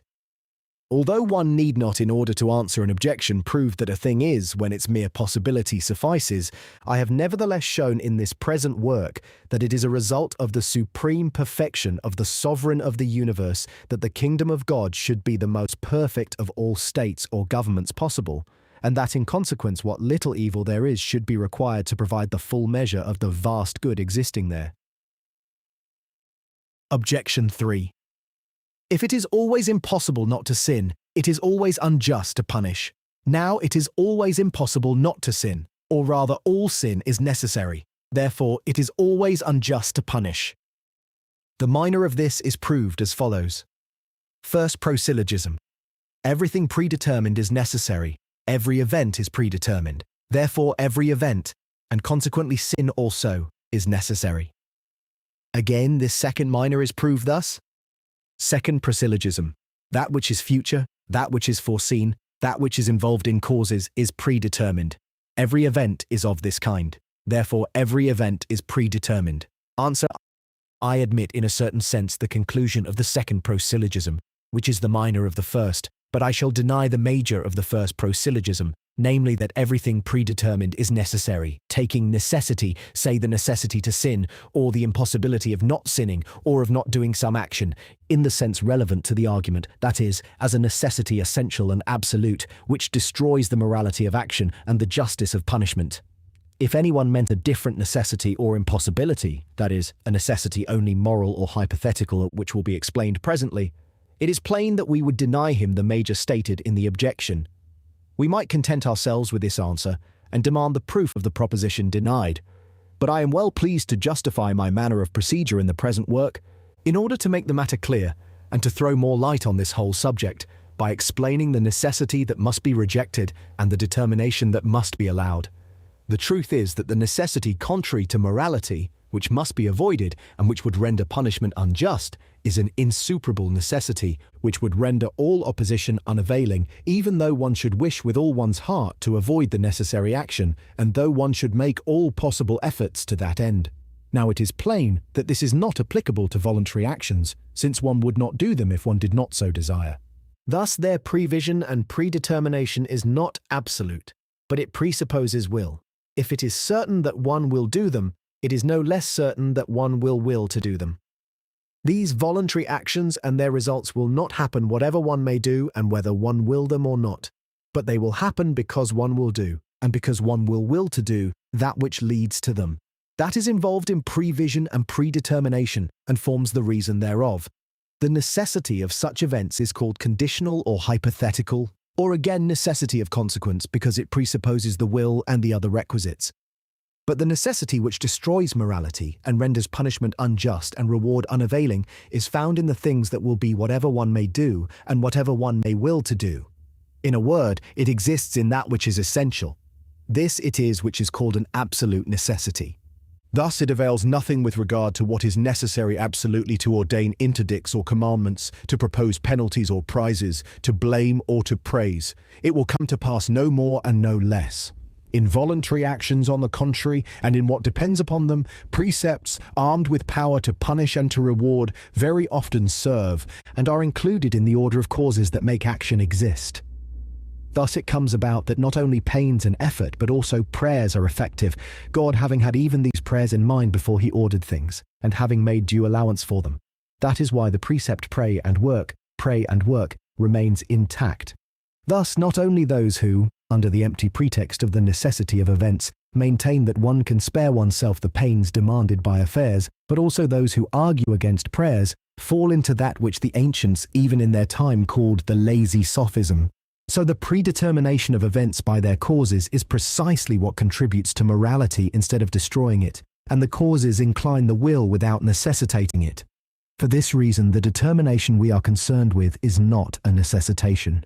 It is certain to him who knows all that the effect will follow this inclination. But this effect does not follow thence by a consequence which is necessary, that is, whose contrary implies contradiction.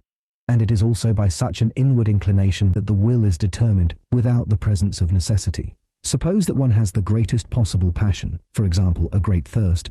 You will admit that the soul can find some reason for resisting it, even if it were only that of displaying its power. Thus, though one may never have complete indifference of equipoise, and there is always a predominance of inclination for the course adopted, that predominance does not render absolutely necessary the resolution taken. Objection 4.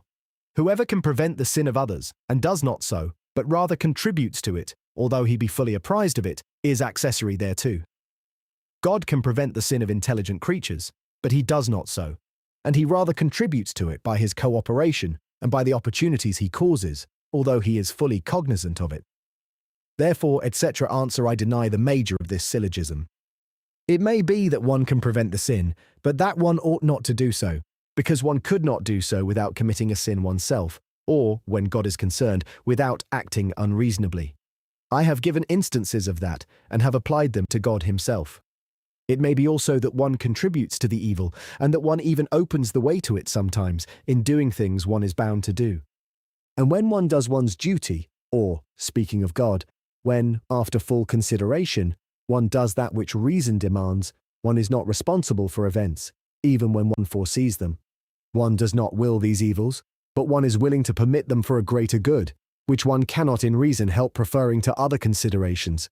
This is a consequent will, resulting from acts of antecedent will, in which one wills the good.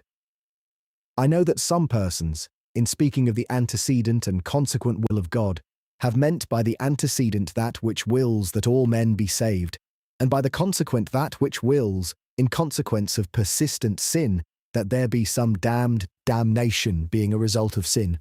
But these are only examples of a more general notion, and one may say with the same reason that God wills by his antecedent will that men sin not, and that by his consequent or final and decretory will, which is always followed by its effect, he wills to permit that they sin, this permission being a result of superior reasons. One has indeed justification for saying in general that the antecedent will of God tends towards the production of good and the prevention of evil, each taken in itself, and as it were detached according to the measure of the degree of each good or of each evil. Likewise, one may say that the consequent or final and total divine will tends towards the production of as many goods as can be put together, whose combination thereby becomes determined, and involves also the permission of some evils and the exclusion of some goods, as the best possible plan of the universe demands. Arminius, in his Anti-Pacinus, explained very well that the will of God can be called consequent, not only in relation to the action of the creature considered beforehand in the divine understanding, but also in relation to other anterior acts of divine will. But it is enough to consider the passage cited from Thomas Aquinas and that from Scotus to see that they make this distinction as I have made it here. Nevertheless, if anyone will not suffer this use of the terms, let him put previous in place of antecedent will, and final or decretary in place of consequent will, for I do not wish to wrangle about words. Objection 5. Whoever produces all that is real in a thing is its cause. God produces all that is real in sin. Therefore God is the cause of sin. Answer: I might content myself with denying the major or the minor, because the term real admits of interpretations capable of rendering these propositions false. But in order to give a better explanation, I will make a distinction. Real either signifies that which is positive only, or else it includes also privative beings. In the first case, I deny the major and I admit the minor. In the second case, I do the opposite. I might have confined myself to that, but I was willing to go further in order to account for this distinction.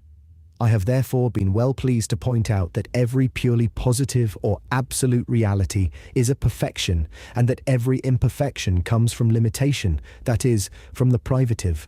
For to limit is to withhold extension, or the more beyond. Now God is the cause of all perfections, and consequently of all realities, when they are regarded as purely positive.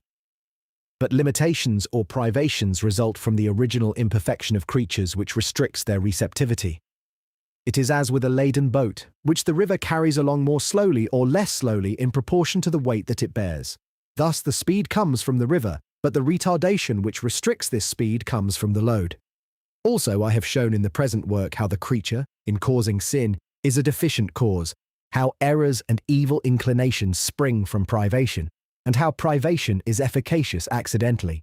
And I have justified the opinion of St. Augustine, who explains, for example, how God hardens the soul, not in giving it something evil, but because the effect of the good he imprints is restricted by the resistance of the soul, and by the circumstances contributing to this resistance, so that he does not give it all the good that would overcome its evil. Nec inquit ab illo erogatur aliquid quo homo fit deterior, sed tantum quo fit melior non erogatur. But if God had willed to do more here, he must needs have produced either fresh natures in his creatures or fresh miracles to change their natures, and this the best plan did not allow. It is just as if the current of the river must needs be more rapid than its slope permits, or the boats themselves be less laden, if they had to be impelled at a greater speed. So the limitation or original imperfection of creatures brings it about that even the best plan of the universe cannot admit more good, and cannot be exempted from certain evils, these, however, being only of such a kind as may tend towards a greater good. There are some disorders in the parts which wonderfully enhance the beauty of the whole, just as certain dissonances appropriately used render harmony more beautiful. But that depends upon the answer which I have already given to the first objection. Objection 6. Whoever punishes those who have done as well as it was in their power to do is unjust. God does so, therefore, etc. Answer: I deny the minor of this argument, and I believe that God always gives sufficient aid and grace to those who have good will, that is to say, who do not reject this grace by a fresh sin. Thus, I do not admit the damnation of children dying unbaptized or outside the church, or the damnation of adult persons who have acted according to the light that God has given them. And I believe that, if anyone has followed the light he had, he will undoubtedly receive thereof in greater measure as he has need, even as the late Herr Hulsemann, who was celebrated as a profound theologian at Leipzig, has somewhere observed, and if such a man had failed to receive light during his life, he would receive it at least in the hour of death. Objection 7. Whoever gives only to some, and not to all, the means of producing effectively in them goodwill and final saving faith has not enough goodness. God does so, therefore, etc.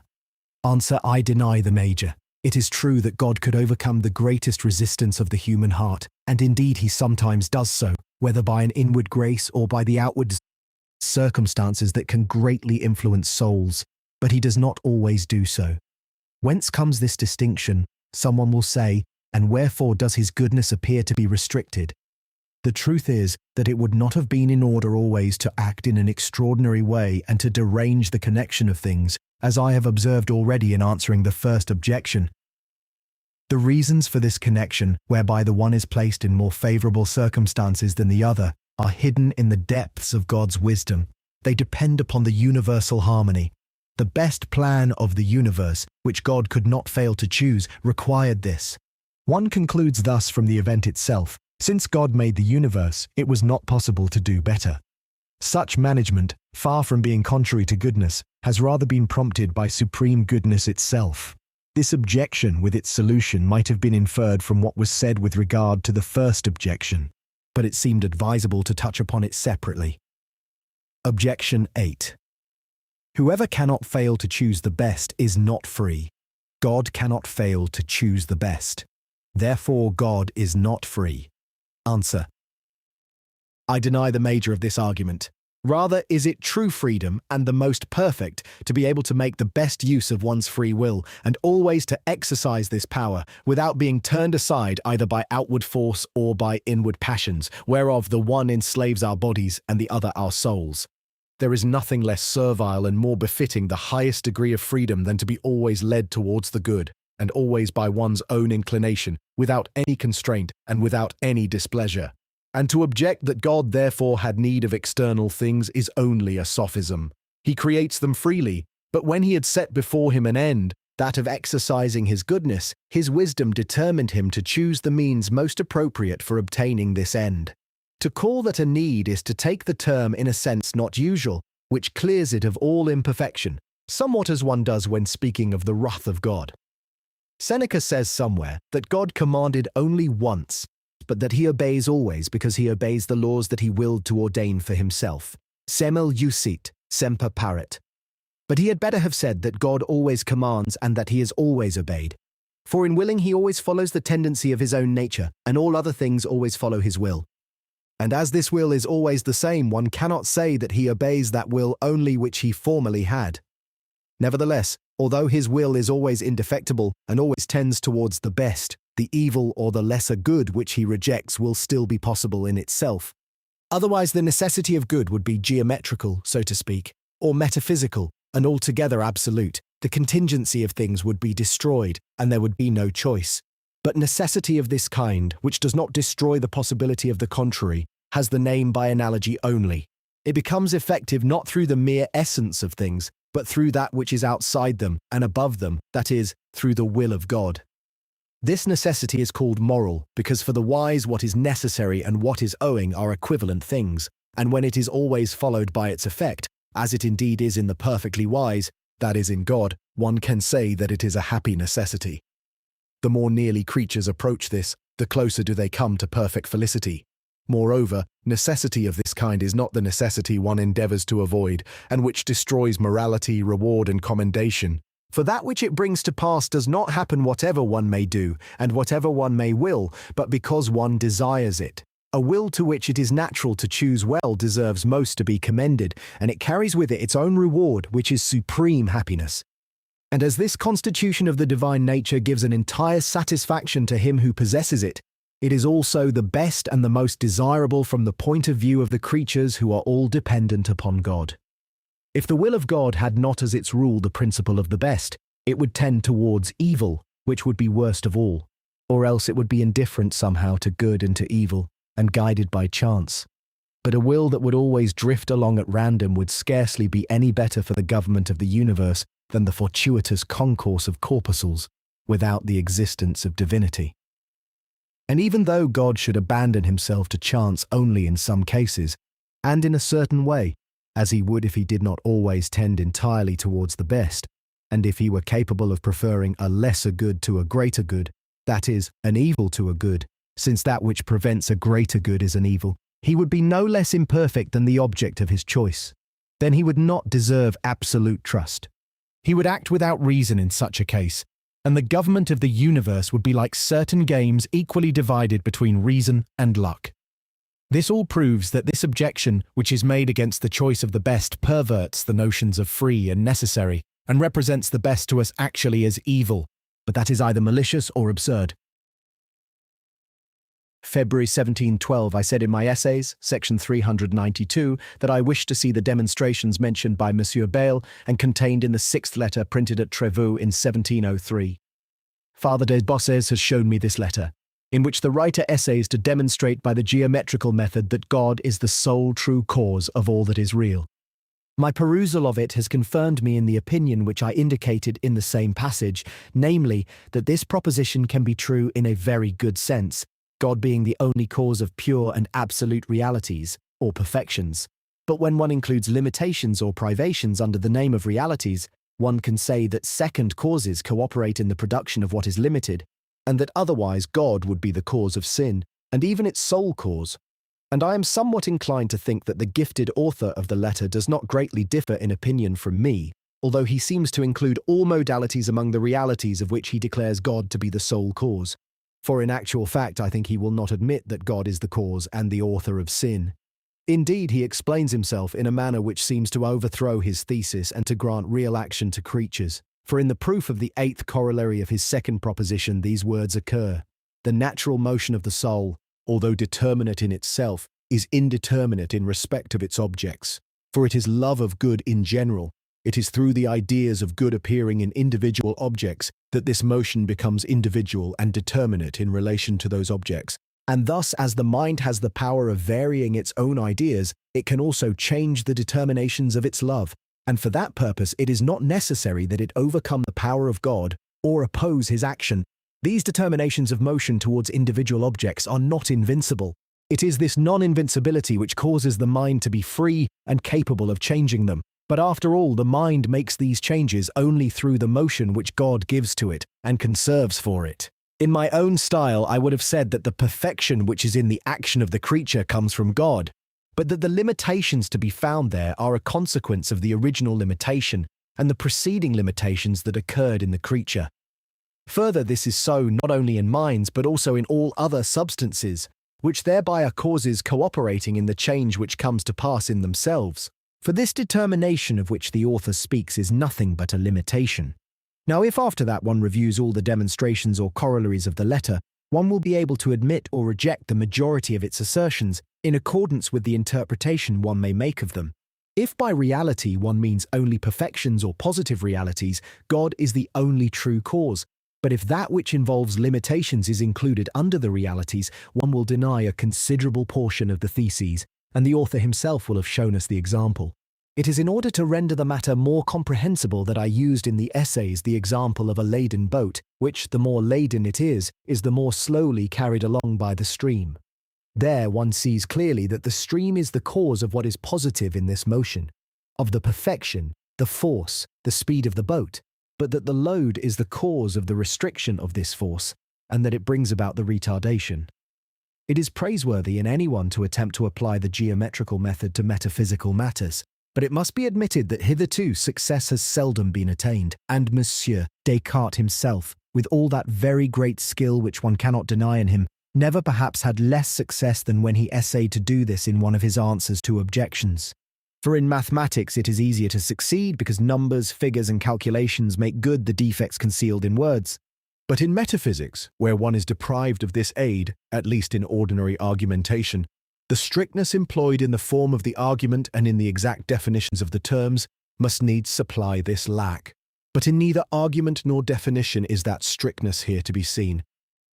The author of the letter, who undoubtedly displays much ardour and penetration, sometimes goes a little too far, as when he claims to prove that there is as much reality and force in rest as in motion. According to the 5th corollary of the 2nd proposition, he asserts that the will of God is no less positive in rest than in motion, and that it is not less invincible. Be it so, but does it follow that there is as much reality and force in each of the two? I do not see this conclusion, and with the same argument one would prove that there is as much force in a strong motion as in a weak motion. God in willing rest wills that the body be at the place A, where it was immediately before, and for that it suffices that there be no reason to prompt God to the change. But when God wills that afterwards the body be at the place B, there must needs be a new reason, of such a kind as to determine God to will that it be in B, and not in C or in any other place, and that it be there more or less promptly. It is upon these reasons, the volitions of God, that we must assess the force and the reality existent in things.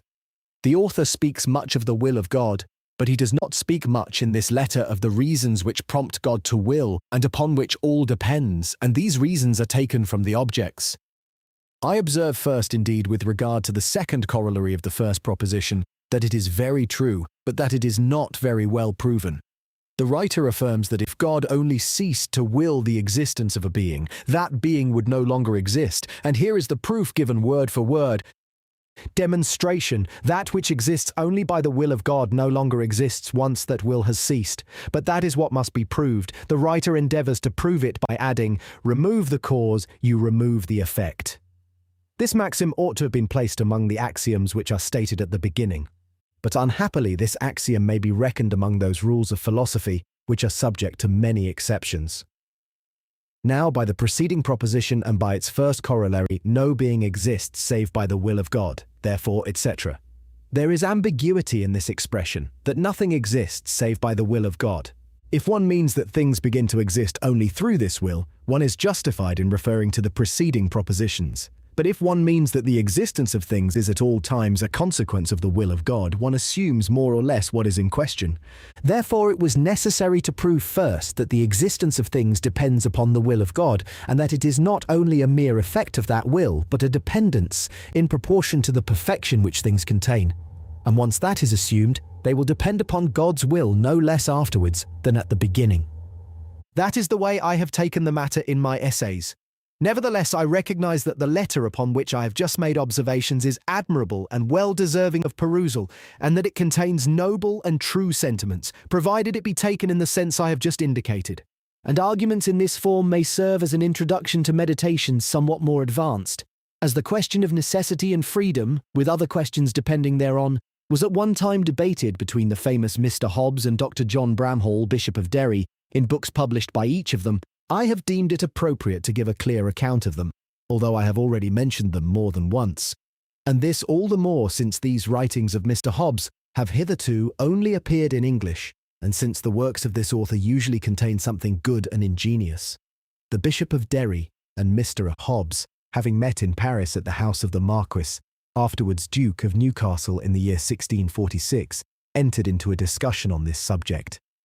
The dispute was conducted with extreme restraint, but the bishop shortly afterwards sent a note to my Lord Newcastle, desiring him to induce Mr. Hobbes to answer it. He answered, but at the same time he expressed a wish that his answer should not be published, because he believed it possible for ill-instructed persons to abuse dogmas such as his, however true they might be. It so happened, however, that Mr. Hobbes himself passed it to a French friend, and allowed a young Englishman to translate it into French for the benefit of this friend. This young man kept a copy of the English original, and published it later in England without the author's knowledge. Thus the bishop was obliged to reply to it, and Mr. Hobbes to make a rejoinder, and to publish all the pieces together in a book of 348 pages printed in London in the year 1656, in 4-2, entitled Questions Concerning Freedom, Necessity, and Chance, elucidated and discussed between Dr. Bramhall, Bishop of Derry, and Thomas Hobbes of Malmesbury. There is a later edition of the year 1684 in a work entitled Hobbes's Tripos, where are to be found his book on human nature, his treatise on the body politic, and his treatise on freedom and necessity. But the latter does not contain the bishop's reply, nor the author's rejoinder. Mr. Hobbes argues on this subject with his usual wit and subtlety, but it is a pity that in both the one and the other we stumble upon petty tricks, such as arise in excitement over the game. The bishop speaks with much vehemence and behaves somewhat arrogantly. Mr. Hobbes, for his part, is not disposed to spare the other, and manifests rather too much scorn for theology and for the terminology of the schoolman, which is apparently favoured by the bishop. One must confess that there is something strange and indefensible in the opinions of Mr. Hobbes. He maintains that doctrines touching the divinity depend entirely upon the determination of the sovereign, and that God is no more the cause of the good than of the bad actions of creatures. He maintains that all that which God does is just, because there is none above him with power to punish and constrain him. Yet he speaks sometimes as if what is said about God were only compliments, that is to say, expressions proper for paying him honor, but not for knowing him. He testifies also that it seems to him that the pains of the wicked must end in their destruction. This opinion closely approaches that of the Socinians, but it seems that Mr. Hobbes goes much further. His philosophy, which asserts that bodies alone are substances, hardly appears favorable to the providence of God and the immortality of the soul. On other subjects, nevertheless, he says very reasonable things. He shows clearly that nothing comes about by chance, or rather that chance only signifies the ignorance of causes that produce the effect, and that for each effect there must be a concurrence of all the sufficient conditions anterior to the event, not one of which, manifestly, can be lacking when the event is to follow, because they are conditions. The event, moreover, does not fail to follow when these conditions exist altogether, because they are sufficient conditions. All which amounts to the same, as I have said so many times, that everything comes to pass as a result of determining reasons, the knowledge whereof, if we had it, would make us know at the same time why the thing has happened and why it did not go otherwise. But this author's humour, which prompts him to paradoxes and makes him seek to contradict others, has made him draw out exaggerated and odious conclusions and expressions as if everything happened through an absolute necessity. The Bishop of Derry, on the other hand, has aptly observed in the answer to Article 35, page 327, that there results only a hypothetical necessity, such as we all grant to events in relation to the foreknowledge of God, while Mr. Hobbes maintains that even divine foreknowledge alone would be sufficient to establish an absolute necessity of events. This was also the opinion of Wycliffe, and even of Luther, when he wrote On the Bondage of the Will, or at least they spoke so. But it is sufficiently acknowledged today that this kind of necessity, which is termed hypothetical and springs from foreknowledge or from other anterior reasons, has nothing in it to arouse one's alarm, whereas it would be quite otherwise if the thing were necessary of itself, in such a way that the contrary implied contradiction. Mr. Hobbes refuses to listen to anything about a moral necessity either, on the ground that everything really happens through physical causes. But one is nevertheless justified in making a great difference between the necessity which constrains the wise to do good, and which is termed moral, existing even in relation to God, and that blind necessity whereby, according to Epicurus, Strato, Spinoza, and perhaps Mr. Hobbes, things exist without intelligence and without choice, and consequently without God. Indeed, there would, according to them, be no need of God, since in consequence of this necessity all would have existence through its own essence, just as necessarily as 2 and 3 make 5. And this necessity is absolute, because everything it carries with it must happen, whatever one may do, whereas what happens by a hypothetical necessity happens as a result of the supposition that this or that has been foreseen or resolved or done beforehand, and moral necessity contains an obligation imposed by reason, which is always followed by its effect in the wise. This kind of necessity is happy and desirable when one is prompted by good reasons to act as one does, but necessity blind and absolute would subvert piety and morality. There is more reason in Mr. Hobbes's discourse when he admits that our actions are in our power, so that we do that which we will when we have the power to do it, and when there is no hindrance. He asserts notwithstanding that our volitions themselves are not so within our power that we can give ourselves, without difficulty and according to our good pleasure, inclinations and wills which we might desire. The bishop does not appear to have taken notice of this reflection, which Mr. Hobbes also does not develop enough. The truth is that we have some power also over our volitions, but obliquely and not absolutely and indifferently. This has been explained in some passages of this work. Finally, Mr. Hobbes shows, like others before him, that the certainty of events and necessity itself, if there were any in the way our actions depend upon causes, would not prevent us from employing deliberations, exhortations, blame and praise, punishments and rewards, for these are of service and prompt men to produce actions or to refrain from them. Thus, if human actions were necessary, they would be so through these means. But the truth is that since these actions are not necessary absolutely whatever one may do, these means contribute only to render the actions determinate and certain, as they are indeed, for their nature shows that they are not subject to an absolute necessity. He gives also a good enough notion of freedom, insofar as it is taken in a general sense, common to intelligent and non-intelligent substances. He states that a thing is deemed free when the power which it has is not impeded by an external thing. Thus, the water that is dammed by a dike has the power to spread, but not the freedom. On the other hand, it has not the power to rise above the dike, although nothing would prevent it then from spreading, and although nothing from outside prevents it from rising so high. To that end, it would be necessary that the water itself should come from a higher point, or that the water level should be raised by an increased flow. Thus, a prisoner lacks the freedom, while a sick man lacks the power to go his way. There is in Mr. Hobbes's preface an abstract of the disputed points which I will give here, adding some expression of opinion. On one side, he says, the assertion is made that it is not in the present power of man to choose for himself the will that he should have. That is well said, especially in relation to present will. Men choose the objects through will, but they do not choose their present wills, which spring from reasons and dispositions. It is true, however, that one can seek new reasons for oneself, and with time give oneself new dispositions, and by this means one can also obtain for oneself a will which one had not and could not have given oneself forthwith. It is, to use the comparison Mr. Hobbes himself uses, as with hunger or with thirst. At the present it does not rest with my will to be hungry or not, but it rests with my will to eat or not to eat. Yet for the time to come it rests with me to be hungry, or to prevent myself from being so at such and such an hour of day, by eating beforehand. In this way it is possible often to avoid an evil will, even though Mr. Hobbes states in his reply that it is the manner of laws to say you must do or you must not do this, but that there is no law saying you must will or you must not will it. Yet it is clear that he is mistaken in regard to the law of God, which says thou shalt not covet, thou shalt not covet. It is true that this prohibition does not concern the first motions, which are involuntary.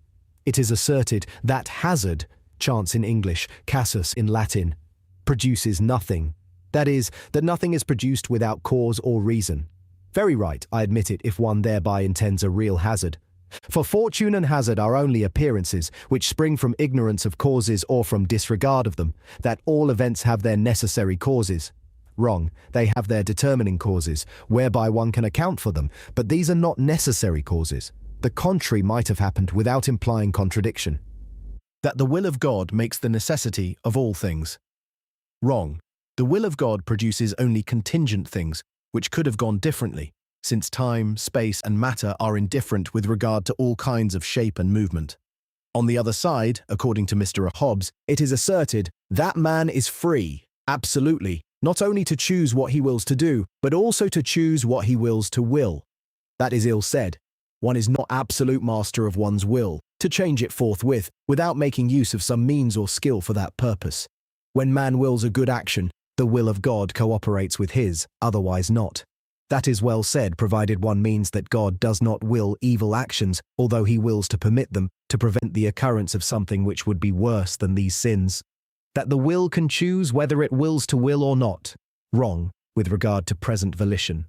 That things happen without necessity by chance. Wrong. What happens without necessity does not because of that happen by chance, that is to say, without causes and reasons. Notwithstanding that God may foresee that an event will happen, it is not necessary that it happen, since God foresees things not as futurities and as in their causes, but as present. That begins well and finishes ill. One is justified in admitting the necessity of the consequence, but one has no reason to resort to the question how the future is present to God. For the necessity of the consequence does not prevent the event or consequent from being contingent in itself. Our author thinks that since the doctrine revived by Arminius had been favoured in England by Archbishop Laud and by the court, and important ecclesiastical promotions had been only for those of that party, this contributed to the revolt which caused the bishop and him to meet in their exile in Paris at the house of Lord Newcastle, and to enter into a discussion. I would not approve all the measures of Archbishop Laud, who had merit and perhaps also good will, but who appears to have goaded the Presbyterians excessively. Nevertheless, one may say that the revolutions, as much in the Low Countries as in Great Britain, in part arose from the extreme intolerance of the strict party. One may say also that the defenders of the absolute decree were at least as strict as the others, having oppressed their opponents in Holland with the authority of Prince Maurice, and having fomented the revolts in England against King Charles I. But these are the faults of men, and not of dogmas. Their opponents do not spare them either. Witness the severity used in Saxony against Nicholas Crell, and the proceedings of the Jesuits against the Bishop of Ypres' party. Mr. Hobbes observes, after Aristotle, that there are two sources for proofs: reason and authority. As for reason, he says that he admits the reasons derived from the attributes of God, which he calls argumentative, and the notions whereof are conceivable, but he maintains that there are others wherein one conceives nothing, and which are only expressions by which we aspire to honour God. But I do not see how one can honour God by expressions that have no meaning. It may be that with Mr. Hobbes, as with Spinoza, wisdom, goodness, justice are only fictions in relation to God and the universe, since the prime cause, according to them, acts through the necessity of its power, and not by the choice of its wisdom. That is an opinion whose falsity I have sufficiently proved. It appears that Mr. Hobbes did not wish to declare himself enough for fear of causing offence to people, on which point he is to be commended. It was also on that account, as he says himself, that he had desired that what had passed between the bishop and him in Paris should not be published. He adds that it is not good to say that an action which God does not will happens, since that is to say in effect that God is lacking in power. But he adds also at the same time that it is not good either to say the opposite, and to attribute to God that he wills the evil, because that is not seemly, and would appear to accuse God of lack of goodness. He believes, therefore, that in these matters telling the truth is not advisable. He would be right if the truth were in the paradoxical opinions that he maintains.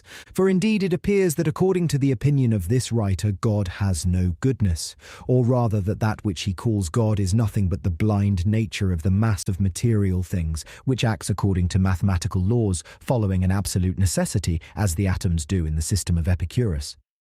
If God were as the great are sometimes here on earth, it would not be fitting to utter all the truths concerning him. But God is not as a man, whose designs and actions often must be concealed. Rather, it is always permissible and reasonable to publish the counsels and the actions of God, because they are always glorious and worthy of praise. Thus, it is always right to utter truths concerning the divinity.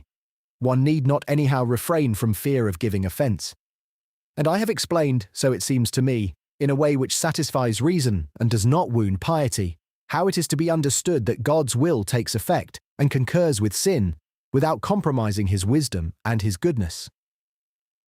As to the authorities derived from Holy Scripture, Mr. Hobbes divides them into three kinds. Some, he says, are for me, the second kind are neutral, and the third seem to be for my opponent. The passages which he thinks favourable to his opinion are those which ascribe to God the cause of our will. Thus Genesis 45:5, where Joseph says to his brethren, "Be not grieved, nor angry with yourselves, that you sold me hither, for God did send me before you to preserve life." And verse 8, "It was not you that sent me hither, but God. And God said, I will harden Pharaoh's heart. And Moses said, But Sihon king of Heshbon would not let us pass by him, for the Lord thy God hardened his spirit, and made his heart obstinate, that he might deliver him into thy hand. And David said of Shimei, Let him curse, because the Lord hath said unto him, Curse David. Who shall then say, Wherefore hast thou done so? And the king Rehoboam hearkened not unto the people, for the cause was from the Lord." Job 12:16. "The deceived and the deceiver are his." Verse 17. "He maketh the judges fools." Verse 24. "He taketh away the heart of the chief of the people of the earth, and causeth them to wander in a wilderness." Verse 25. "He maketh them to stagger like a drunken man." God said of the king of Assyria, "Against the people will I give him a charge, to take the spoil and to take the prey, and to tread them down like the mire of the streets." And Jeremiah said, "O Lord, I know that the way of man is not in himself. It is not in man that walketh to direct his steps." And God said, "When a righteous man doth turn from his righteousness, and commit iniquity, and I lay a stumbling block before him, he shall die." And the Saviour said, "No man can come to me, except the Father which hath sent me draw him." And St. Peter, "Jesus having been delivered by the determinate counsel and foreknowledge of God, ye have taken." And Acts 4:27-28, both Herod and Pontius Pilate, with the Gentiles and the people of Israel, were gathered together for to do whatsoever thy hand and thy counsel determined before to be done. And St. Paul, "It is not of him that willeth, nor of him that runneth, but of God that showeth mercy." And verse 18, Therefore hath he mercy on whom he will have mercy, and whom he will he hardeneth. Verse 19. Thou wilt say then unto me, Why doth he yet find fault? For who hath resisted his will? Verse 20. Nay, but, O man, who art thou that repliest against God? Shall the thing formed say to him that formed it, Why hast thou made me thus? And 1 Corinthians 4:7. For who maketh thee to differ from another? And what hast thou that thou didst not receive? And 1 Corinthians 12:6. There are diversities of operations, but it is the same God which worketh all in all. And Ephesians 2:10. We are his workmanship, created in Christ Jesus unto good works, which God hath before ordained that we should walk in them. And Philippians 2:13. It is God which worketh in you both to will and to do of his good pleasure. One may add to these passages all those which make God the author of all grace and of all good inclinations, and all those which say that we are as dead in sin. Here now are the neutral passages according to Mr. Hobbes. These are those where Holy Scripture says that man has the choice to act if he wills, or not to act if he wills not. For example, Deuteronomy 30:19. I call heaven and earth to record this day against you, that I have set before you life and death, blessing and cursing. Therefore choose life, that both thou and thy seed may live. And Joshua 24:15. Choose you this day whom ye will serve. And God said to Gad the prophet, Go and say unto David, Thus saith the Lord, I offer thee 3 things. Choose thee one of them, that I may do it unto thee. And Isaiah 7:16. Until the child shall know to refuse the evil and choose the good. Finally, the passages which Mr. Hobbes acknowledges to be apparently contrary to his opinion are all those where it is indicated that the will of man is not in conformity with that of God. Thus, Isaiah 5:4. What could have been done more to my vineyard that I have not done in it? Wherefore, when I looked that it should bring forth grapes, brought it forth wild grapes. And Jeremiah 19:5. They have built also the high places of Baal to burn their sons with fire for burnt offerings unto Baal, which I commanded not, nor spake it, neither came it into my mind. And Hosea 13:9. O Israel, thou hast destroyed thyself, but in me is thine help. And 1 Timothy 2:4. God will have all men to be saved, and to come unto the knowledge of the truth. He avows that he could quote very many other passages, such as those which indicate that God willeth not iniquity, that he willeth the salvation of the sinner, and generally all those which declare that God commands good and forbids evil. Mr. Hobbes makes answer to these passages that God does not always will that which he commands, as for example when he commanded Abraham to sacrifice his son, and that God's revealed will is not always his full will or his decree, as when he revealed to Jonah that Nineveh would perish in 40 days. He adds also that when it is said that God wills the salvation of all, that means simply that God commands that all do that which is necessary for salvation. When, moreover, the Scripture says that God wills not sin, that means that he wills to punish it. And as for the rest, Mr. Hobbes ascribes it to the forms of expression used among men. But one will answer him that it would be to God's discredit that his revealed will should be opposed to his real will, that what he bade Jonah say to the Ninevites was rather a threat than a prediction, and that thus the condition of impenitence was implied therein. Moreover, the Ninevites took it in this sense.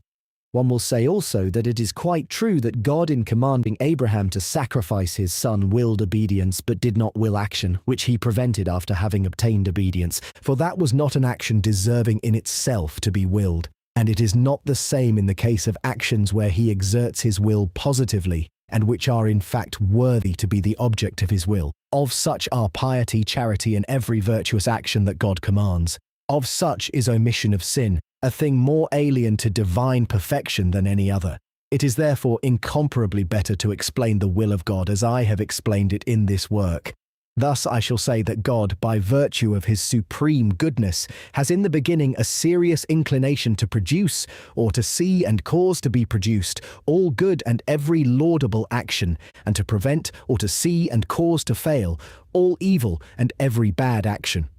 But he is determined by this same goodness, united to an infinite wisdom, and by the very concourse of all the previous and particular inclinations towards each good, and towards the preventing of each evil, to produce the best possible design of things. This is his final and decretary will, and this design of the best being of such a nature that the good must be enhanced therein, as light is enhanced by shade, by some evil which is incomparably less than this good.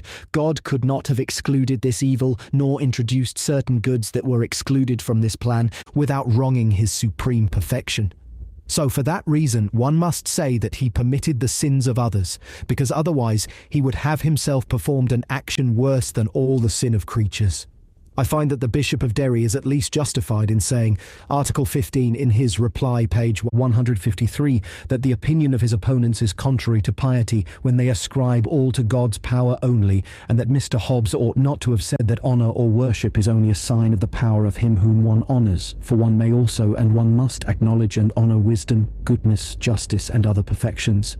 Magnos facili laudamus, bonos libenter.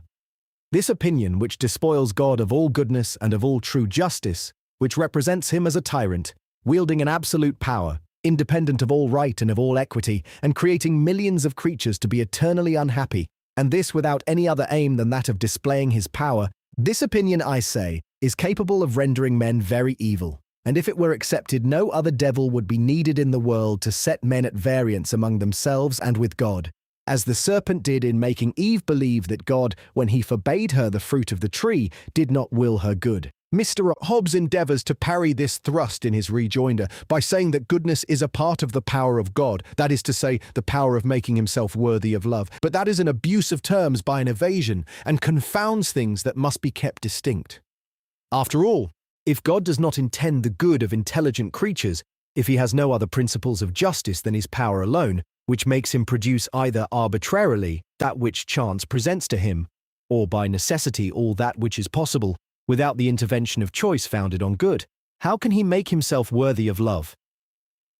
It is therefore the doctrine either of blind power or of arbitrary power, which destroys piety, for the one destroys the intelligent principle or the providence of God, the other attributes to him actions which are appropriate to the evil principle. Justice in God, says Mr. Hobbes, is nothing but the power he has, which he exercises in distributing blessings and afflictions. This definition surprises me. It is not the power to distribute them, but the will to distribute them reasonably. That is, goodness guided by wisdom, which makes the justice of God. But, says he, justice is not in God as in a man, who is only just through the observance of laws made by his superior. Mr. Hobbes is mistaken also in that, as well as Herr Pufendorf, who followed him, justice does not depend upon arbitrary laws of superiors, but on the eternal rules of wisdom and of goodness, in men as well as in God. Mr. Hobbes asserts in the same passage that the wisdom which is attributed to God does not lie in a logical consideration of the relation of means to ends, but in an incomprehensible attribute, attributed to an incomprehensible nature to honour it. It seems as if he means that it is an indescribable something attributed to an indescribable something, and even a chimerical quality given to a chimerical substance, to intimidate and to deceive the nations through the worship which they render to it. After all, it is difficult for Mr. Hobbes to have a different opinion of God and of wisdom, since he admits only material substances. If Mr. Hobbes were still alive, I would beware of ascribing to him opinions which might do him injury. But it is difficult to exempt him from this. He may have changed his mind subsequently, for he attained to a great age. Thus I hope that his errors may not have been deleterious to him, but as they might be so to others, it is expedient to give warnings to those who shall read the writings of one who otherwise is of great merit, and from whom one may profit in many ways. It is true that God does not reason, properly speaking, using time as we do, to pass from one truth to the other. But as he understands at one and the same time all the truths and all their connections, he knows all the conclusions, and he contains in the highest degree within himself all the reasonings that we can develop. And just because of that, his wisdom is perfect. It is a pity that Monsieur Bayle should have seen only the reviews of this admirable work, which are to be found in the journals. If he had read it himself and examined it properly, he would have provided us with a good opportunity of throwing light on many difficulties which spring again and again like the head of the Hydra, in a matter where it is easy to become confused when one has not seen the whole system or does not take the trouble to reason according to a strict plan. For strictness of reasoning performs in subjects that transcend imagination the same function as figures do in geometry. There must always be something capable of fixing our attention and forming a connection between our thoughts. That is why when this Latin book, so learned and so elegant of style, printed originally in London and then reprinted in Bremen, fell into my hands, I judged that the seriousness of the matter and the author's merit required an attention which readers might fairly expect of me, since we are agreed only in regard to half of the subject. Indeed, as the work contains 5 chapters, and the 5th with the appendix equals the rest in size, I have observed that the first 4, where it is a question of evil in general and of physical evil in particular, are in harmony with my principles, save for a few individual passages, and that they sometimes even develop with force and eloquence some points I had treated but slightly because Monsieur Bayle had not placed emphasis upon them. But the 5th chapter, with its sections of which some are equal to entire chapters, speaking of freedom and of the moral evil dependent upon it, is constructed upon principles opposed to mine, and often indeed to those of Monsieur Bayle, that is, if it were possible to credit him with any fixed principles. For this 5th chapter tends to show, if that were possible, that true freedom depends upon an indifference of equipoise, vague, complete, and absolute, so that until the will has determined itself, there would be no reason for its determination, either in him who chooses or in the object, and one would not choose what pleases, but in choosing without reason one would cause what one chooses to be pleasing. This principle of choice without cause or reason, of a choice, I say, divested of the aim of wisdom and goodness, is regarded by many as the great privilege of God and of intelligent substances, and as the source of their freedom, their satisfaction, their morality, and their good or evil. The fantasy of a power to declare one's independence, not only of inclination, but of reason itself within and of good and evil without, is sometimes painted in such fine colours that one might take it to be the most excellent thing in the world. Nevertheless, it is only a hollow fantasy, a suppression of the reasons for the caprice of which one boasts. What is asserted is impossible, but if it came to pass it would be harmful. This fantastic character might be attributed to some Don Juan in a St. Peter's feast, and a man of romantic disposition might even affect the outward appearances of it, and persuade himself that he has it in reality. But in nature there will never be any choice to which one is not prompted by the previous representation of good or evil, by inclinations or by reasons, and I have always challenged the supporters of this absolute indifference to show an example thereof. Nevertheless, if I call fantastic this choice whereto one is determined by nothing, I am far from calling visionaries the supporters of that hypothesis, especially our gifted author. The Peripatetics teach some beliefs of this nature, but it would be the greatest injustice in the world to be ready to despise on that account an Occam, a Suisse, a Cesalpino, a Conringius, men who still advocated certain scholastic opinions which have been improved upon today. One of these opinions, revived, however, and introduced by degenerate scholasticism, and in the age of chimeras, is vague indifference of choice, or real chance, assumed in our souls, as if nothing gave us any inclination unless we perceived it distinctly, and as if an effect could be without causes, when these causes are imperceptible. It is much as some have denied the existence of insensible corpuscles because they do not see them. Modern philosophers have improved upon the opinions of the schoolmen by showing that, according to the laws of corporeal nature, a body can only be set in motion by the movement of another body propelling it. Even so, we must believe that our souls, by virtue of the laws of spiritual nature, can only be moved by some reason of good or evil, and this even when no distinct knowledge can be extracted from our mental state, on account of a concourse of innumerable little perceptions which make us now joyful and now sad, or again of some other humour, and cause us to like one thing more than another without its being possible to say why. Plato, Aristotle, and even Thomas Aquinas, Durand, and other schoolmen of the sounder sort reason on that question like the generality of men, and as unprejudiced people always have reasoned. They assume that freedom lies in the use of reason and the inclinations, which cause the choice or rejection of objects. But finally, some rather too subtle philosophers have extracted from their alembic an inexplicable notion of choice independent of anything whatsoever, which is said to do wonders in solving all difficulties. But the notion is caught up at the outset in one of the greatest difficulties by offending against the grand principle of reasoning, which makes us always assume that nothing is done without some sufficient cause or reason. As the schoolmen often forgot to apply this great principle, admitting certain prime occult qualities, one need not wonder if this fiction of vague indifference met with applause amongst them, and if even most worthy men have been imbued therewith. Our author, who is otherwise rid of many of the errors of the ordinary schoolman, is still deluded by this fiction, but he is without doubt one of the most skilful of those who have supported it. Si pergama dextra defendi possent, etiam hac defensa fuissent. He gives it the best possible turn and only shows it on its good side. He knows how to strip spontaneity and reason of their advantages, transferring all these to vague indifference. Only through this indifference is one active, resisting the passions, taking pleasure in one's choice and or being happy. It appears indeed that one would be miserable if some happy necessity should oblige us to choose aright. Our author had said admirable things on the origin and reasons of natural evils. He only had to apply the same principles to moral evil. Indeed, he believes himself that moral evil becomes an evil through the physical evils that it causes or tends to cause.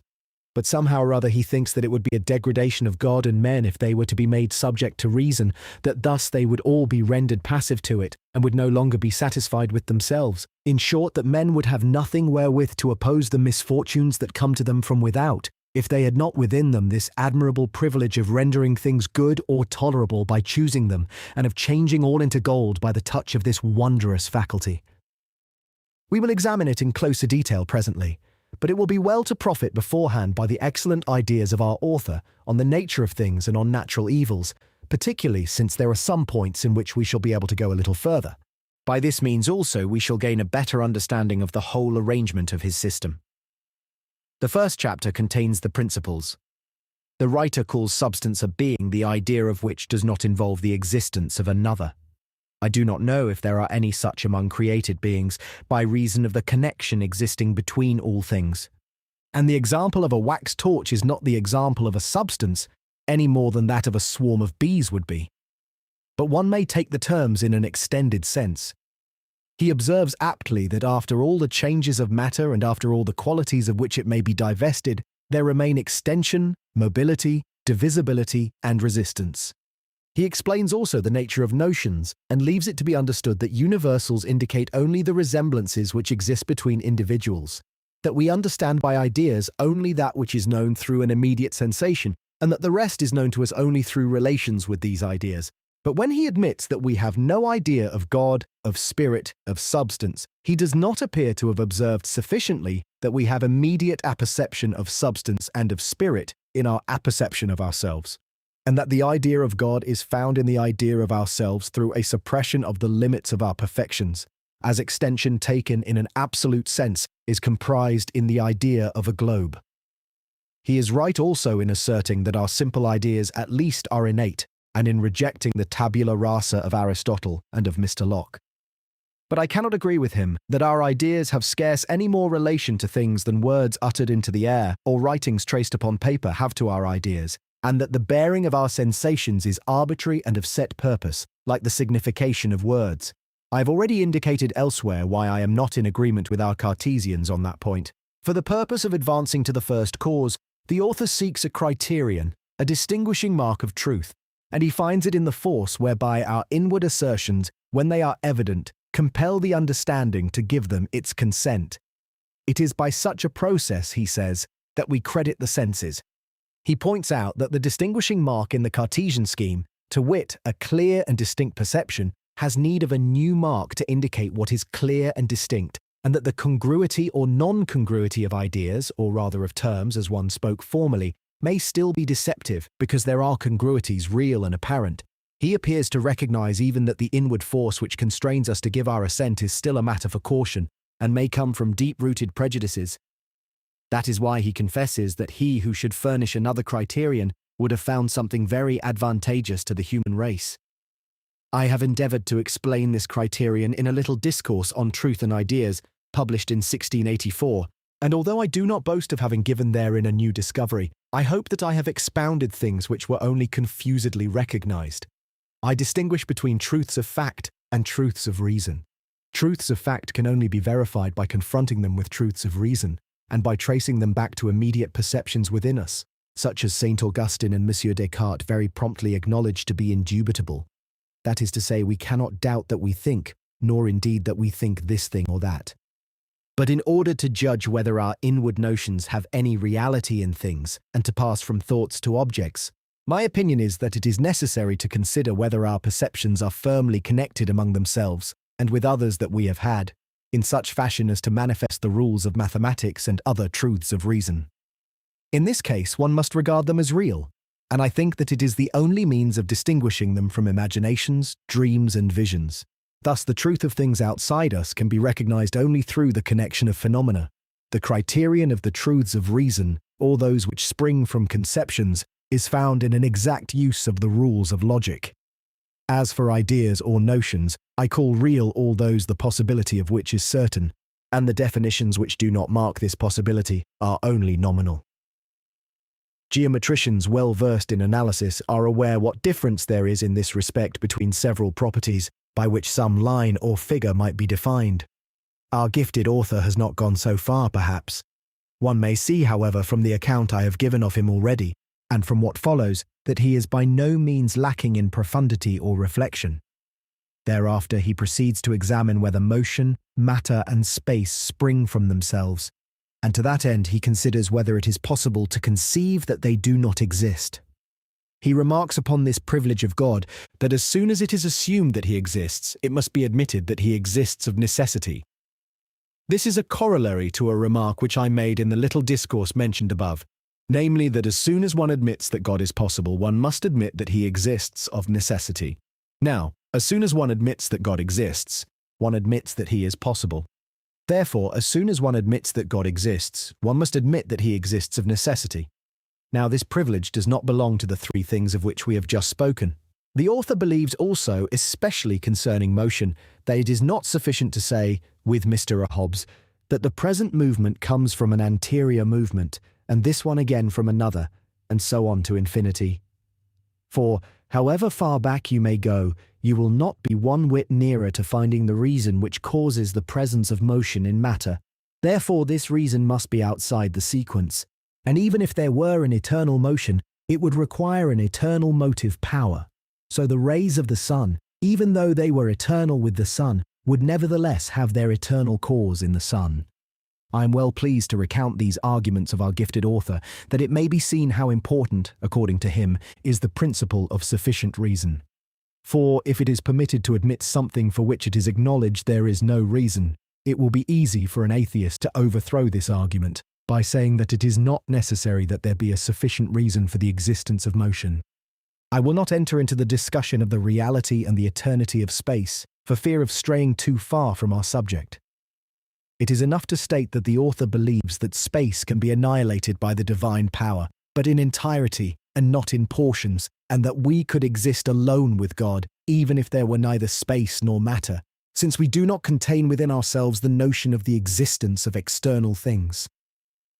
He also puts forward the consideration that in the sensations of sounds, of odours, and of savours, the idea of space is not included. But whatever the opinion formed as to space, it suffices that there is a God, the cause of matter and of motion, and in short of all things. The author believes that we can reason about God, as one born blind would reason about light. But I hold that there is something more in us, for our light is a ray from God's light. After having spoken of some attributes of God, the author acknowledges that God acts for an end, which is the communication of his goodness, and that his works are ordered aright. Finally, he concludes this chapter very properly by saying that God, in creating the world, was at pains to give it the greatest harmony amongst things, the greatest comfort of beings endowed with reason, and the greatest compatibility in desires that an infinite power, wisdom, and goodness combined could produce. He adds that, if some evil has remained notwithstanding, one must believe that these infinite divine perfections could not have, I would rather say ought not to have, taken it away. Chapter 2 anatomizes evil, dividing it as we do into metaphysical, physical, and moral. Metaphysical evil consists in imperfections, physical evil in suffering and other like troubles, and moral evil in sin. All these evils exist in God's work. Lucretius thence inferred that there is no providence, and he denied that the world can be an effect of divinity, that the nature of things was created by God. Because there are so many faults in the nature of things, quoniam tanta stat praedita culpa. Others have admitted two principles, the one good, the other evil. There have also been people who thought the difficulty insurmountable, and among these our author appears to have had Monsieur Bayle in mind. He hopes to show in his work that it is not a Gordian knot which needs to be cut, and he says rightly that the power, the wisdom, and the goodness of God would not be infinite and perfect in their exercise if these evils had been banished. He begins with the evil of imperfection in chapter 3 and observes, as saint Augustine does, that creatures are imperfect, since they are derived from nothingness, whereas God, producing a perfect substance from his own essence, would have made thereof a god. This gives him occasion for making a little digression against the Socinians. But someone will say, why did not God refrain from producing things, rather than make imperfect things? The author answers appositely that the abundance of the goodness of God is the cause. He wished to communicate himself at the expense of a certain fastidiousness which we assume in God, imagining that imperfections offend him. Thus he preferred that there should be the imperfect rather than nothing. But one might have added that God has produced indeed the most perfect whole that was possible, one wherewith he had full cause for satisfaction, the imperfections of the parts serving a greater perfection in the whole. Also, the observation is made soon afterwards that certain things might have been made better, but not without other new and perhaps greater disadvantages. This perhaps could have been omitted, for the author also states as a certainty, and rightly so at the end of the chapter, that it appertains to infinite goodness to choose the best. And thus he was able to draw this conclusion a little earlier, that imperfect things will be added to those more perfect, so long as they do not preclude the existence of the more perfect in as great a number as possible. Thus bodies were created as well as spirits, since the one does not offer any obstacle to the other, and the creation of matter was not unworthy of the great God, as some heretics of old believed, attributing this work to a certain Demogorgon. Let us now proceed to physical evil, which is treated of in chapter 4. Our famous author, having observed that metaphysical evil, or imperfection, springs from nothingness, concludes that physical evil, or discomfort, springs from matter, or rather from its movement, for without movement matter would be useless. Moreover, there must be contrariety in these movements. Otherwise, if all went together in the same direction, there would be neither variety nor generation. But the movements that cause generations cause also corruptions, since from the variety of movements comes concussion between bodies, by which they are often dissipated and destroyed. The author of nature, however, in order to render bodies more enduring, distributed them into systems, those which we know being composed of luminous and opaque balls, in a manner so excellent and so fitting for the display of that which they contain, and for arousing wonder thereat, that we can conceive of nothing more beautiful. But the crowning point of the work was the construction of animals, to the end that everywhere there should be creatures capable of cognition, that no region might be void of its own living things. Our sagacious author believes that the air and even the purest ether have their denizens as well as the water and the earth. But supposing that there were places without animals, these places might have uses necessary for other places which are inhabited. So, for example, the mountains, which render the surface of our globe unequal and sometimes desert and barren, are of use for the production of rivers and of winds, and we have no cause to complain of sands and marshes, since there are so many places still remaining to be cultivated. Moreover, it must not be supposed that all is made for man alone, and the author is persuaded that there are not only pure spirits, but also immortal animals of a nature akin to these spirits, that is, animals whose souls are united to an ethereal and incorruptible matter.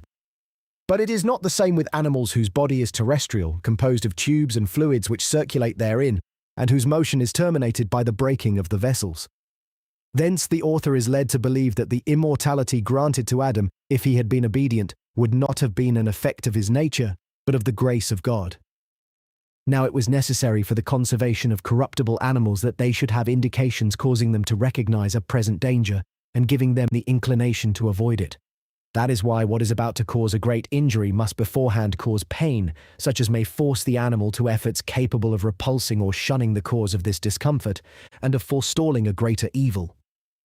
The dread of death helps also to cause its avoidance, for it, if were not so ugly, and if the dissolution of continuity were not so painful, very often animals would take no precautions against perishing or allowing the parts of their body to perish, and the strongest would have difficulty in subsisting for a whole day.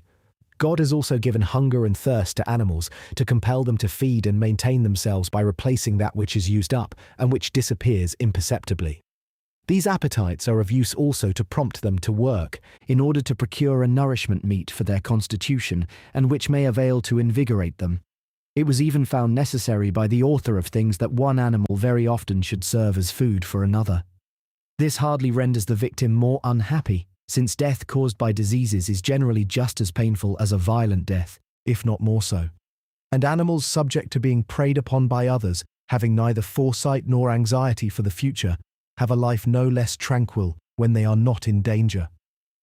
It is the same with inundations, earthquakes, thunderbolts, and other disorders, which brute beasts do not fear, and which men have ordinarily no cause to fear, since there are few that suffer thereby.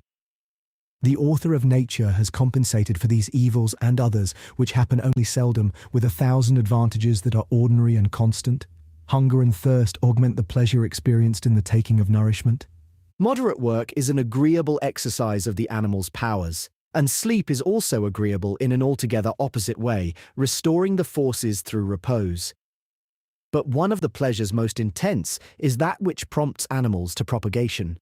God, having taken care to ensure that the species should be immortal, since the individual cannot be so here on earth, also willed that animals should have a great tenderness for their little ones, even to the point of endangering themselves for their preservation.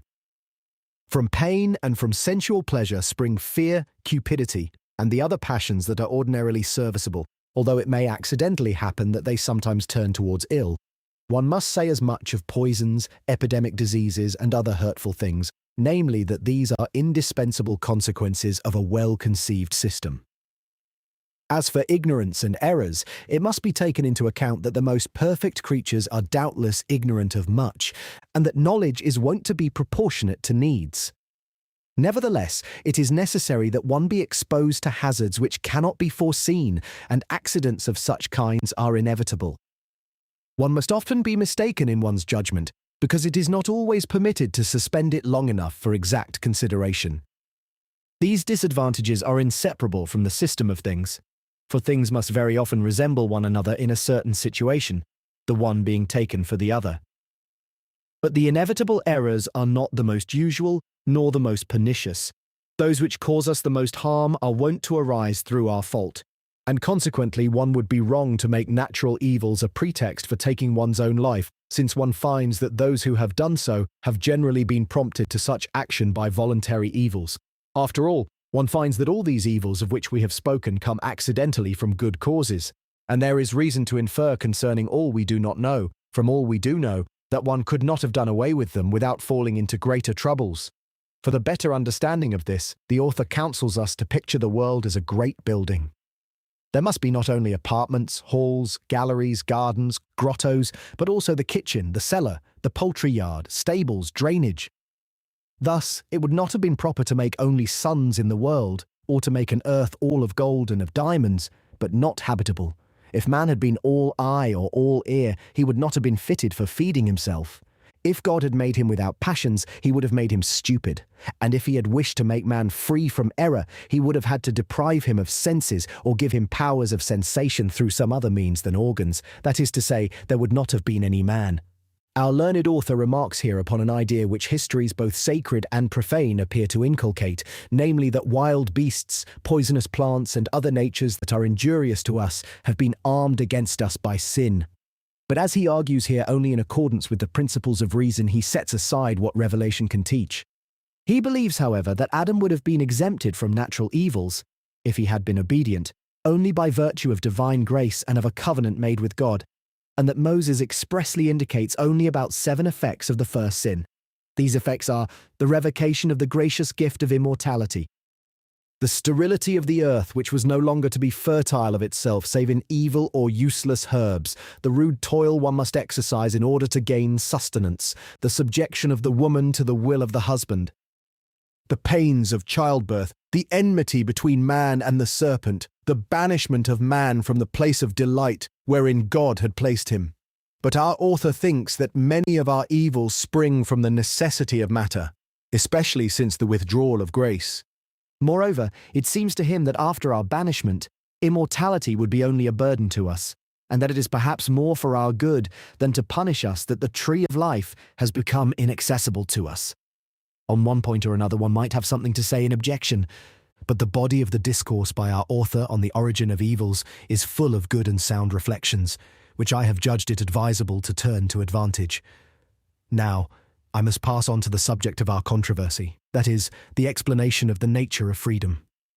The learned author of this work on the origin of evil, proposing to explain the origin of moral evil in the 5th chapter, which makes up half of the whole book, considers that it is altogether different from that of physical evil, which lies in the inevitable imperfection of creatures.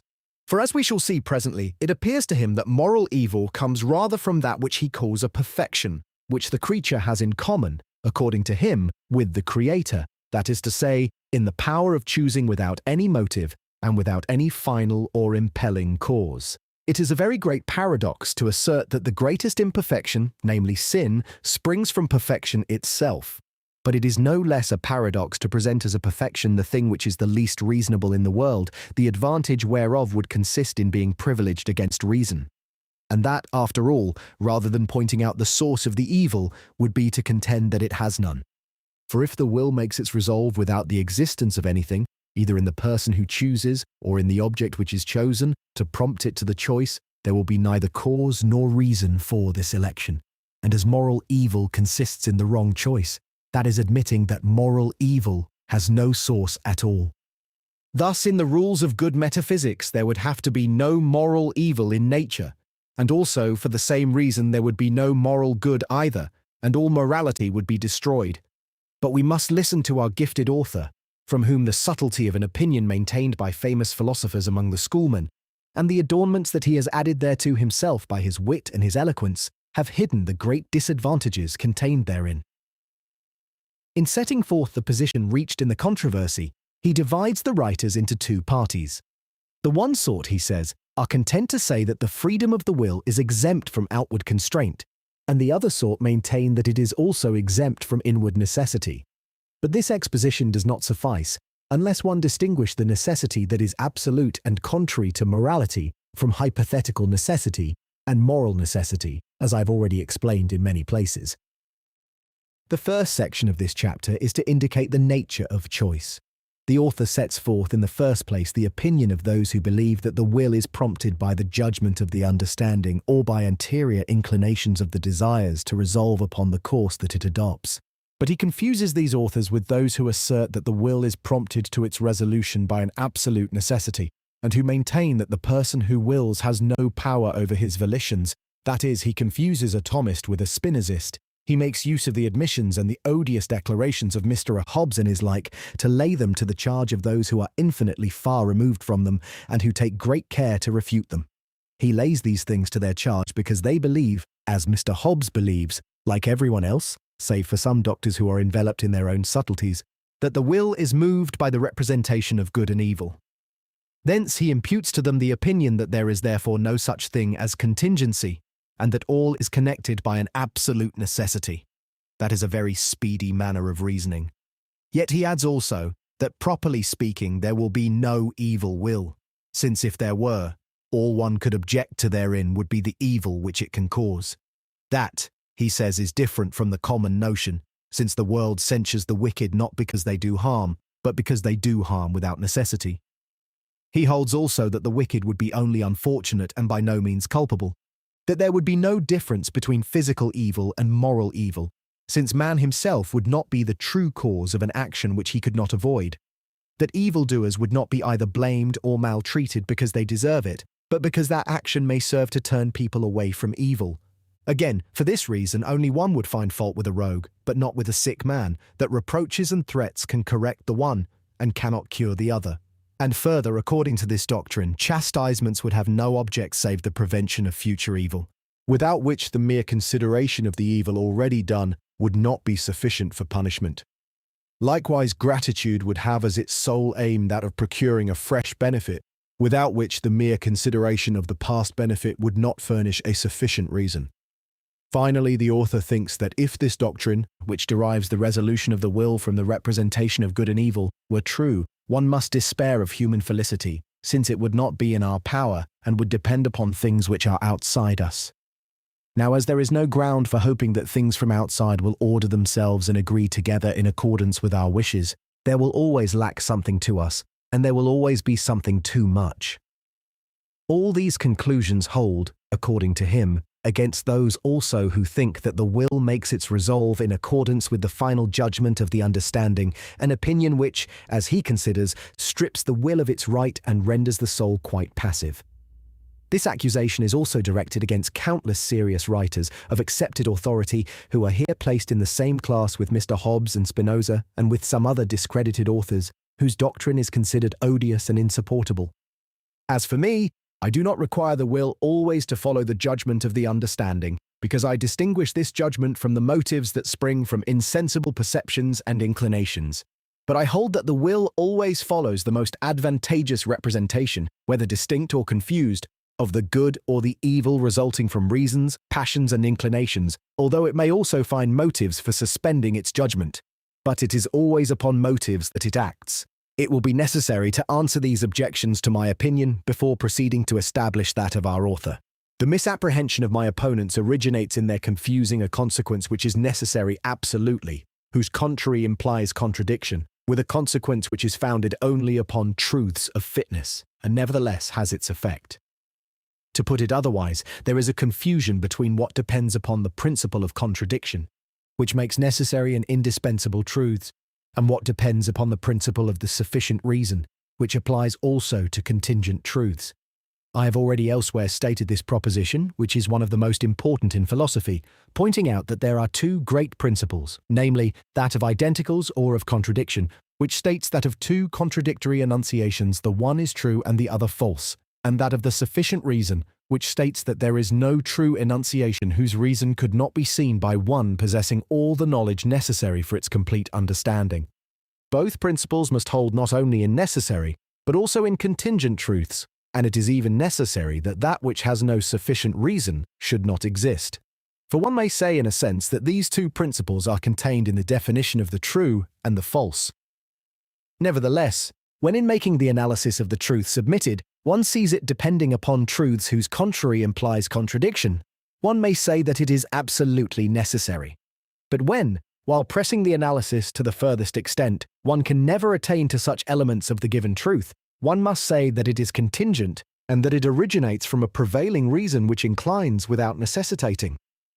Once that is granted, it is seen how we can say with sundry famous philosophers and theologians that the thinking substance is prompted to its resolution by the prevailing representation of good or of evil, and this certainly and infallibly, but not necessarily, that is, by reasons which incline it without necessitating it.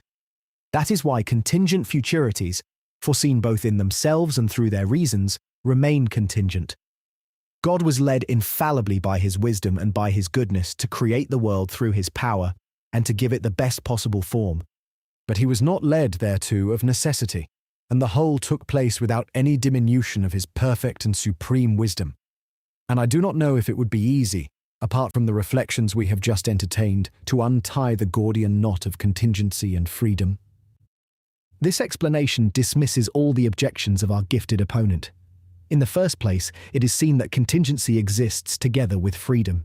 Secondly, evil wills are evil not only because they do harm, but also because they are a source of harmful things, or of physical evils, a wicked spirit being, in the sphere of its activity, what the evil principle of the Manichaeans would be in the universe. Moreover, the author has observed that divine wisdom has usually forbidden actions which would cause discomforts, that is to say, physical evils. It is agreed that he who causes evil by necessity is not culpable.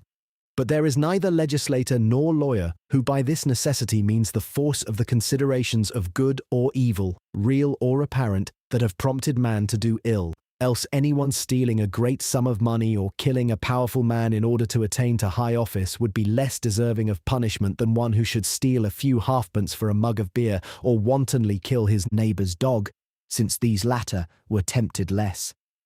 But it is quite the opposite in the administration of justice which is authorized in the world. For the greater is the temptation to sin, the more does it need to be repressed by the fear of a great chastisement. Besides, the greater the calculation evident in the design of an evildoer, the more will it be found that the wickedness has been deliberate, and the more readily will one decide that it is great and deserving of punishment. Thus a too artful fraud causes the aggravating crime called stellionate, and a cheat becomes a forger when he has the cunning to sap the very foundations of our security in written documents. But one will have greater indulgence for a great passion, because it is nearer to madness. The Romans punished with the utmost severity the priests of the god Apis, when these had prostituted the chastity of a noble lady to a knight who loved her to distraction, making him pass as their god, while it was found enough to send the lover into exile. But if someone had done evil deeds without apparent reason, and without appearance of passion, the judge would be tempted to take him for a madman, especially if it proved that he was given to committing such extravagances often. This might tend towards reduction of the penalty, rather than supplying the true grounds of wickedness and punishment. So far removed are the principles of our opponents from the practice of the tribunals and from the general opinion of men. Thirdly, the distinction between physical evil and moral evil will still remain, although there be this in common between them, that they have their reasons and causes. And why manufacture new difficulties for oneself concerning the origin of moral evil, since the principle followed in the solution of those which natural evils have raised suffices also to account for voluntary evils? That is to say, it suffices to show that one could not have prevented men from being prone to errors without changing the constitution of the best of systems or without employing miracles at every turn. It is true that sin makes up a large portion of human wretchedness, and even the largest, but that does not prevent one from being able to say that men are wicked and deserving of punishment. Else one must needs say that the actual sins of the non-regenerate are excusable because they spring from the first cause of our wretchedness, which is original sin. Fourthly, to say that the soul becomes passive and that man is not the true cause of sin if he is prompted to his voluntary actions by their objects, as our author asserts in many passages, and particularly chapter 5, section 1, subsection 3, section 18, is to create for oneself new senses for terms. When the ancients spoke of that which is within our power, or when we speak of that which depends upon us, of spontaneity, of the inward principle of our actions, we do not exclude the representation of external things. For these representations are in our souls. They are a portion of the modifications of this active principle which is within us. No agent is capable of acting without being predisposed to what the action demands. And the reasons or inclinations derived from good or evil are the dispositions that enable the soul to decide between various courses. One will have it that the will is alone active and supreme, and one is wont to imagine it to be like a queen seated on her throne, whose minister of state is the understanding, while the passions are her courtiers or favourite ladies, who by their influence often prevail over the counsel of her ministers.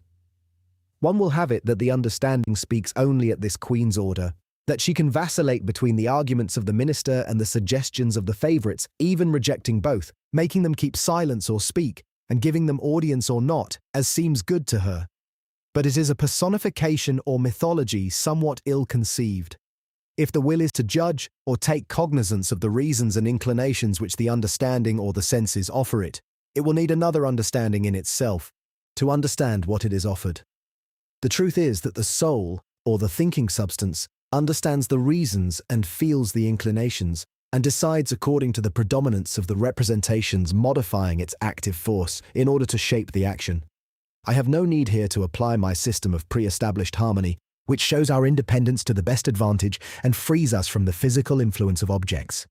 For what I have just said is sufficient to answer the objection.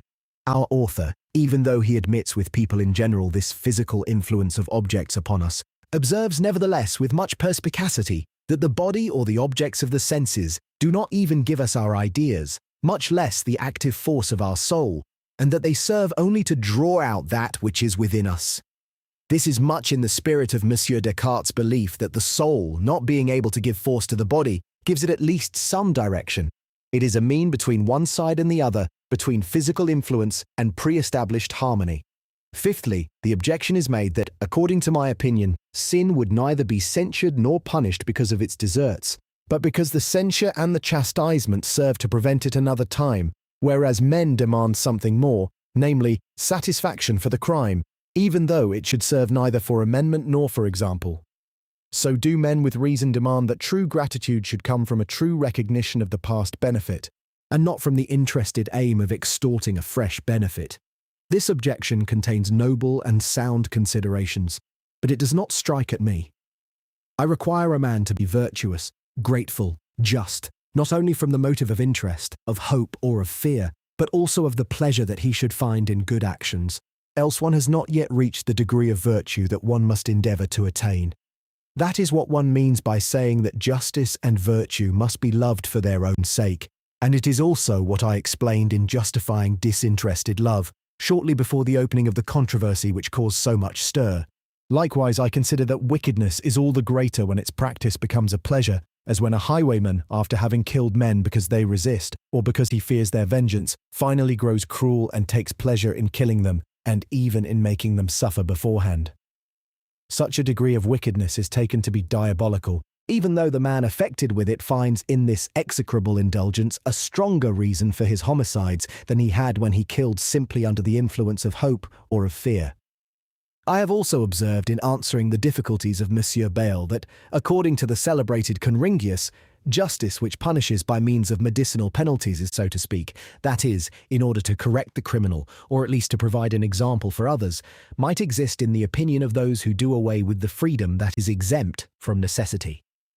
True retributive justice, on the other hand, going beyond the medicinal, assumes something more, namely intelligence and freedom in him who sins, because the harmony of things demands a satisfaction, or evil in the form of suffering, to make the mind feel its error after the voluntary active evil whereto it has consented.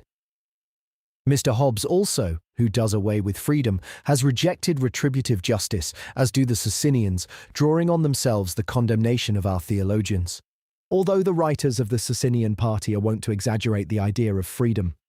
Sixthly, the objection is finally made that men cannot hope for felicity if the will can only be actuated by the representation of good and evil. But this objection seems to me completely null and void, and I think it would be hard to guess how any tolerable interpretation was ever put upon it. Moreover, the line of reasoning adopted to prove it is of a most astounding nature. It is that our felicity depends upon external things, if it is true that it depends upon the representation of good or evil. It is therefore not in our own power, so it is said, for we have no ground for hoping that outward things will arrange themselves for our pleasure. This argument is halting from every aspect. There is no force in the inference. One might grant the conclusion. The argument may be retorted upon the author. Let us begin with the retort, which is easy. For are men any happier or more independent of the accidents of fortune upon this argument, or because they are credited with the advantage of choosing without reason? Have they less bodily suffering? Have they less tendency toward true or apparent goods, less fear of true or imaginary evils? Are they any less enslaved by sensual pleasure, by ambition, by avarice? Less apprehensive, less envious? Yes, our gifted author will say, I will prove it by a method of counting or assessment. I would rather he had proved it by experience, but let us see this proof by counting. Suppose that by my choice, which enables me to give goodness for me to that which I choose, I give to the object chosen 6 degrees of goodness, when previously there were 2 degrees of evil in my condition. I shall become happy all at once and with perfect ease, for I should have 4 degrees surplus or net good. Doubtless that is all very well, but unfortunately it is impossible. For what possibility is there of giving these 6 degrees of goodness to the object? To that end we must needs have the power to change our taste or the things, as we please. That would be almost as if I could say to lead, thou shalt be gold, and make it so. To the pebble, thou shalt be diamond, or at the least, thou shalt look like it. Or it would be like the common explanation of the Mosaical passage which seems to say that the desert manna assumed any taste the Israelites desired to give to it. They only had to say to their homophil, thou shalt be a capon, thou shalt be a partridge. But if I am free to give these 6 degrees of goodness to the object, am I not permitted to give it more goodness? I think that I am. But if that is so, why shall we not give to the object all the goodness conceivable? Why shall we not even go as far as 24 carats of goodness? By this means behold us completely happy, despite the accidents of fortune.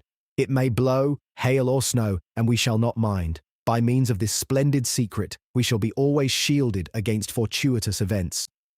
The author agrees that this power overcomes all the natural appetites and cannot be overcome by any of them, and he regards it as the soundest foundation for happiness. Indeed, since there is nothing capable of limiting a power so indeterminate as that of choosing without any reason, and of giving goodness to the object through the choice, either this goodness must exceed infinitely that which the natural appetites seek in objects, these appetites and objects being limited while this power is independent, or at the least this goodness, given by the will to the chosen object, must be arbitrary, and of such a kind as the will desires. For whence would one derive the reason for limits if the object is possible, if it is within reach of him who wills, and if the will can give it the goodness it desires to give, independently of reality and of appearances? It seems to me that may suffice to overthrow a hypothesis so precarious, which contains something of a fairy tale kind. These are the words of one wishing, not of one who has found. It therefore remains only too true that this handsome fiction cannot render us more immune from evils. And we shall see presently that when men place themselves above certain desires or certain aversions, they do so through other desires, which always have their foundation in the representation of good and evil. I said also that one might grant the conclusion of the argument, which states that our happiness does not depend absolutely upon ourselves, at least in the present state of human life. For who would question the fact that we are liable to meet 1,000 accidents which human prudence cannot evade? How, for example, can I avoid being swallowed up together with a town where I take up my abode by an earthquake, if such is the order of things? But finally, I can also deny the inference in the argument, which states that if the will is only actuated by the representation of good and evil, our happiness does not depend upon ourselves. The inference would be valid if there were no God, if everything were ruled by brute causes. But God's ordinance is that for the attainment of happiness it suffices that one be virtuous. Thus, if the soul follows reason and the orders that God has given it, it is assured of its happiness, even though one may not find a sufficiency thereof in this life. Having thus endeavored to point out the disadvantages of my hypothesis, our gifted author sets forth the advantages of his own. He believes that it alone is capable of saving our freedom, that all our felicity rests therein, that it increases our goods and lessens our evils, and that an agent possessing this power is so much the more complete. These advantages have almost all been already disproved. We have shown that for the securing of our freedom it is enough that the representations of goods and of evils and other inward or outward dispositions should incline us without constraining us. Moreover, one does not see how pure indifference can contribute to felicity. On the contrary, the more indifferent one is, the more insensitive and the less capable of enjoying what is good will one prove to be. Besides, the hypothesis proves too much. For if an indifferent power could give itself the consciousness of good, it could also give itself the most perfect happiness, as has been already shown. And it is manifest that there is nothing which would set limits to that power, since limits would withdraw it from its pure indifference. Whence, so our author alleges, it only emerges of itself, or rather, wherein it has never been. Finally, one does not see wherein the perfection of pure indifference lies. On the contrary, there is nothing more imperfect. It would render knowledge and goodness futile, and would reduce everything to chance, with no rules and no measures that could be taken. There are, however, still some advantages adduced by our author which have not been discussed. He considers then that by this power alone are we the true cause to which our actions can be imputed, since otherwise we should be under the compulsion of external objects. Likewise, that by this power alone can one ascribe to oneself the merit of one's own felicity, and feel pleased with oneself. But the exact opposite is the case. For when one happens upon the action through an absolutely indifferent movement, and not as a result of one's good or bad qualities, is it not just as though one were to happen upon it blindly by chance or hazard? Why then should one boast of a good action, or why should one be censured for an evil one, if the thanks or blame redounds to fortune or hazard? I think that one is more worthy of praise when one owes the action to one's good qualities, and the more culpable in proportion as one has been impelled to it by one's evil qualities. To attempt to assess actions without weighing the qualities whence they spring is to talk at random and to put an imaginary, indefinable something in the place of causes. Thus, if this chance or this indefinable something were the cause of our actions, to the exclusion of our natural or acquired qualities, of our inclinations, of our habits, it would not be possible to set one's hopes upon anything depending upon the resolve of others, since it would not be possible to fix something indefinite, or to conjecture into what roadstead the uncertain weather of an extravagant indifference will drive the vessel of the will. But setting aside advantages and disadvantages, let us see how our learned author will justify the hypothesis from which he promises us so much good. He imagines that it is only God and the free creatures who are active in the true sense, and that in order to be active one must be determined by oneself only. Now that which is determined by itself must not be determined by objects, and consequently the free substance, insofar as it is free, must be indifferent with regard to objects, and emerge from this indifference only by its own choice, which shall render the object pleasing to it. But almost all the stages of this argument have their stumbling blocks. Not only the free creatures, but also all the other substances and natures composed of substances are active. Beasts are not free. and yet all the same they have active souls, unless one assume, with the Cartesians, that they are mere machines. Moreover, it is not necessary that in order to be active, one should be determined only by oneself, since a thing may receive direction without receiving force. So it is that the horse is controlled by the rider and the vessel is steered by the helm, and Monsieur Descartes' belief was that our body, having force in itself, receives only some direction from the soul. Thus, an active thing may receive from outside some determination or direction, capable of changing that direction which it would take of itself. Finally, even though an active substance is determined only by itself, it does not follow that it is not moved by objects, for it is the representation of the object within it which contributes towards the determination. Now, the representation does not come from without, and consequently, there is complete spontaneity.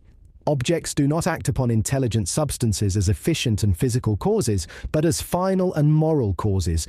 When God acts in accordance with his wisdom, he is guided by the ideas of the possibles which are his objects, but which have no reality outside him before their actual creation. Thus, this kind of spiritual and moral motion is not contrary to the activity of the substance, nor to the spontaneity of its action. Finally, even though free power were not determined by the objects, it can never be indifferent to the action when it is on the point of acting, since the action must have its origin in a disposition to act. Otherwise, one will do anything from anything whatever from anything whatever, and there will be nothing too absurd for us to imagine. But this disposition will have already broken the charm of mere indifference. And if the soul gives itself this disposition, there must needs be another predisposition for this act of giving it. Consequently, however far back one may go, one will never meet with a mere indifference in the soul towards the actions which it is to perform. It is true that these dispositions incline it without constraining it.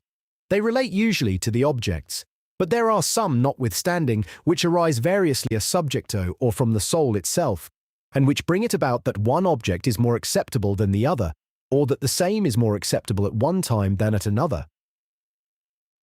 Our author continually assures us that his hypothesis is true, and he undertakes to show that this indifferent power is indeed found in God, and even that it must be attributed to him of necessity. For he says nothing is to God either good or bad in creatures. He has no natural appetite and to be satisfied by the enjoyment of anything outside him. He is therefore absolutely indifferent to all external things, since by them he can neither be helped nor hindered. And he must determine himself and create, as it were, an appetite in making his choice.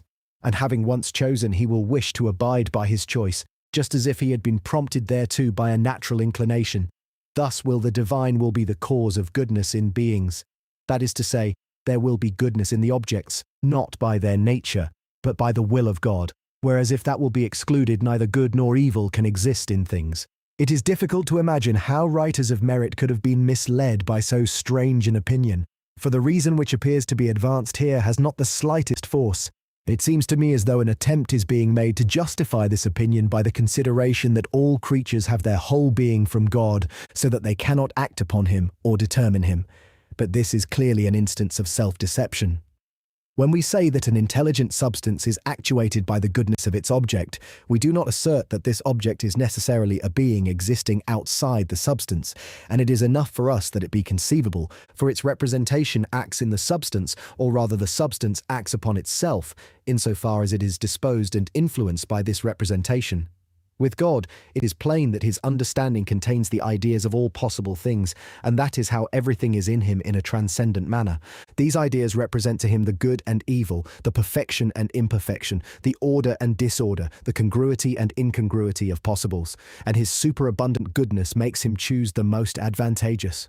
God therefore determines himself by himself, his will acts by virtue of his goodness, but it is particularized and directed in action by understanding filled with wisdom.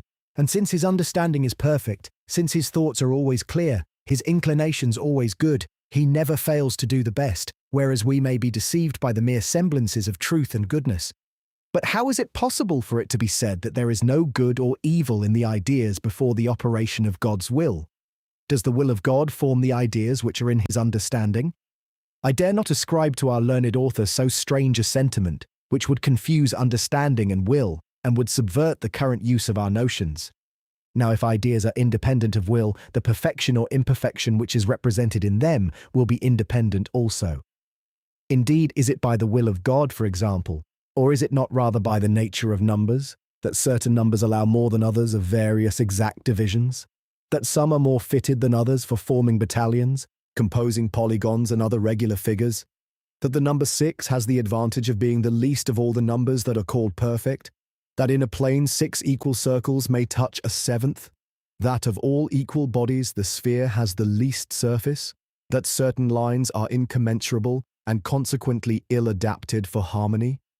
Do we not see that all these advantages or disadvantages spring from the idea of the thing, and that the contrary would imply contradiction?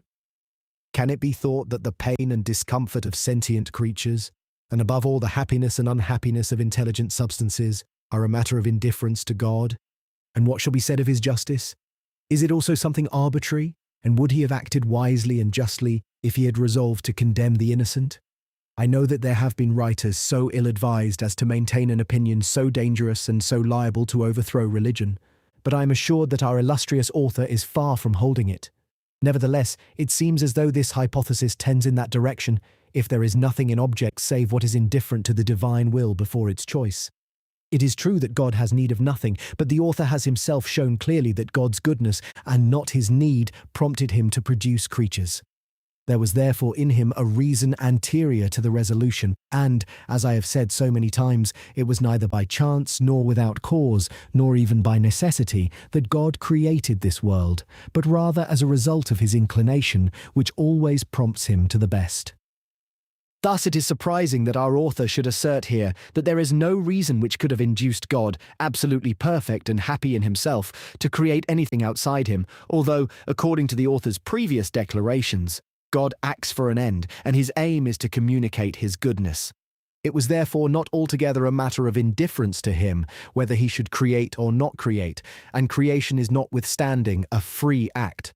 Nor was it a matter of indifference to him either whether he should create one world rather than another, a perpetual chaos or a completely ordered system. Thus the qualities of objects included in their ideas formed the reason for God's choice. Our author, having already spoken so admirably about the beauty and fittingness of the works of God, has tried to search out phrases that would reconcile them with his hypothesis, which appears to deprive God of all consideration for the good or the advantage of creatures. The indifference of God prevails, he says, only in his first elections. But as soon as God has chosen something, he has virtually chosen, at the same time, all that which is of necessity connected therewith. There were innumerable possible men equally perfect. The election of some from among them is purely arbitrary in the judgment of our author. But God, once having chosen them, could not have willed in them anything contrary to human nature. Up to this point, the author's words are consistent with his hypothesis, but those that follow go further. He advances the proposition that when God resolved to produce certain creatures, he resolved at the same time, by virtue of his infinite goodness, to give them every possible advantage. Nothing indeed could be so reasonable, but also nothing could be so contrary to the hypothesis he has put forward, and he does right to overthrow it, rather than prolong the existence of anything so charged with incongruities incompatible with the goodness and wisdom of God. Here is the way to see plainly that this hypothesis cannot harmonize with what has just been said. The first question will be, will God create something or not, and wherefore? The author has answered that he will create something in order to communicate his goodness. It is therefore no matter of indifference to him whether he shall create or not. Next, the question is asked, will God create such and such a thing, and wherefore? One must needs answer, to speak consistently, that the same goodness makes him choose the best. And indeed the author falls back on that subsequently. But following his own hypothesis, he answers that God will create such a thing, but that there is no wherefore because God is absolutely indifferent towards creatures who have their goodness only from his choice. It is true that our author varies somewhat on this point, for he says here that God is indifferent to the choice between men of equal perfection or between equally perfect kinds of rational creatures. Thus, according to this form of expression, he would choose rather the more perfect kind. And as kinds that are of equal perfection harmonize more or less with others, God will choose those that agree best together. There will therefore be no pure and absolute indifference, and the author thus comes back to my principles. But let us speak, as he speaks, in accordance with his hypothesis, and let us assume with him that God chooses certain creatures even though he be absolutely indifferent towards them. He will then just as soon choose creatures that are irregular, ill-shapen, mischievous, unhappy, chaos everlasting, monsters everywhere, scoundrels as sole inhabitants of the earth, devils filling the whole universe, all this rather than excellent systems, shapely forms, upright persons, good angels. No, the author will say, God, when once he had resolved to create men, resolved at the same time to give them all the advantages possible in the world, and it is the same with regard to creatures of other kinds. I answer that if this advantage were connected of necessity with their nature, the author would be speaking in accordance with his hypothesis. That not being so, however, he must admit that God's resolve to give every possible advantage to men arises from a new election independent of that one which prompted God to make men. But whence comes this new election? Does it also come from mere indifference? If such is the case, nothing prompts God to seek the good of men, and if he sometimes comes to do it, it will be merely by accident. But the author maintains that God was prompted to the choice by his goodness. Therefore, the good and ill of creatures is no matter of indifference to him, and there are in him primary choices to which the goodness of the object prompts him. He chooses not only to create men, but also to create men as happy as it is possible to be in this system. After that, not the least vestige of mere indifference will be left, for we can reason concerning the entire world, just as we have reasoned concerning the human race. God resolved to create a world, but he was bound by his goodness at the same time to make choice of such a world as should contain the greatest possible amount of order, regularity, virtue, happiness. For I can see no excuse for saying that whereas God was prompted by his goodness to make the men he has resolved to create as perfect as is possible within this system, he had not the same good intention towards the whole universe. There we have come back again to the goodness of the objects.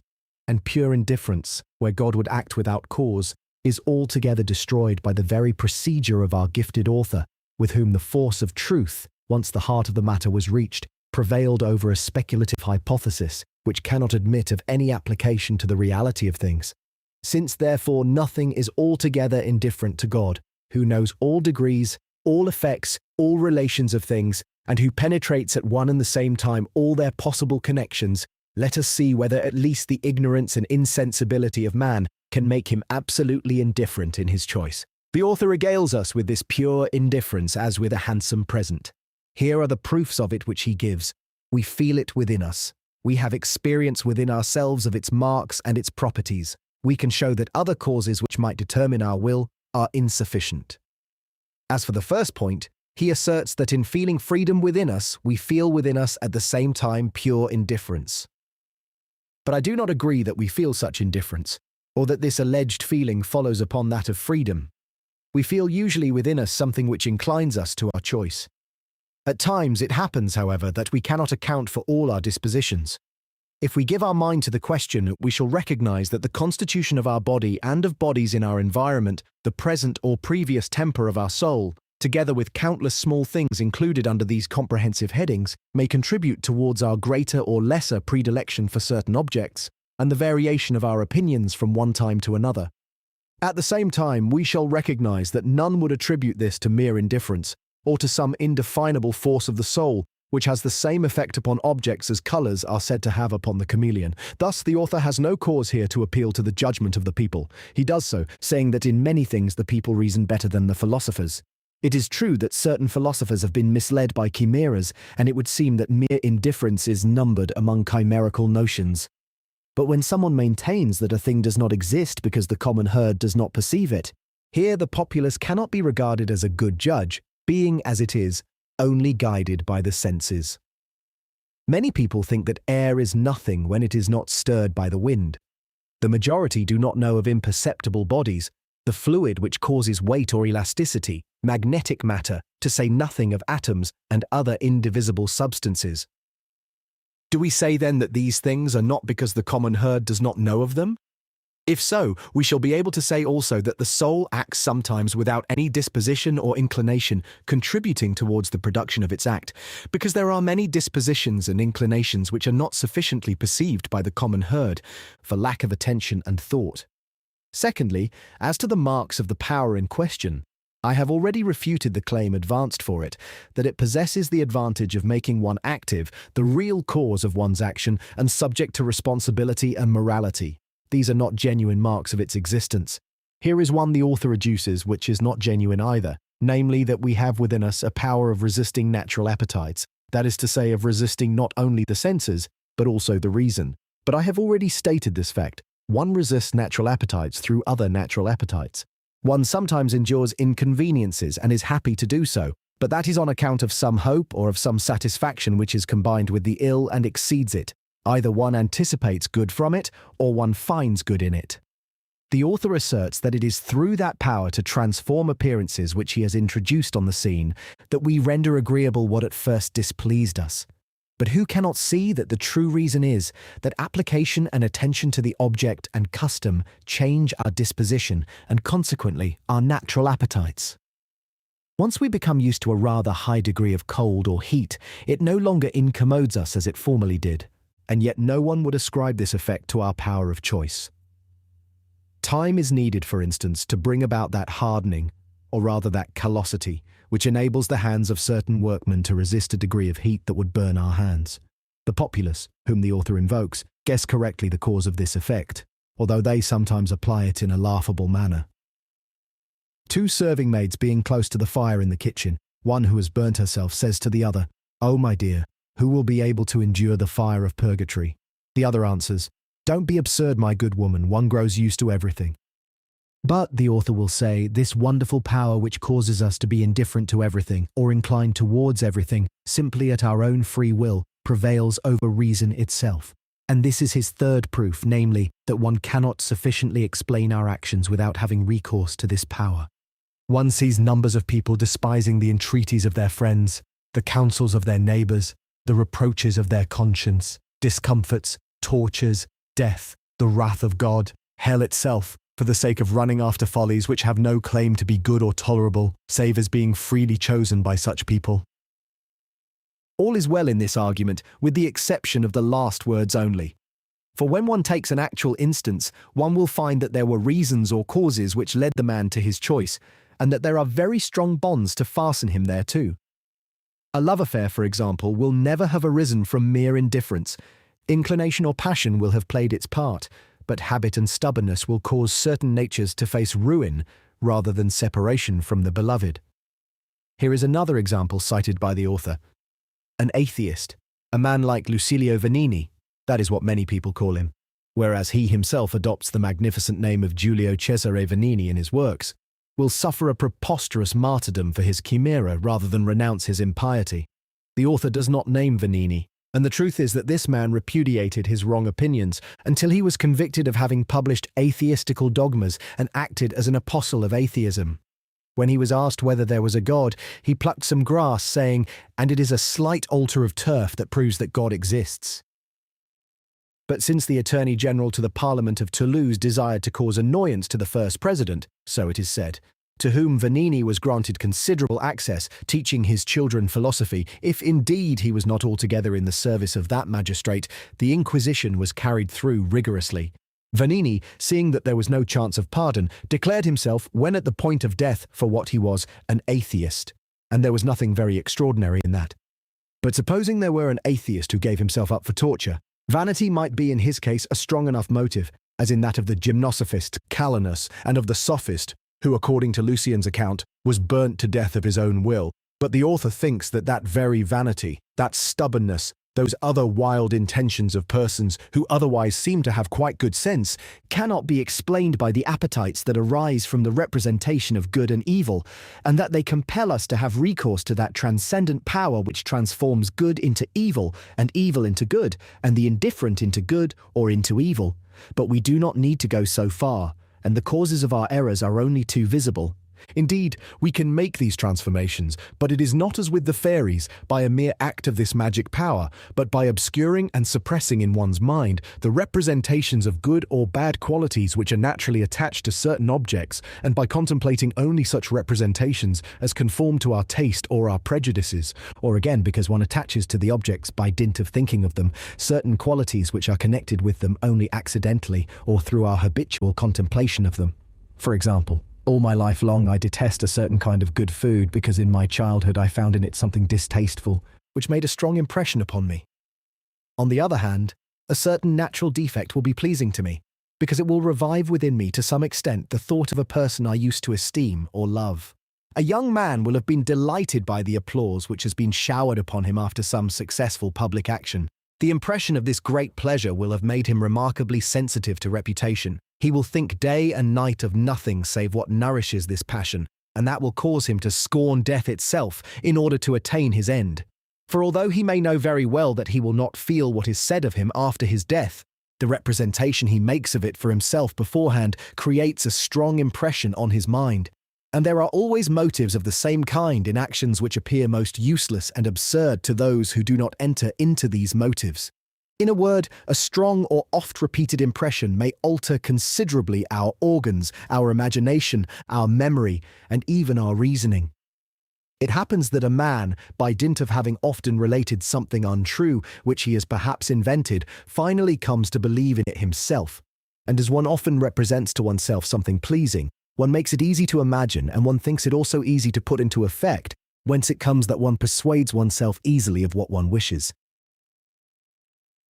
And lovers fashion dreams for themselves.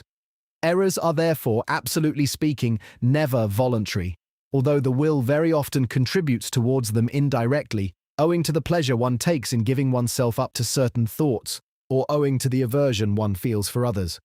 Beautiful print in a book will help towards making it persuasive to the reader. The air and manner of a speaker will win the audience for him. One will be inclined to despise doctrines coming from a man one despises or hates, or from another who resembles him in some point that strikes us. I have already said why one is readily disposed to believe what is advantageous or agreeable, and I have known people who at first had changed their religion for worldly considerations, but who have been persuaded and well persuaded afterwards that they had taken the right course. One sees also that stubbornness is not simply wrong choice persevering, but also a disposition to persevere therein, which is due to some good supposed to be inherent in the choice, or some evil imagined as arising from a change. The first choice has perchance been made in mere levity, but the intention to abide by it springs from certain stronger reasons or impressions. There are even some writers on ethics who lay it down that one ought to abide by one's choice so as not to be inconstant or appear so. Yet perseverance is wrong when one despises the warnings of reason, especially when the subject is important enough to be examined carefully. But when the thought of change is unpleasant, one readily averts one's attention from it, and that is the way which most frequently leads one to stubbornness. The author wished to connect stubbornness with his so-called pure indifference. He might then have taken into account that to make us cling to a choice there would be need of more than the mere choice itself or a pure indifference, especially if this choice has been made lightly, and all the more lightly in proportion to the indifference shown. In such a case we shall be readily inclined to reverse the choice unless vanity, habit, interest or some other motive makes us persevere therein. It must not be supposed either that vengeance pleases without cause. Persons of intense feeling ponder upon it day and night, and it is hard for them to efface the impression of the wrong or the affront they have sustained. They picture for themselves a very great pleasure in being freed from the thought of scorn which comes upon them every moment, and which causes some to find vengeance sweeter than life itself. Who counts revenge a good more sweet than life itself? The author would wish to persuade us that usually, when our desire or our aversion is for some object which does not sufficiently deserve it, we have given to it the surplus of good or evil which has affected us, through the alleged power of choice which makes things appear good or evil as we wish. One has had 2 degrees of natural evil, one gives oneself 6 degrees of artificial good through the power that can choose without cause. Thus one will have 4 degrees of net good. If that could be carried out, it would take us far, as I have already said here. The author even thinks that ambition, avarice, the gambling mania, and other frivolous passions derive all their force from this power. But there are besides so many false appearances in things, so many imaginations capable of enlarging or diminishing objects, so many unjustified connections in our arguments, that there is no need of this little fairy, that is, of this inward power operating as it were by enchantment, to whom the author attributes all these disorders. Indeed, I have already said repeatedly that when we resolve upon some course contrary to acknowledged reason, we are prompted to it by another reason stronger to outward appearance, such as, for instance, is the pleasure of appearing independent and of performing an extraordinary action. There was in days past at the court of Osnabrück a tutor to the pages, who, like a second Mucius Scaevola, held out his arm into the flame and looked like getting a gangrene. in order to show that the strength of his mind was greater than a very acute pain. Few people will follow his example, and I do not even know if a writer could easily be found who, having once affirmed the existence of a power capable of choosing without cause, or even contrary to reason, would be willing to prove his case by his own example, in renouncing some good benefice or some high office, simply in order to display this superiority of will over reason. But I am sure at the least that an intelligent man would not do so. He would be presently aware that someone would nullify his sacrifice by pointing out to him that he had simply imitated Heliodorus, Bishop of Larissa. That man, so it is said, held his book on Theagenes and Chariclea dearer than his bishopric, and such a thing may easily happen when a man has resources enabling him to dispense with his office and when he is sensitive to reputation. Thus every day people are found ready to sacrifice their advantages to their caprices, that is to say, actual goods to the mere semblance of them. If I wish to follow step by step the arguments of our gifted author, which often come back to matters previously considered in our inquiry, usually, however, with some elegant and well-phrased addition, I should be obliged to proceed too far. But I hope that I shall be able to avoid doing so, having, as I think, sufficiently met all his reasons. The best thing is that with him practice usually corrects and amends theory. After having advanced the hypothesis in the second section of this 5th chapter, that we approach God through the capacity to choose without reason, and that this power being of the noblest kind, its exercise is the most capable of making one happy, things in the highest degree paradoxical, since it is reason which leads us to imitate God, and our happiness lies in following reason. After that, I say, the author provides an excellent corrective, for he says rightly that in order to be happy we must adapt our choice to things, since things are scarcely prone to adapt themselves to us, and that this is, in effect, adapting oneself to the divine will. Doubtless that is well said, but it implies besides that our will must be guided as far as possible by the reality of the objects, and by true representations of good and evil. Consequently also the motives of good and evil are not opposed to freedom, and the power of choosing without cause, far from ministering to our happiness, will be useless and even highly prejudicial. Thus it is happily the case that this power nowhere exists, and that it is a being of reasoning reason, as some schoolmen call the fictions that are not even possible. As for me, I should have preferred to call them beings of non-reasoning reason. Also, I think that the 3rd section, on wrong elections, may pass, since it says that one must not choose things that are impossible, inconsistent, harmful, contrary to the divine will, or already taken by others. Moreover, the author remarks appositely that by prejudicing the happiness of others needlessly, one offends the divine will, which desires that all be happy as far as it is possible. I will say as much of the 4th section, where there is mention of the source of wrong elections, which are error or ignorance, negligence, fickleness in changing too readily, stubbornness in not changing in time, and bad habits. Finally, there is the importunity of the appetites, which often drive us inopportunely towards external things. The 5th section is designed to reconcile evil elections or sins with the power and goodness of God. And this section, as it is diffuse, is divided into subsections. The author has cumbered himself needlessly with a great objection, for he asserts that without a power to choose that is altogether indifferent in the choice there would be no sin. Now it was very easy for God to refuse to creatures a power so irrational. It was sufficient for them to be actuated by the representations of goods and evils. It was therefore easy, according to the author's hypothesis, for God to prevent sin. To extricate himself from this difficulty, he has no other resource than to state that if this power were removed from things, the world would be nothing but a purely passive machine. But that is the very thing which I have disproved. If this power were missing in the world, as in fact it is, one would hardly complain of the fact. Souls will be well content with the representations of goods and evils for the making of their choice, and the world will remain as beautiful as it is.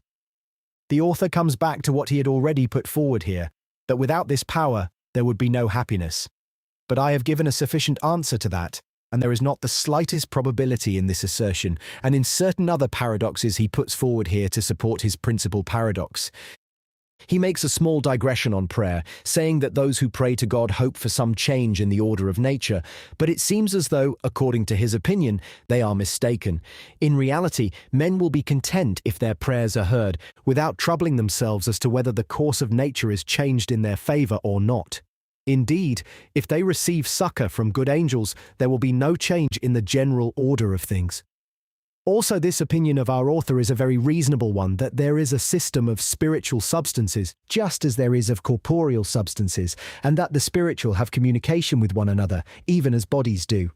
God employs the ministry of angels in his rule of mankind, without any detriment to the order of nature. Nevertheless, it is easier to put forward theories on these matters than to explain them, unless one have recourse to my system of harmony. But the author goes somewhat further. He believes that the mission of the Holy Spirit was a great miracle in the beginning, but that now his operations within us are natural. I leave it to him to explain his opinion and to settle the matter with other theologians. Yet I observe that he finds the natural efficacy of prayer in the power it has of making the soul better, of overcoming the passions, and of winning for oneself a certain degree of new grace. I can say almost the same things on my hypothesis, which represents the will as acting only in accordance with motives, and I'm immune from the difficulties in which the author has become involved over his power of choosing without cause. He is in great embarrassment also with regard to the foreknowledge of God. For if the soul is perfectly indifferent in its choice, how is it possible to foresee this choice? And what sufficient reason will one be able to find for the knowledge of a thing, if there is no reason for its existence? The author puts off to some other occasion the solution of this difficulty, which would require, according to him, an entire work. For the rest, he sometimes speaks pertinently and in conformity with my principles on the subject of moral evil. He says, for example, that vices and crimes do not detract from the beauty of the universe, but rather add to it, just as certain dissonances would offend the ear by their harshness if they were heard quite alone, and yet in combination they render the harmony more pleasing. He also points out diverse goods involved in evils, for instance, the usefulness of prodigality in the rich and avarice in the poor. Indeed, it serves to make the arts flourish. We must also bear in mind that we are not to judge the universe by the small size of our globe and of all that is known to us. For the stains and defects in it may be found as useful for enhancing the beauty of the rest as patches, which have nothing beautiful in themselves, are by the fair sex found adapted to embellish the whole face, although they disfigure the part they cover. Cotta, in Cicero's book, had compared providence in its granting of reason to men to a physician who allows wine to a patient, notwithstanding that he foresees the misuse which will be made thereof by the patient at the expense of his life. The author replies that providence does what wisdom and goodness require, and that the good which accrues is greater than the evil. If God had not given reason to man, there would have been no man at all, and God would be like a physician who killed someone in order to prevent his falling ill. One may add that it is not reason which is harmful in itself, but the absence of reason. And when reason is ill employed, we reason well about means, but not adequately about an end, or about that bad end we have proposed to ourselves. Thus it is always for lack of reason that one does an evil deed. The author also puts forward the objection made by Epicurus in the book by Lactantius on the wrath of God. The terms of the objection are more or less as follows. Either God wishes to banish evils and cannot contrive to do so, in which case he would be weak, or he can abolish them, and will not, which would be a sign of malignity in him. Or again he lacks power and also will, which would make him appear both weak and jealous. Or finally he can and will, but in this case it will be asked why he then does not banish evil if he exists. The author replies that God cannot banish evil, that he does not wish to either, and that notwithstanding he is neither malicious nor weak. I should have preferred to say that he can banish evil, but that he does not wish to do so absolutely, and rightly so, because he would then banish good at the same time, and he would banish more good than evil. Finally, our author, having finished his learned work, adds an appendix in which he speaks of the divine laws. He fittingly divides these laws into natural and positive. He observes that the particular laws of the nature of animals must give way to the general laws of bodies, that God is not in reality angered when his laws are violated, but that order demanded that he who sins should bring an evil upon himself, and that he who does violence to others should suffer violence in his turn. But he believes that the positive laws of God rather indicate and forecast the evil than cause its infliction, and that gives him occasion to speak of the eternal damnation of the wicked, which no longer serves either for correction or example, and which nevertheless satisfies the retributive justice of God, although the wicked bring their unhappiness upon themselves. He suspects, however, that these punishments of the wicked bring some advantage to virtuous people. He is doubtful also whether it is not better to be damned than to be nothing, For it might be that the damned are fools, capable of clinging to their state of misery, owing to a certain perversity of mind which, he maintains, makes them congratulate themselves on their false judgments in the midst of their misery, and take pleasure in finding fault with the will of God. For every day one sees peevish, malicious, envious people who enjoy the thought of their ills and seek to bring affliction upon themselves. These ideas are not worthy of contempt, and I have sometimes had the like myself, but I am far from passing final judgment on them. I related in section 271 of the essays written to oppose Monsieur Bayle the fable of the devil's refusal of the pardon a hermit offers him on God's behalf. Baron André Teifel, an Austrian nobleman, knight of the court of Ferdinand, Archduke of Austria, who became the second emperor of that name, alluding to his name, which appears to mean devil in German, assumed as his emblem a devil or satyr, with this Spanish motto, más perdido y menos arrepentido, the more lost, the less repentant, which indicates a hopeless passion from which one cannot free oneself. This motto was afterwards repeated by the Spanish Count of Villamediana, when he was said to be in love with the Queen. Coming to the question why evil often happens to the good and good to the wicked, our illustrious author thinks that it has been sufficiently answered, and that hardly any doubt remains on that point.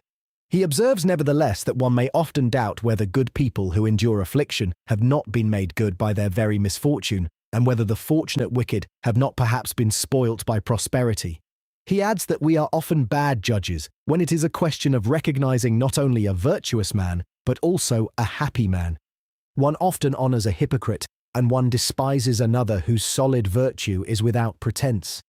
We are poor judges of happiness also, and often felicity is hidden from sight under the rags of a contented poor man, while it is sought in vain in the palaces of certain of the great. Finally, the author observes that the greatest felicity here on earth lies in the hope of future happiness, and thus it may be said that to the wicked nothing happens save what is of service for correction or chastisement, and to the good nothing save what ministers to their greater good. These conclusions entirely correspond to my opinion, and one can say nothing more appropriate for the conclusion of this work. The end. Thank you for listening and have a wonderful day.